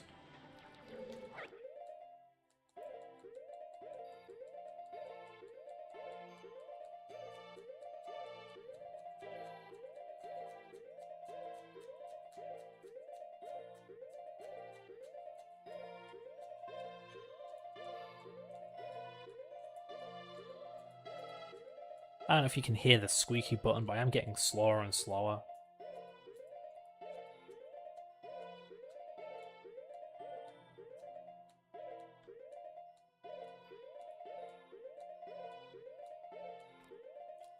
I don't know, man. It's either 0 frames or like 3. I'm not having much luck here.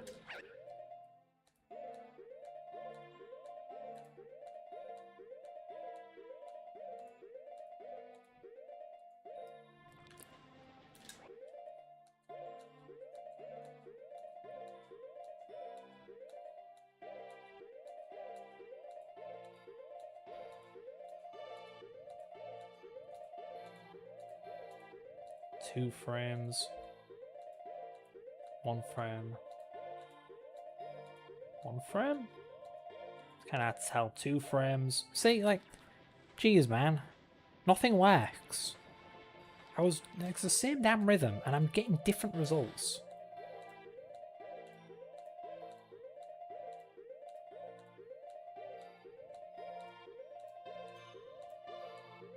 Two frames, 1 frame, 1 frame. 1 frame. 1 frame. 2 frames. Like, what can I do about that? Nothing. Because I've tested this 1,000 times, and you can do the same damn inputs perfectly and still get 2 frames. So changing the frame rate doesn't really help. It's just kind of harder because it's so damned quick. Because you end up racing with the pause menu, you know, where if you can't pause too quick, your button inputs end up eaten by the transition. Like, you can't pause buffer an unpause. Like, if I press really quick, it don't, see? So, tap, tap, it don't close. So if I tap too quick, it just won't work. If I tap it in some weird rhythm, I'm noticing, like, there's kind of a pause unpause aliasing where my inputs are being, not eaten, but delayed, buffered. Yeah, that's bad. I'd rather not be playing with full speed. I take it this won't bring it back, though. No, it won't. Okay. Time to close the emulator again.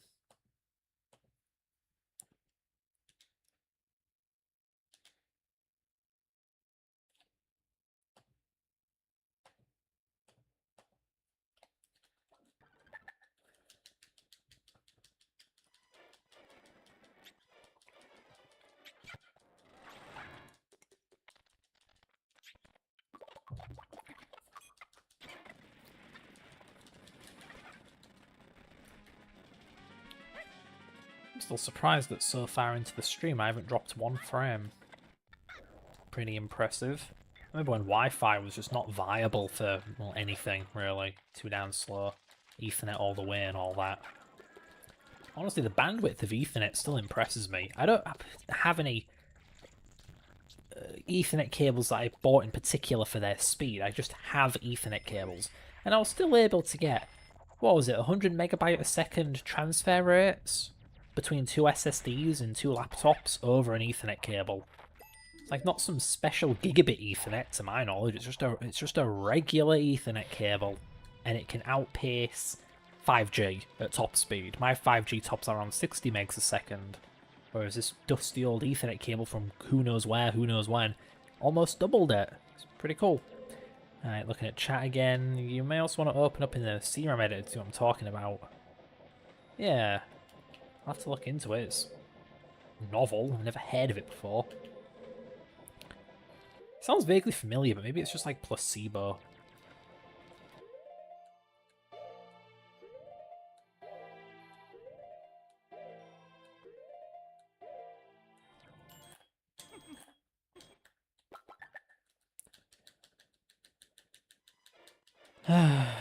The thing is, if this were actually consistent, I'd be done by now. Because I can obviously maintain the damn rhythm. It's just the random factors getting me.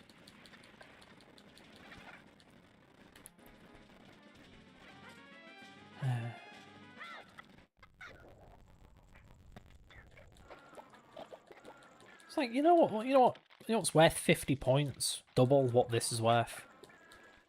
Entering Snowhead without taking out the Goron. Maybe the developer didn't know, but there's a pretty easy strat. You just use a remote hook shot and then kind of freeze Link using it, and then you can just use your sword to nudge Link forward bit by bit into the temple. It's not hard. The hardest bit is probably landing the remote hook shot because you have wind blowing you. But that's it. That's apparently twice as hard as this bloody thing.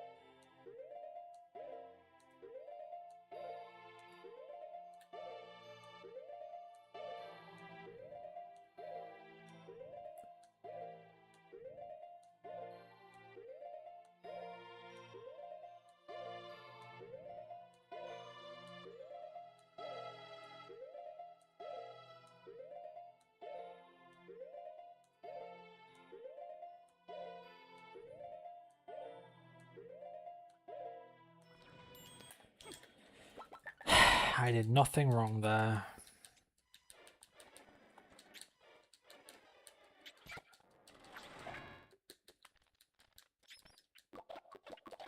I do wonder what the breakdown of what emulators do people use, right? The 26 people who've done this achievement before, what were they using?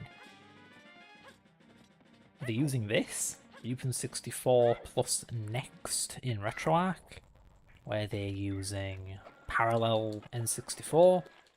Were they using Luna's Project 64? Were they using that weird RA Project 64? I don't know. Despite all of the statistics that Retro Achievements collect, like total completion time and leaderboard statistics, I don't think it measures the emulator. I can't go on the stats and find out how many people used this emulator or that emulator. Either way, I don't know, the fact that 26 people did this, more people than who did Checker Warp, I think. Well, definitely more people than who did Great Base Skip. You know, how? How did they quit at the damned bomb chew hovering, but they didn't quit at this? I get that it's earlier in the game, but come on. Like, there's got to be something I'm missing, but I don't know. I've fiddled with so many variables, so many settings. I've tried different controllers, different devices, different emulators, different combinations of all the above, and I get the same awful, inconsistent, luck-based bollocks. And you're telling me that 26 other people have done this and barely complained a smidge about it? Meanwhile, I'm here, you know, agonising over it for four and a bit hours now. Today, not counting the other days I've been agonising over this. Just again, it's nonsense, because people describe it on N64 or even the Wii Virtual Console as consistent. This isn't consistent. If it's meant to be consistent, but it isn't, you'd think people would be complaining about it, but they're not. Really, the complaints I found were so mild and so simple. Just like, oh, this sucks. Oh, man, this is boring. Nothing like this is literally random and thus completely unfair.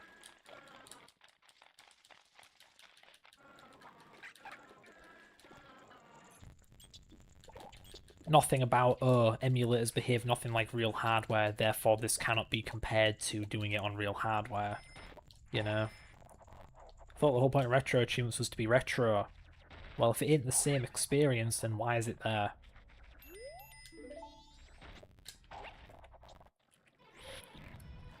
At the very least, you'd think there'd be some super accurate emulator that does actually emulate the pause buffering properly.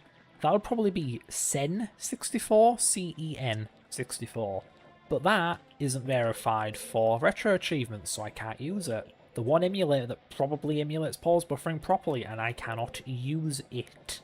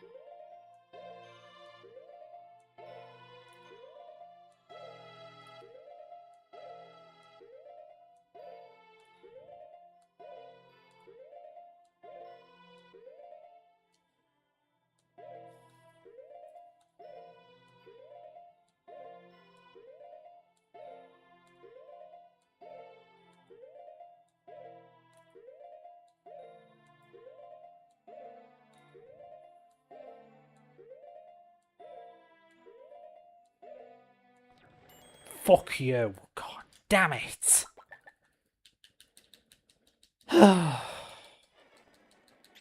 Yeah, thanks for the encouragement.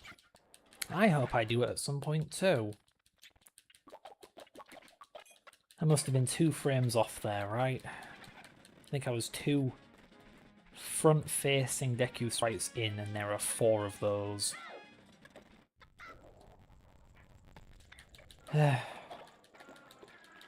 Maybe I'm back in the rhythm now and I can reproduce that.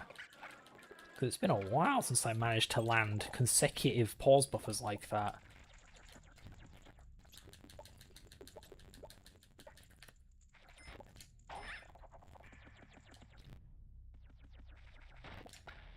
Oh, come on. What would happen if you finally did it? That's the part where I get existential. I'd be happy for a few minutes, then I'd be bored and I'd move on. Achievements are but a fleeting joy. It's why I've done so many of them. No particular achievement keeps me happy for long before I need more.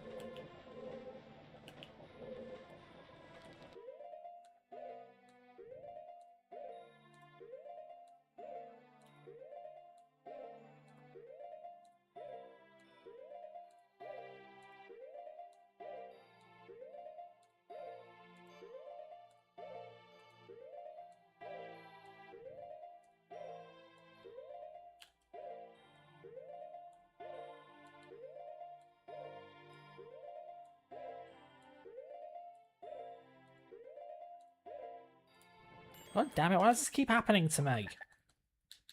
What is the issue anyway? Like I said, it's random. I've tested it. I've used a program to press the buttons the same time every time. And the game still just randomly doesn't do anything, or it goes by 1 frame, or it goes by 2.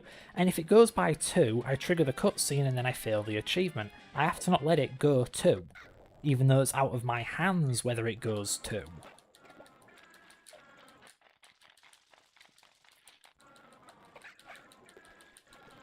Again, I can literally have a computer do this for me.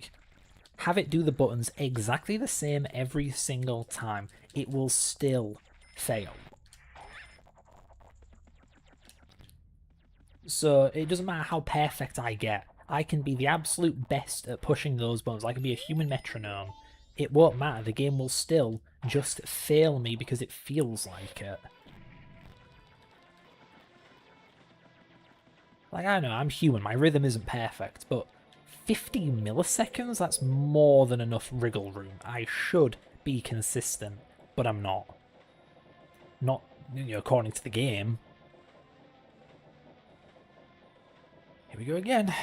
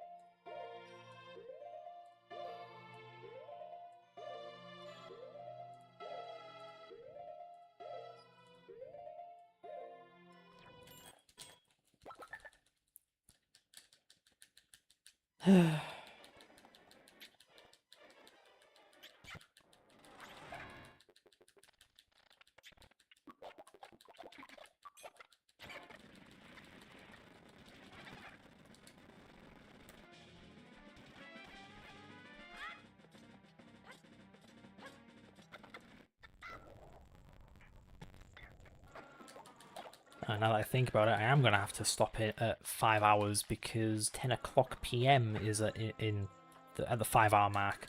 That's when I go to bed. I don't fancy staying up doing this all night. Like, I know I've given this stupid achievement a lot, but I ain't letting it take my sleep habits. I'm in a pretty good routine right now.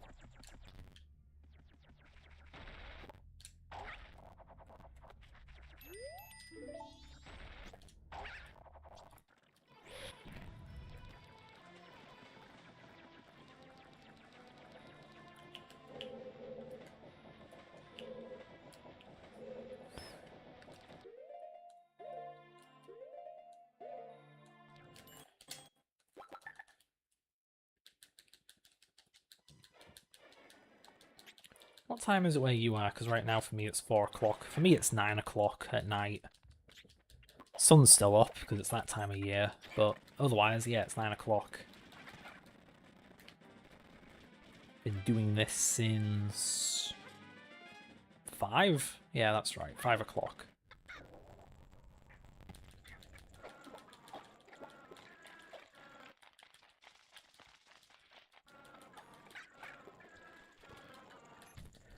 Still so miffed that I wasted hours and hours doing it with the wrong timing, the wrong positioning, the wrong turning link around. Of course, now that I have that bit figured out, I can't even get to that part. How convenient.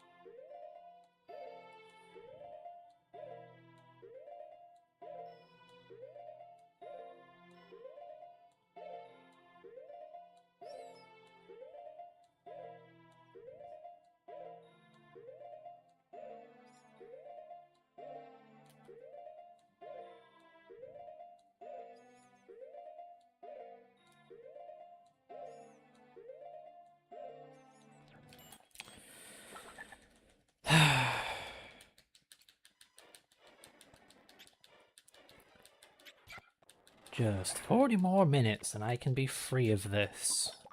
For a bit anyway.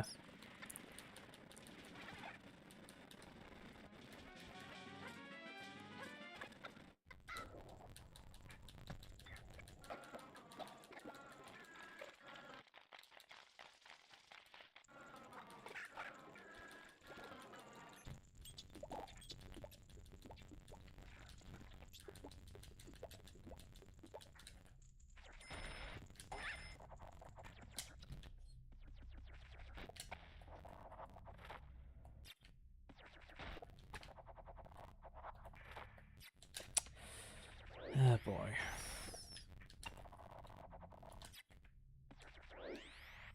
Yeah, I think my mind is deteriorating. I can't buttons.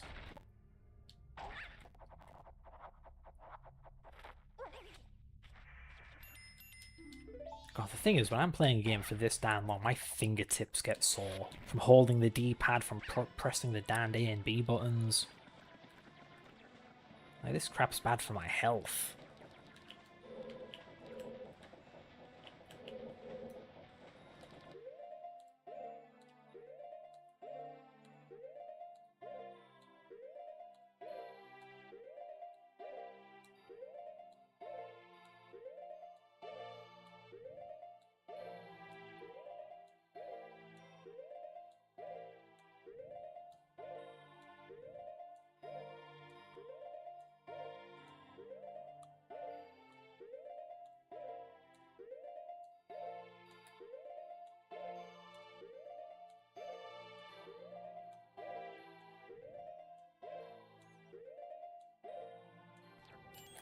Fucking damn it.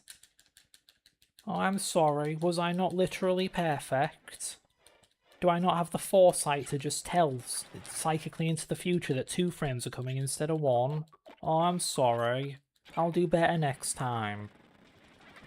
How dare I?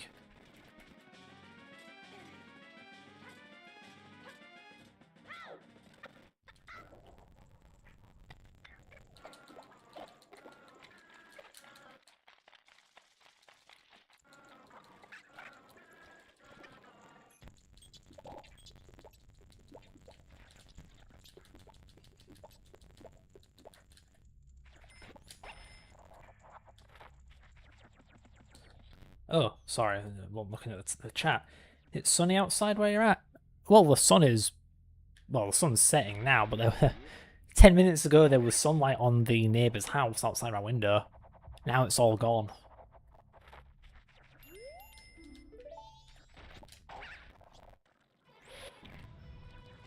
But yeah, it's still bright out there. It's just the sun's no longer visible. The sky's still lit up though. But yeah, this time of year the days are quite long.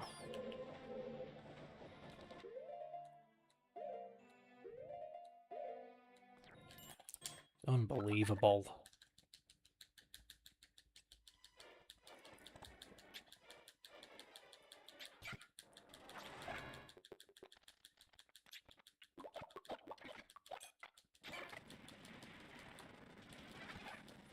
It's just, man, this feels like trying to win 10 rounds of rock, paper, scissors in a row.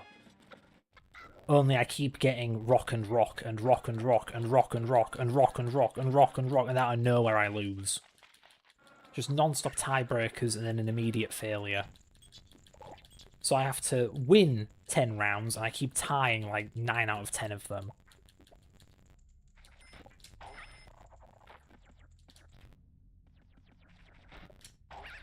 Only it's rock, paper, scissors where you also have to perfectly time yourself or you are guaranteed to lose because your opponent can read your hand. Because I didn't sign up for gambling, you know, I didn't sign up for a random drop subset.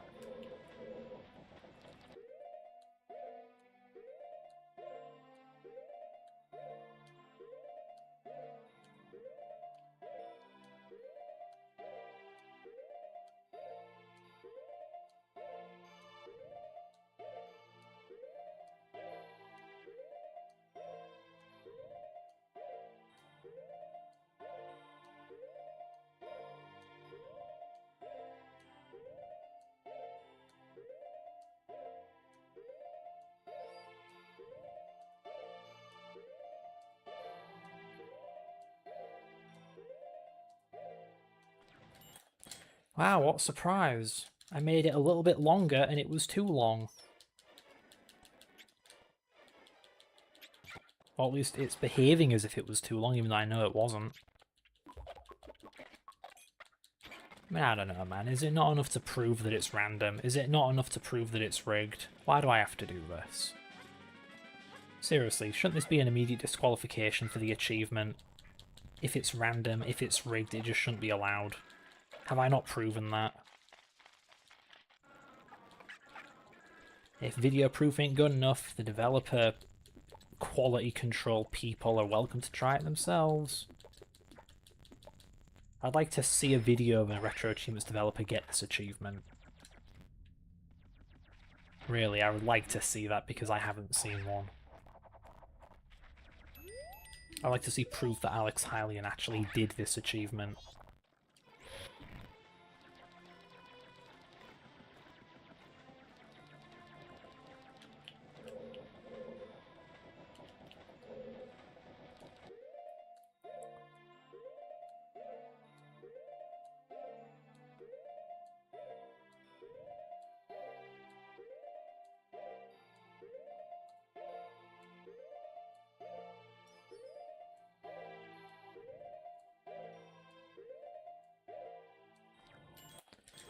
Wow, that's incredible. I haven't seen that one before.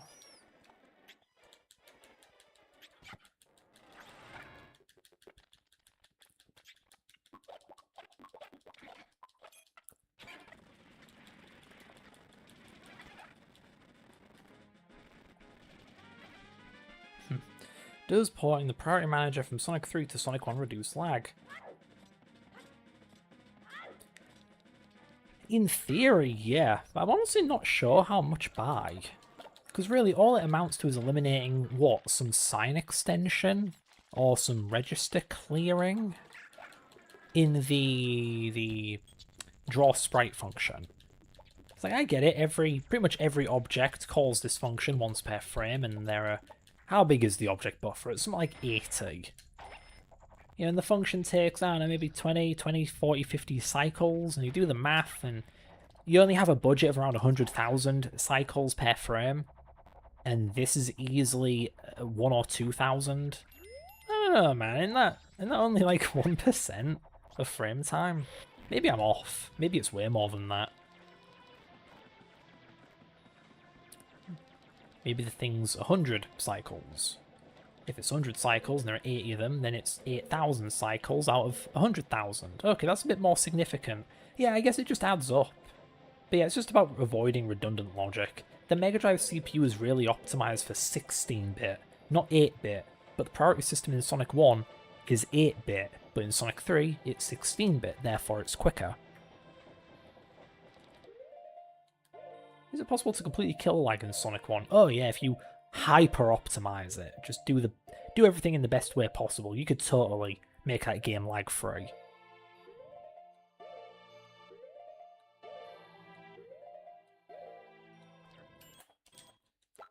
Because I think one of the biggest points of lag in that game, you notice how when you drop rings the game lags a lot? I don't think it's because there are 32 rings. Like, oh no, 32 rings. No, the issue is that those 32 rings have collision detection. Every single ring does collision detection with the level. And the level is really complicated because you have the level layout, then you have the chunks, then you have the blocks. And the blocks reference collision height map data. So it doesn't just do one simple lookup. It does a lookup for the chunk, a lookup for the block, a lookup for the collision index, and then a lookup for the individual collision height. And that is just a ton of time wasted. I'm sure there is some way to better format the level layout data so that it's way, way easier to perform collision with. There's got to be a better way.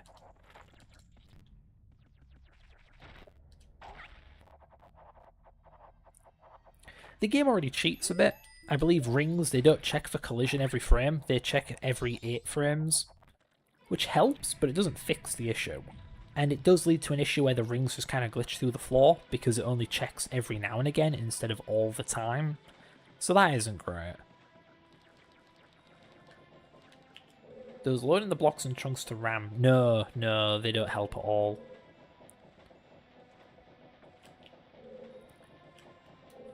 No, loading them from ROM, it doesn't help one bit. It's not about the data's format, well, compression. It's just a matter of the algorithm to navigate this data is nonsense. Maybe there could be some kind of caching system, you know, like memoization, I believe they call it. Not memorization, but memoization. It's possible the game could be given a system where it caches recently searched level data, so it doesn't have to look it up again. That could help hugely with collision.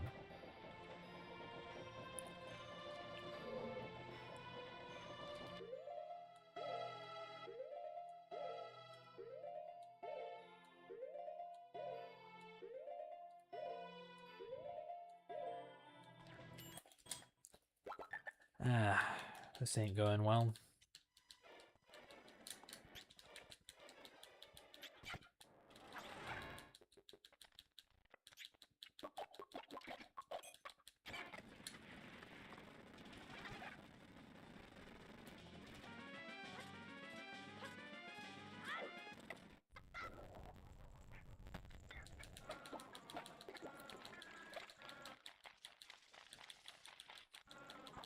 Do you think I should hire someone to compose music if I'm changing it to another Sonic game?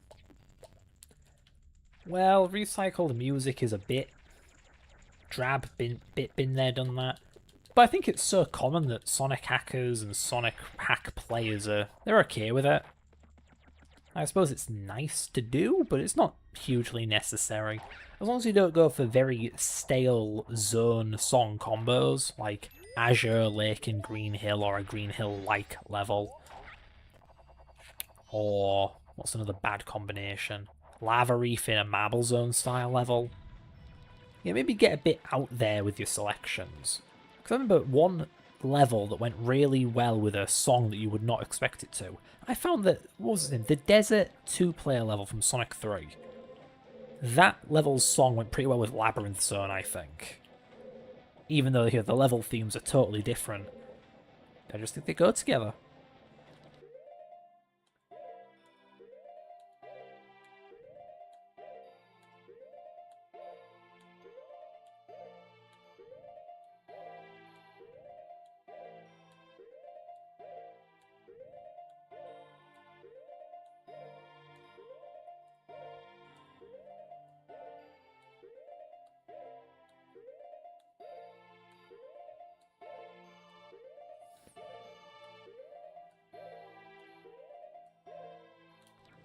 Wow, look at that. Wow.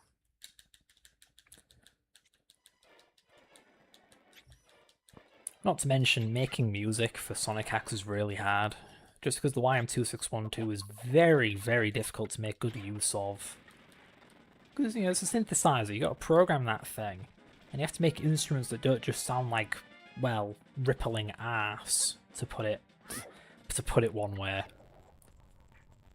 You know, you don't want to get the gems sound. No one wants that. But man, like, the theory behind the synthesizer is so ridiculous. Because you have, what is it, 4 sine waves, and you can make them modulate each other's frequency, or they can modulate each other's volume. And there are various ways to make them feed into each other, like parallel, serial, some abomination in between. And then, of course, you have all the extra fanciness. Obviously, you have the envelope, the ASDR, or was it ADSR? Probably ADSR. Attack, decay, sustain, release.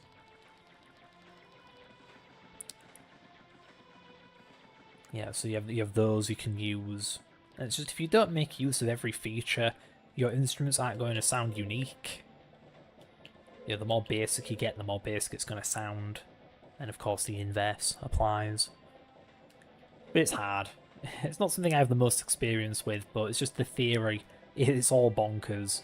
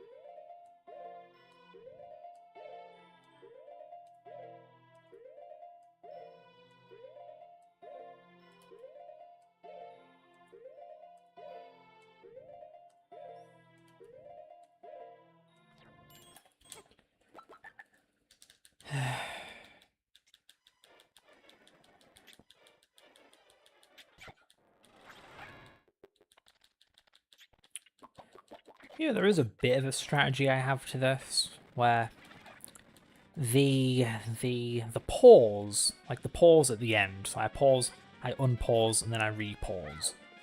A bit of a trick I have is I do the repause at the same time every time. It's the unpause that I change. Because there's a limit to how early I can make the unpause because of the pause buffering. I can't unpause the menu while it's still opening. So I can manipulate it so I cannot possibly open the menu or unpause too early. The game won't let me. So if I get a perfectly timed unpause with a normally timed repause, I can get like the maximum pause duration without guaranteeing myself a fail.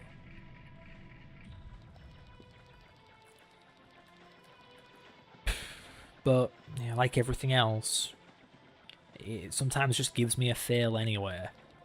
But still, in terms of like safe strats, that's what I've come up with. I can nail the pause, and I can manipulate the unpause. Because if I mess up the unpause, like, oh no, I unpaused at a weird time, I can just pause preemptively really early to not risk a fail. It's like a, yeah, backup. But, yeah, I have to get the repause nailed before I can start playing with the unpause. Bit of a pain in the rear.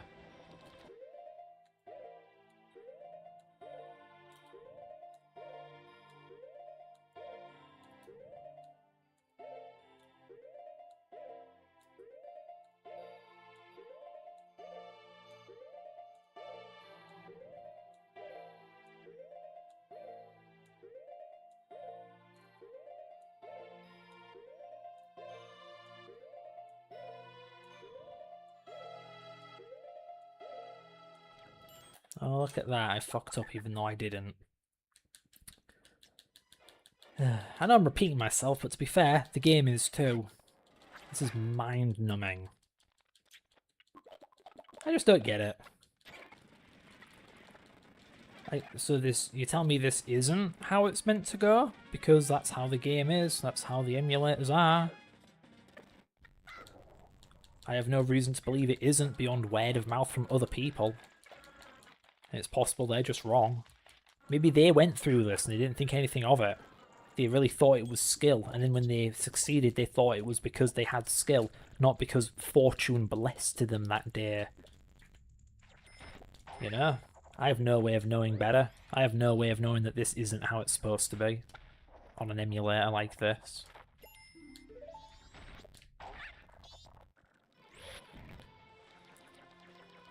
But again, though, the only way I have of knowing that it isn't meant to be this bad is the fact that Alex Hylian only gave it 25 points and that 26 other people have somehow done it. If this thing's so hard, you'd think no one would have done it. This is harder than any other achievement I've ever gotten on Retro Achievements, and yet it seems to be a fairly common achievement. All things considered, 50% of people who tried getting these achievements got this achievement, so it can't be that hard, right? I say 4.5 hours into an absolute grind sesh. Ooh, oh, I thought it was new chat. Oh well.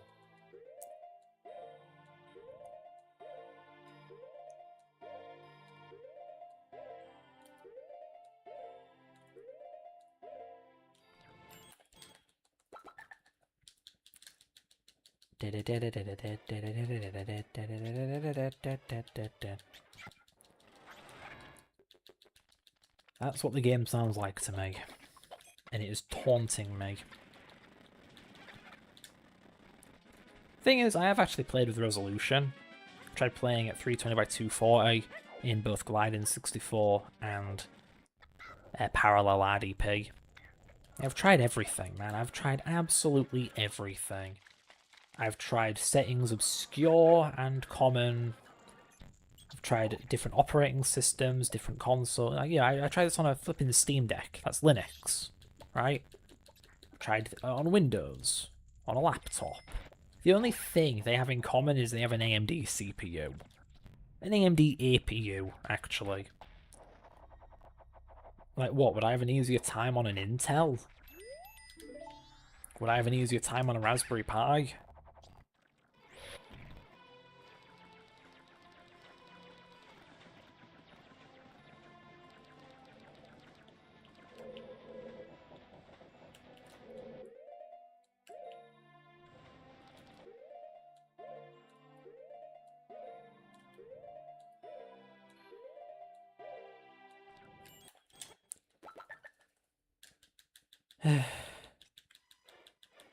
$20 minutes to go.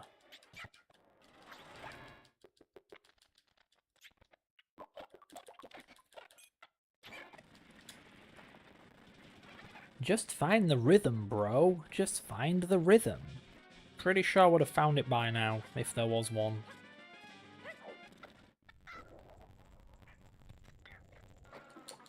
Does Sonic 1 get away without the DMAQ? Mostly, yeah.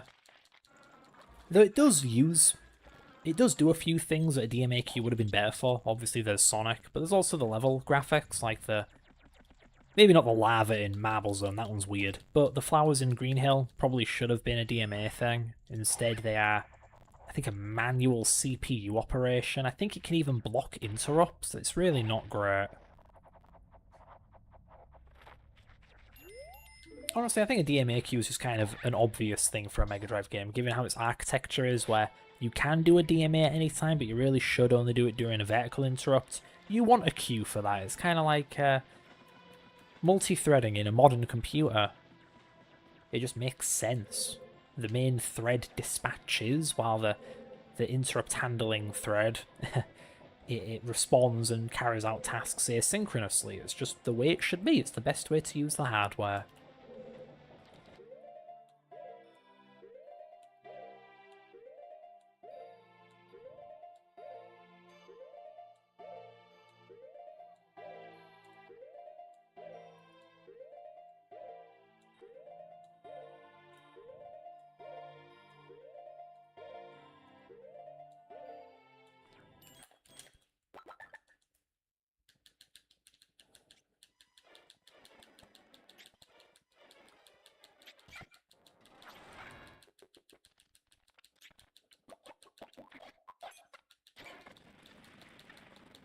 I tell you, a random change of topic because I'm bored of thinking and talking about the same things.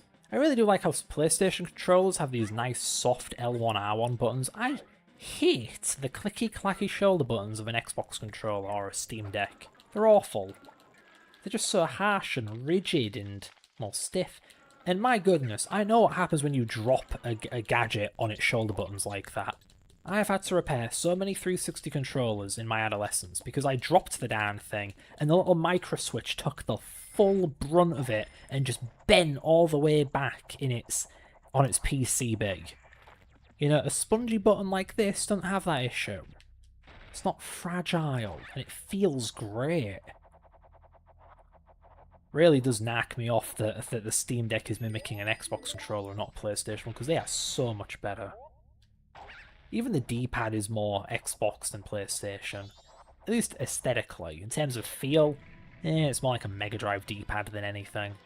Anyway, looking back at the chat, is Sonic's art buffer restrictive with other objects? No, it doesn't really interact with them at all. It's just an isolated little thing that Sonic has.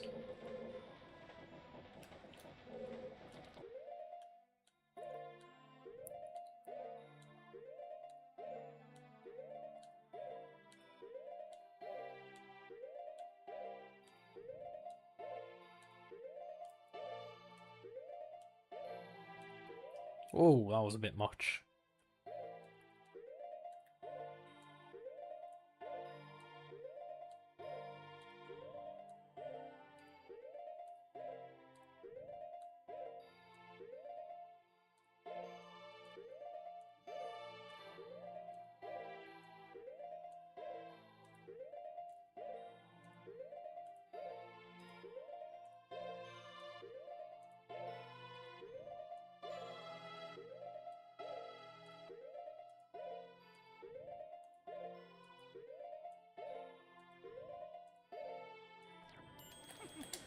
I'm not even shocked. I just expect these things to fail now.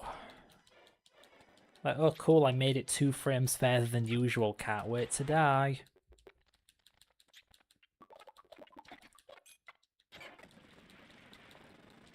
Or can't wait for it to die. I mean, you know, I do feel like I'm dying inside each time a good run fails, but I'm sure that's normal.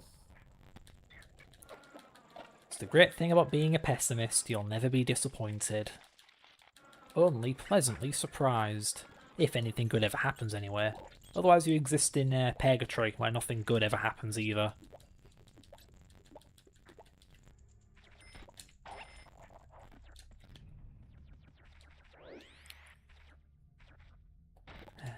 I don't know, I feel like I'm going mad, because, you know, of course I've been sat here for nearly 5 hours. I've had plenty of time to think. And I can thoroughly conclude this is not meant to happen. This is not how the achievement's meant to go. This is not the intention. Clearly there's just something wrong with my setup or my emulator or whatever. But the thing is, man, I have tried everything. I've even played the Japanese version of the game, right? I've played the other version of the game to see if that was the issue. I've tried a completely different emulator, and I don't just mean a different Mupen variant, right? I've used Project 64, completely different emulator, same issue. I've tried, you know, frame rate things, original, full speed. I've tried disabling the frame limiter but using VSync. I've tried having the frame limiter and VSync. I've tried having the frame limiter without VSync. I've tried different controllers. I've tried my Steam Deck controller. I've tried my DualShock 4. I've tried my GameCube controller. Everything, right? Nothing works. Nothing makes a difference. I get this isn't how the achievement's meant to work, but I can't get it to work any other way. At least no way that's actually better than as it currently is. Like, yeah, I can put the emulator speed at full speed, but that just makes the pause buffering way too quick, way too hard.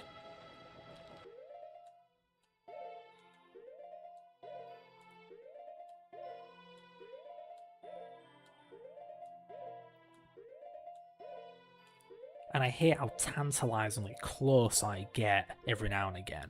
Like, this isn't straight up impossible, it's just implausible.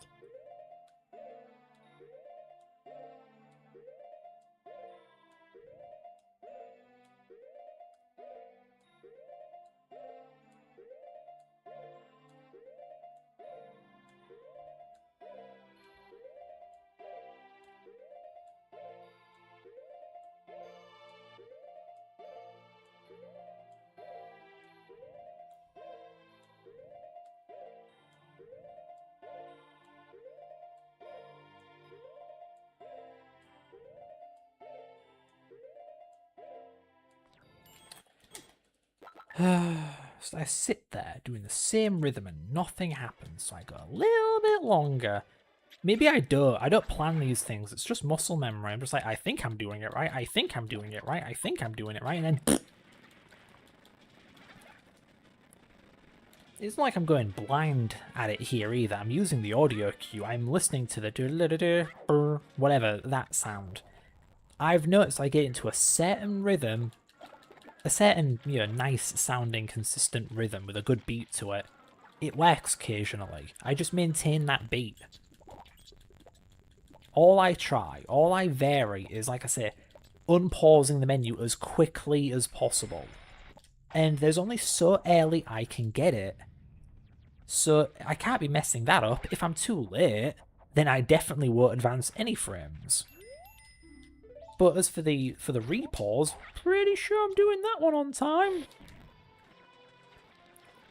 Even if I wasn't though, for that to fuck me as hard as it does, I must be coinciding a late repause with an extraordinarily early unpause. And that's just like, really? I keep doing that? Really? I don't believe you. There's no way I'm getting the perfect overshot every time I fail. Like, no, it's other factors. The game's just screwing me, as usual.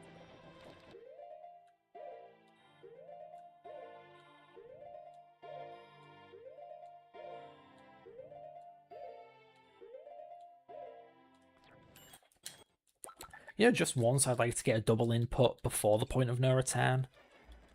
I do get them occasionally, but I never do. Practically never do. It always comes at right the perfect moment to bone me.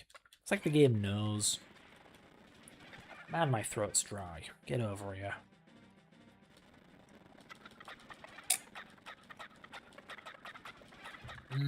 Mixed berry cordial. Actually, is that mixed? No, that's blackcurrant. I suppose Americans won't know what that's like. They love their grape instead. Make a save state. Oh no, that's considered cheating. I can make a state, but I can't load it.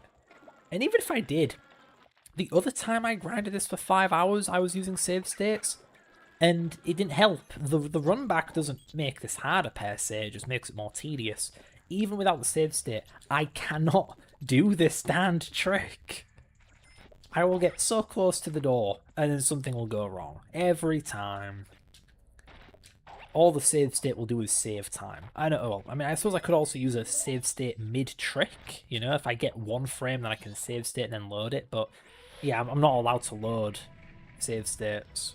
I have to do this in one straight go, from the start of the game to the final pause buffer, without save stating.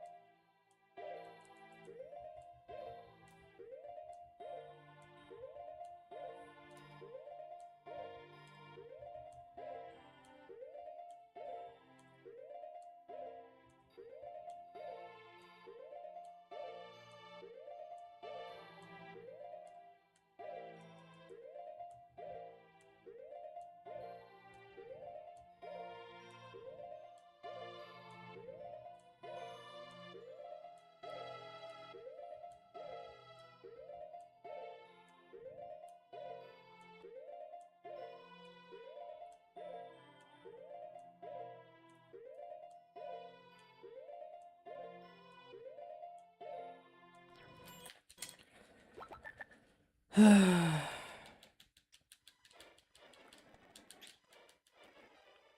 honestly, a bogus challenge like this deserves to be cheated.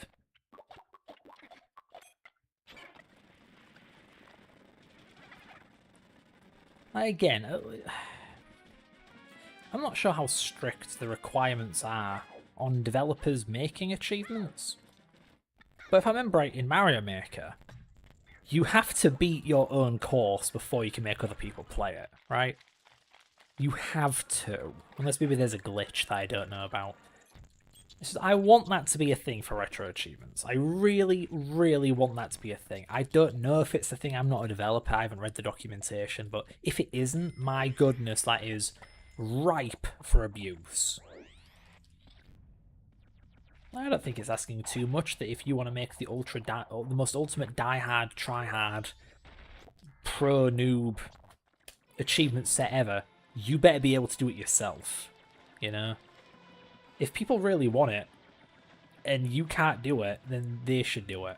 Someone who can actually do the nonsense achievements should program them. Or at the very least, get someone to test them, you know? These things should be verified. Then again, I guess they have been if 26 people have done this already, and I still don't know how they did it. Am I crazy for thinking RetroArch would be the most popular retro achievement simulator? Front end, whatever. I mean, it's on smartphones for crying out loud. I don't see Luna's Project 64 running on Android.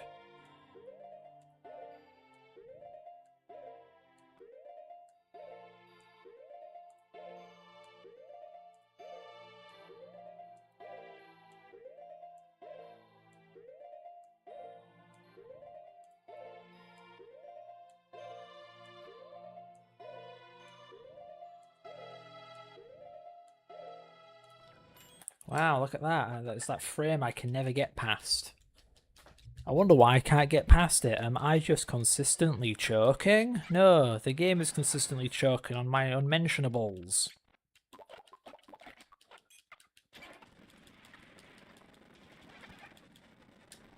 Well, maybe not the game, the emulator. That's the common denominator. Did you get almost all the achievements but need one more? Yeah, every single one I got in hardcore, even the really, really, really hard ones. Like, the Woodfall skips are pretty tough. Cold Tube's meant to be hard, but I just know a really good way. This one, if I remember right, is supposed to be buggy. Thanks, developer. Great. Access denied. No, early Pirates Fortress. That one sucks. That one sucks so hard. Because you have to bomb chew hover up a cliff face. You have to climb so high. And then you have to do a recoil, like a bomb recoil. You have to blow up a bomb in front of your shield and have it knock you back. And you have to perfectly land in the right spot of water outside the map. Or you fail and you just reload somewhere. If you do it right, you go to Pirate's Fortress. I did that in hardcore, but I can't do this. It's just, man, I want it to be over. What's the point in collecting achievements if you don't get them all?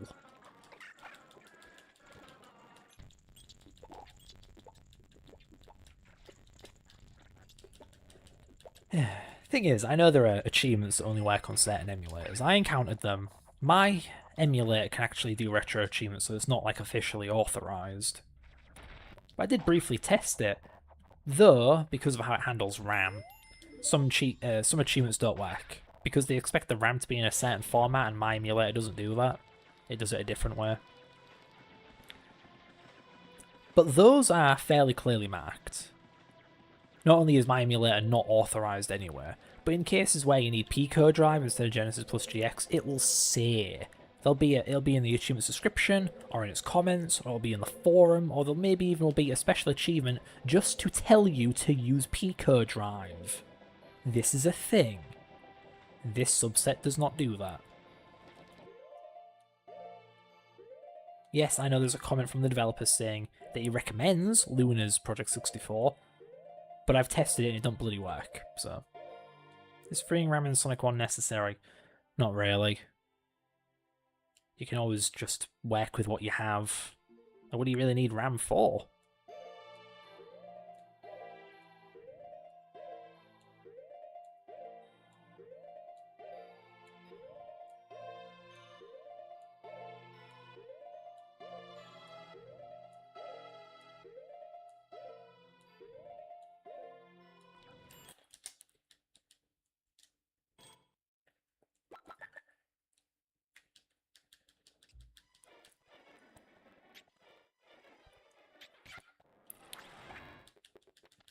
Oh, cool, it's nearly 5 hours. Alrighty, well. I need it for my Sonic ROM hack. Well then I guess it is necessary if you need it for something. Luckily with Sonic 1 there are all kinds of ways to get that RAM, like ditching the sound driver for a Z81, or just optimising Sonic 1's sound engine. It's not exactly efficient with its RAM usage. Just look at my clone driver for an instance of just how small you can make the RAM for that thing. One way is to make, I think, the sound effects and the special sound effects overlap the 1-up music buffer, because there are no sound effects during the 1-up anyway.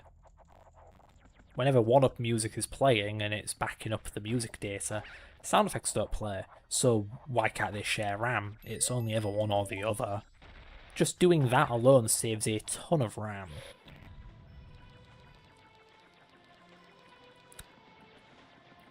Then of course there are tricks like just decompressing the block data, because blocks don't compress very well anyway, and they don't take up much space either. So it's fine, and that'll get you a ton of RAM.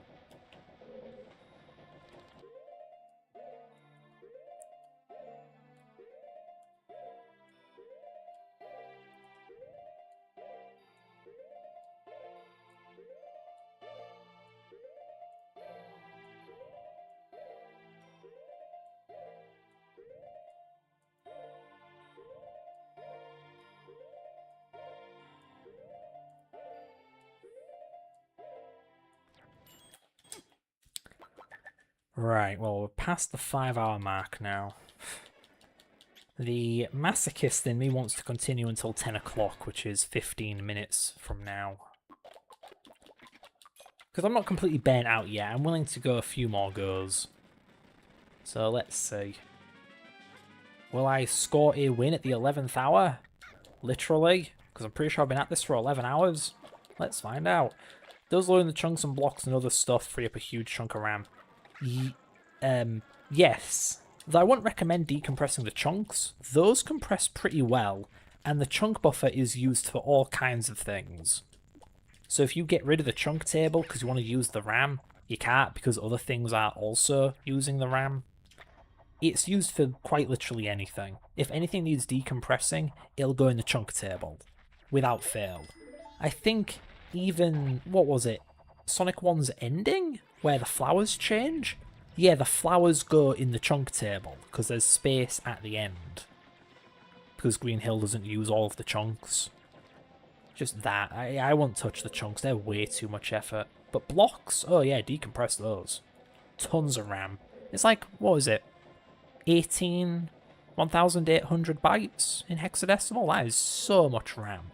That is like, how many? That's like 5 sound engines worth of RAM. It's great. I say sound engines, of course I mean sound drivers. It's just, outside of the Mega Drive, I never hear people call sound engines sound drivers, so I've kind of adopted a different terminology.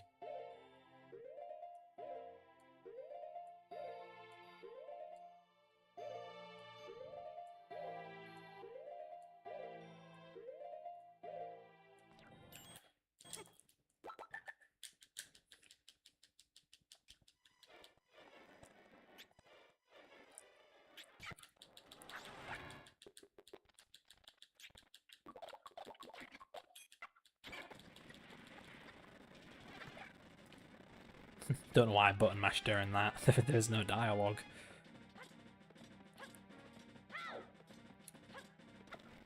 This is a bit strange, really. I know I get a little ragey from this, because, you know, I get so close and then circumstance just screws me over. But knowing that it's rigged, ironically makes this way less stressful, because I know I'm not making a mistake. It's just, look, can't really do anything about it, so I get upset. Like, trust me, before I figured out this was rigged, I was blowing a fuse. Like, I admit, when I first started playing the game for this achievement, when I first started trying to do this achievement, I had actually had a little bit to drink, you know, a bit of alcohol. Because I had a plan laid out. I was like, I'll get this achievement out of the way, and then I'll go do all the other achievements. It's going to be great. And then I got stuck on this achievement, and because it's so hard on your reflexes, being drunk is a terrible idea. You know, your reflexes, your reaction times go, oh, they just go out the window when you're tipsy. And I was tipsy. But no, I'm sober now. I've been sober for the last 2 days trying to do this crap, so that's not an issue anymore. I decompressed the flowers for the good ending and loaded them uncompressed from ROM. Like with a DMA transfer? But yeah, that sounds like a good idea. Maybe then you can use the chunk buffer, but I'm sure it's used for other things. I think the game... I was saying that decompressing the flowers is a good idea. And maybe you could use the chunk buffer, but I do believe Sonic's 1, 2, and 3 and CD, they all use the chunk buffer to decompress plane maps. They don't decompress straight to VRAM, they get decompressed to RAM and then to VRAM. So they use the chunk table for that. So again, you can't quite get rid of the chunk table.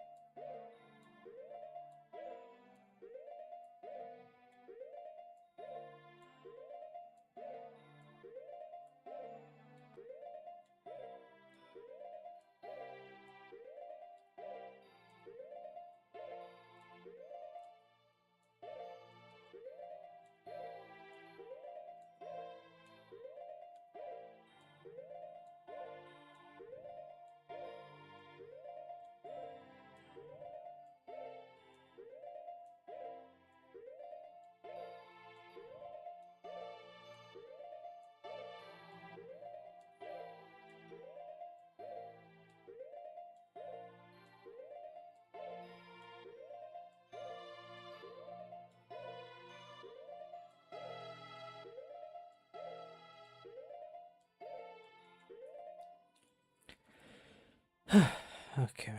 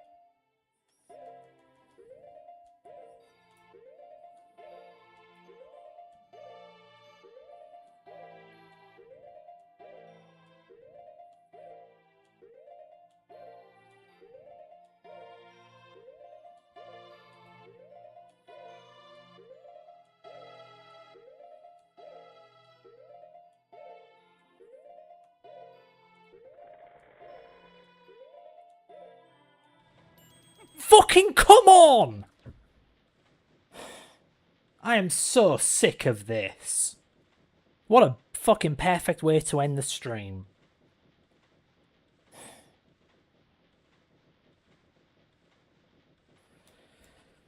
So what? I was in the wrong position. I'm pretty sure that was way more than 4 fucking frames. And I had the door fucking open. You were likely not in the right position.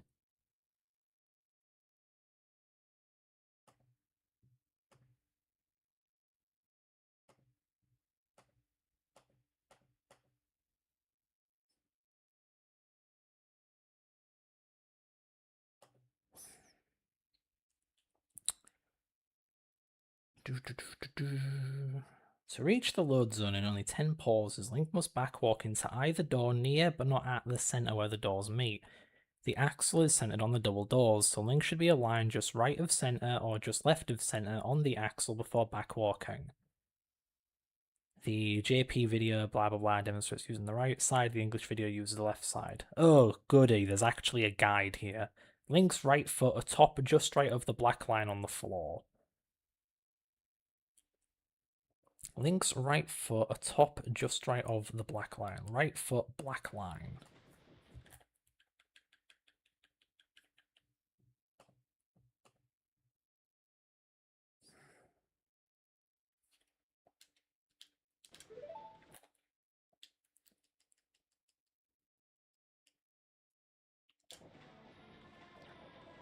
Right, this black line, I see it. And his right foot has to be on top of it, I guess. Or to the right of... What counts, man? Does this count as on top? Does this count as to the right? Does this count as on top or to the right? Like, what do you mean? Let's take a look at that video again. Is he actually stood on the bloody line? Well, his foot's pretty damn far to the right of it, I'd say, but sure.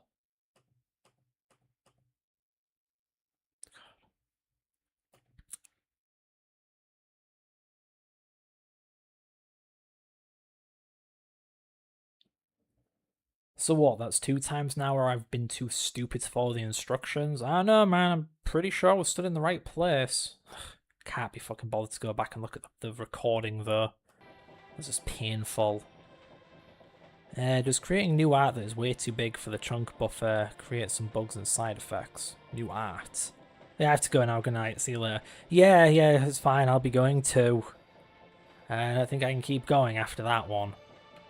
So damn close. Oh, you were stood in the wrong place. Woohoo! This achievement sucks. Alright, well. Yeah, let's just close this. Yeah, or you can freeze and crash. Sure, OBS. When will I go live again? I may have time to do more of this tomorrow. 12 a.m. and 12 a.m. midday in my time zone. So 9 hours from now. 9 hours? 18 hours? 15 hours?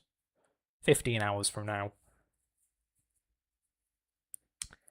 Well, not 15, sorry, 14. I forget what time it is. But yeah, RetroAchievement has officially frozen and crashed. Thanks, software. Very good, very cool. I don't know if I can raid anyone on YouTube, so I may just have to end the stream. Well, that was anticlimactic. Is there nothing I can do here? Refresh. Come on. What have I got? Control room.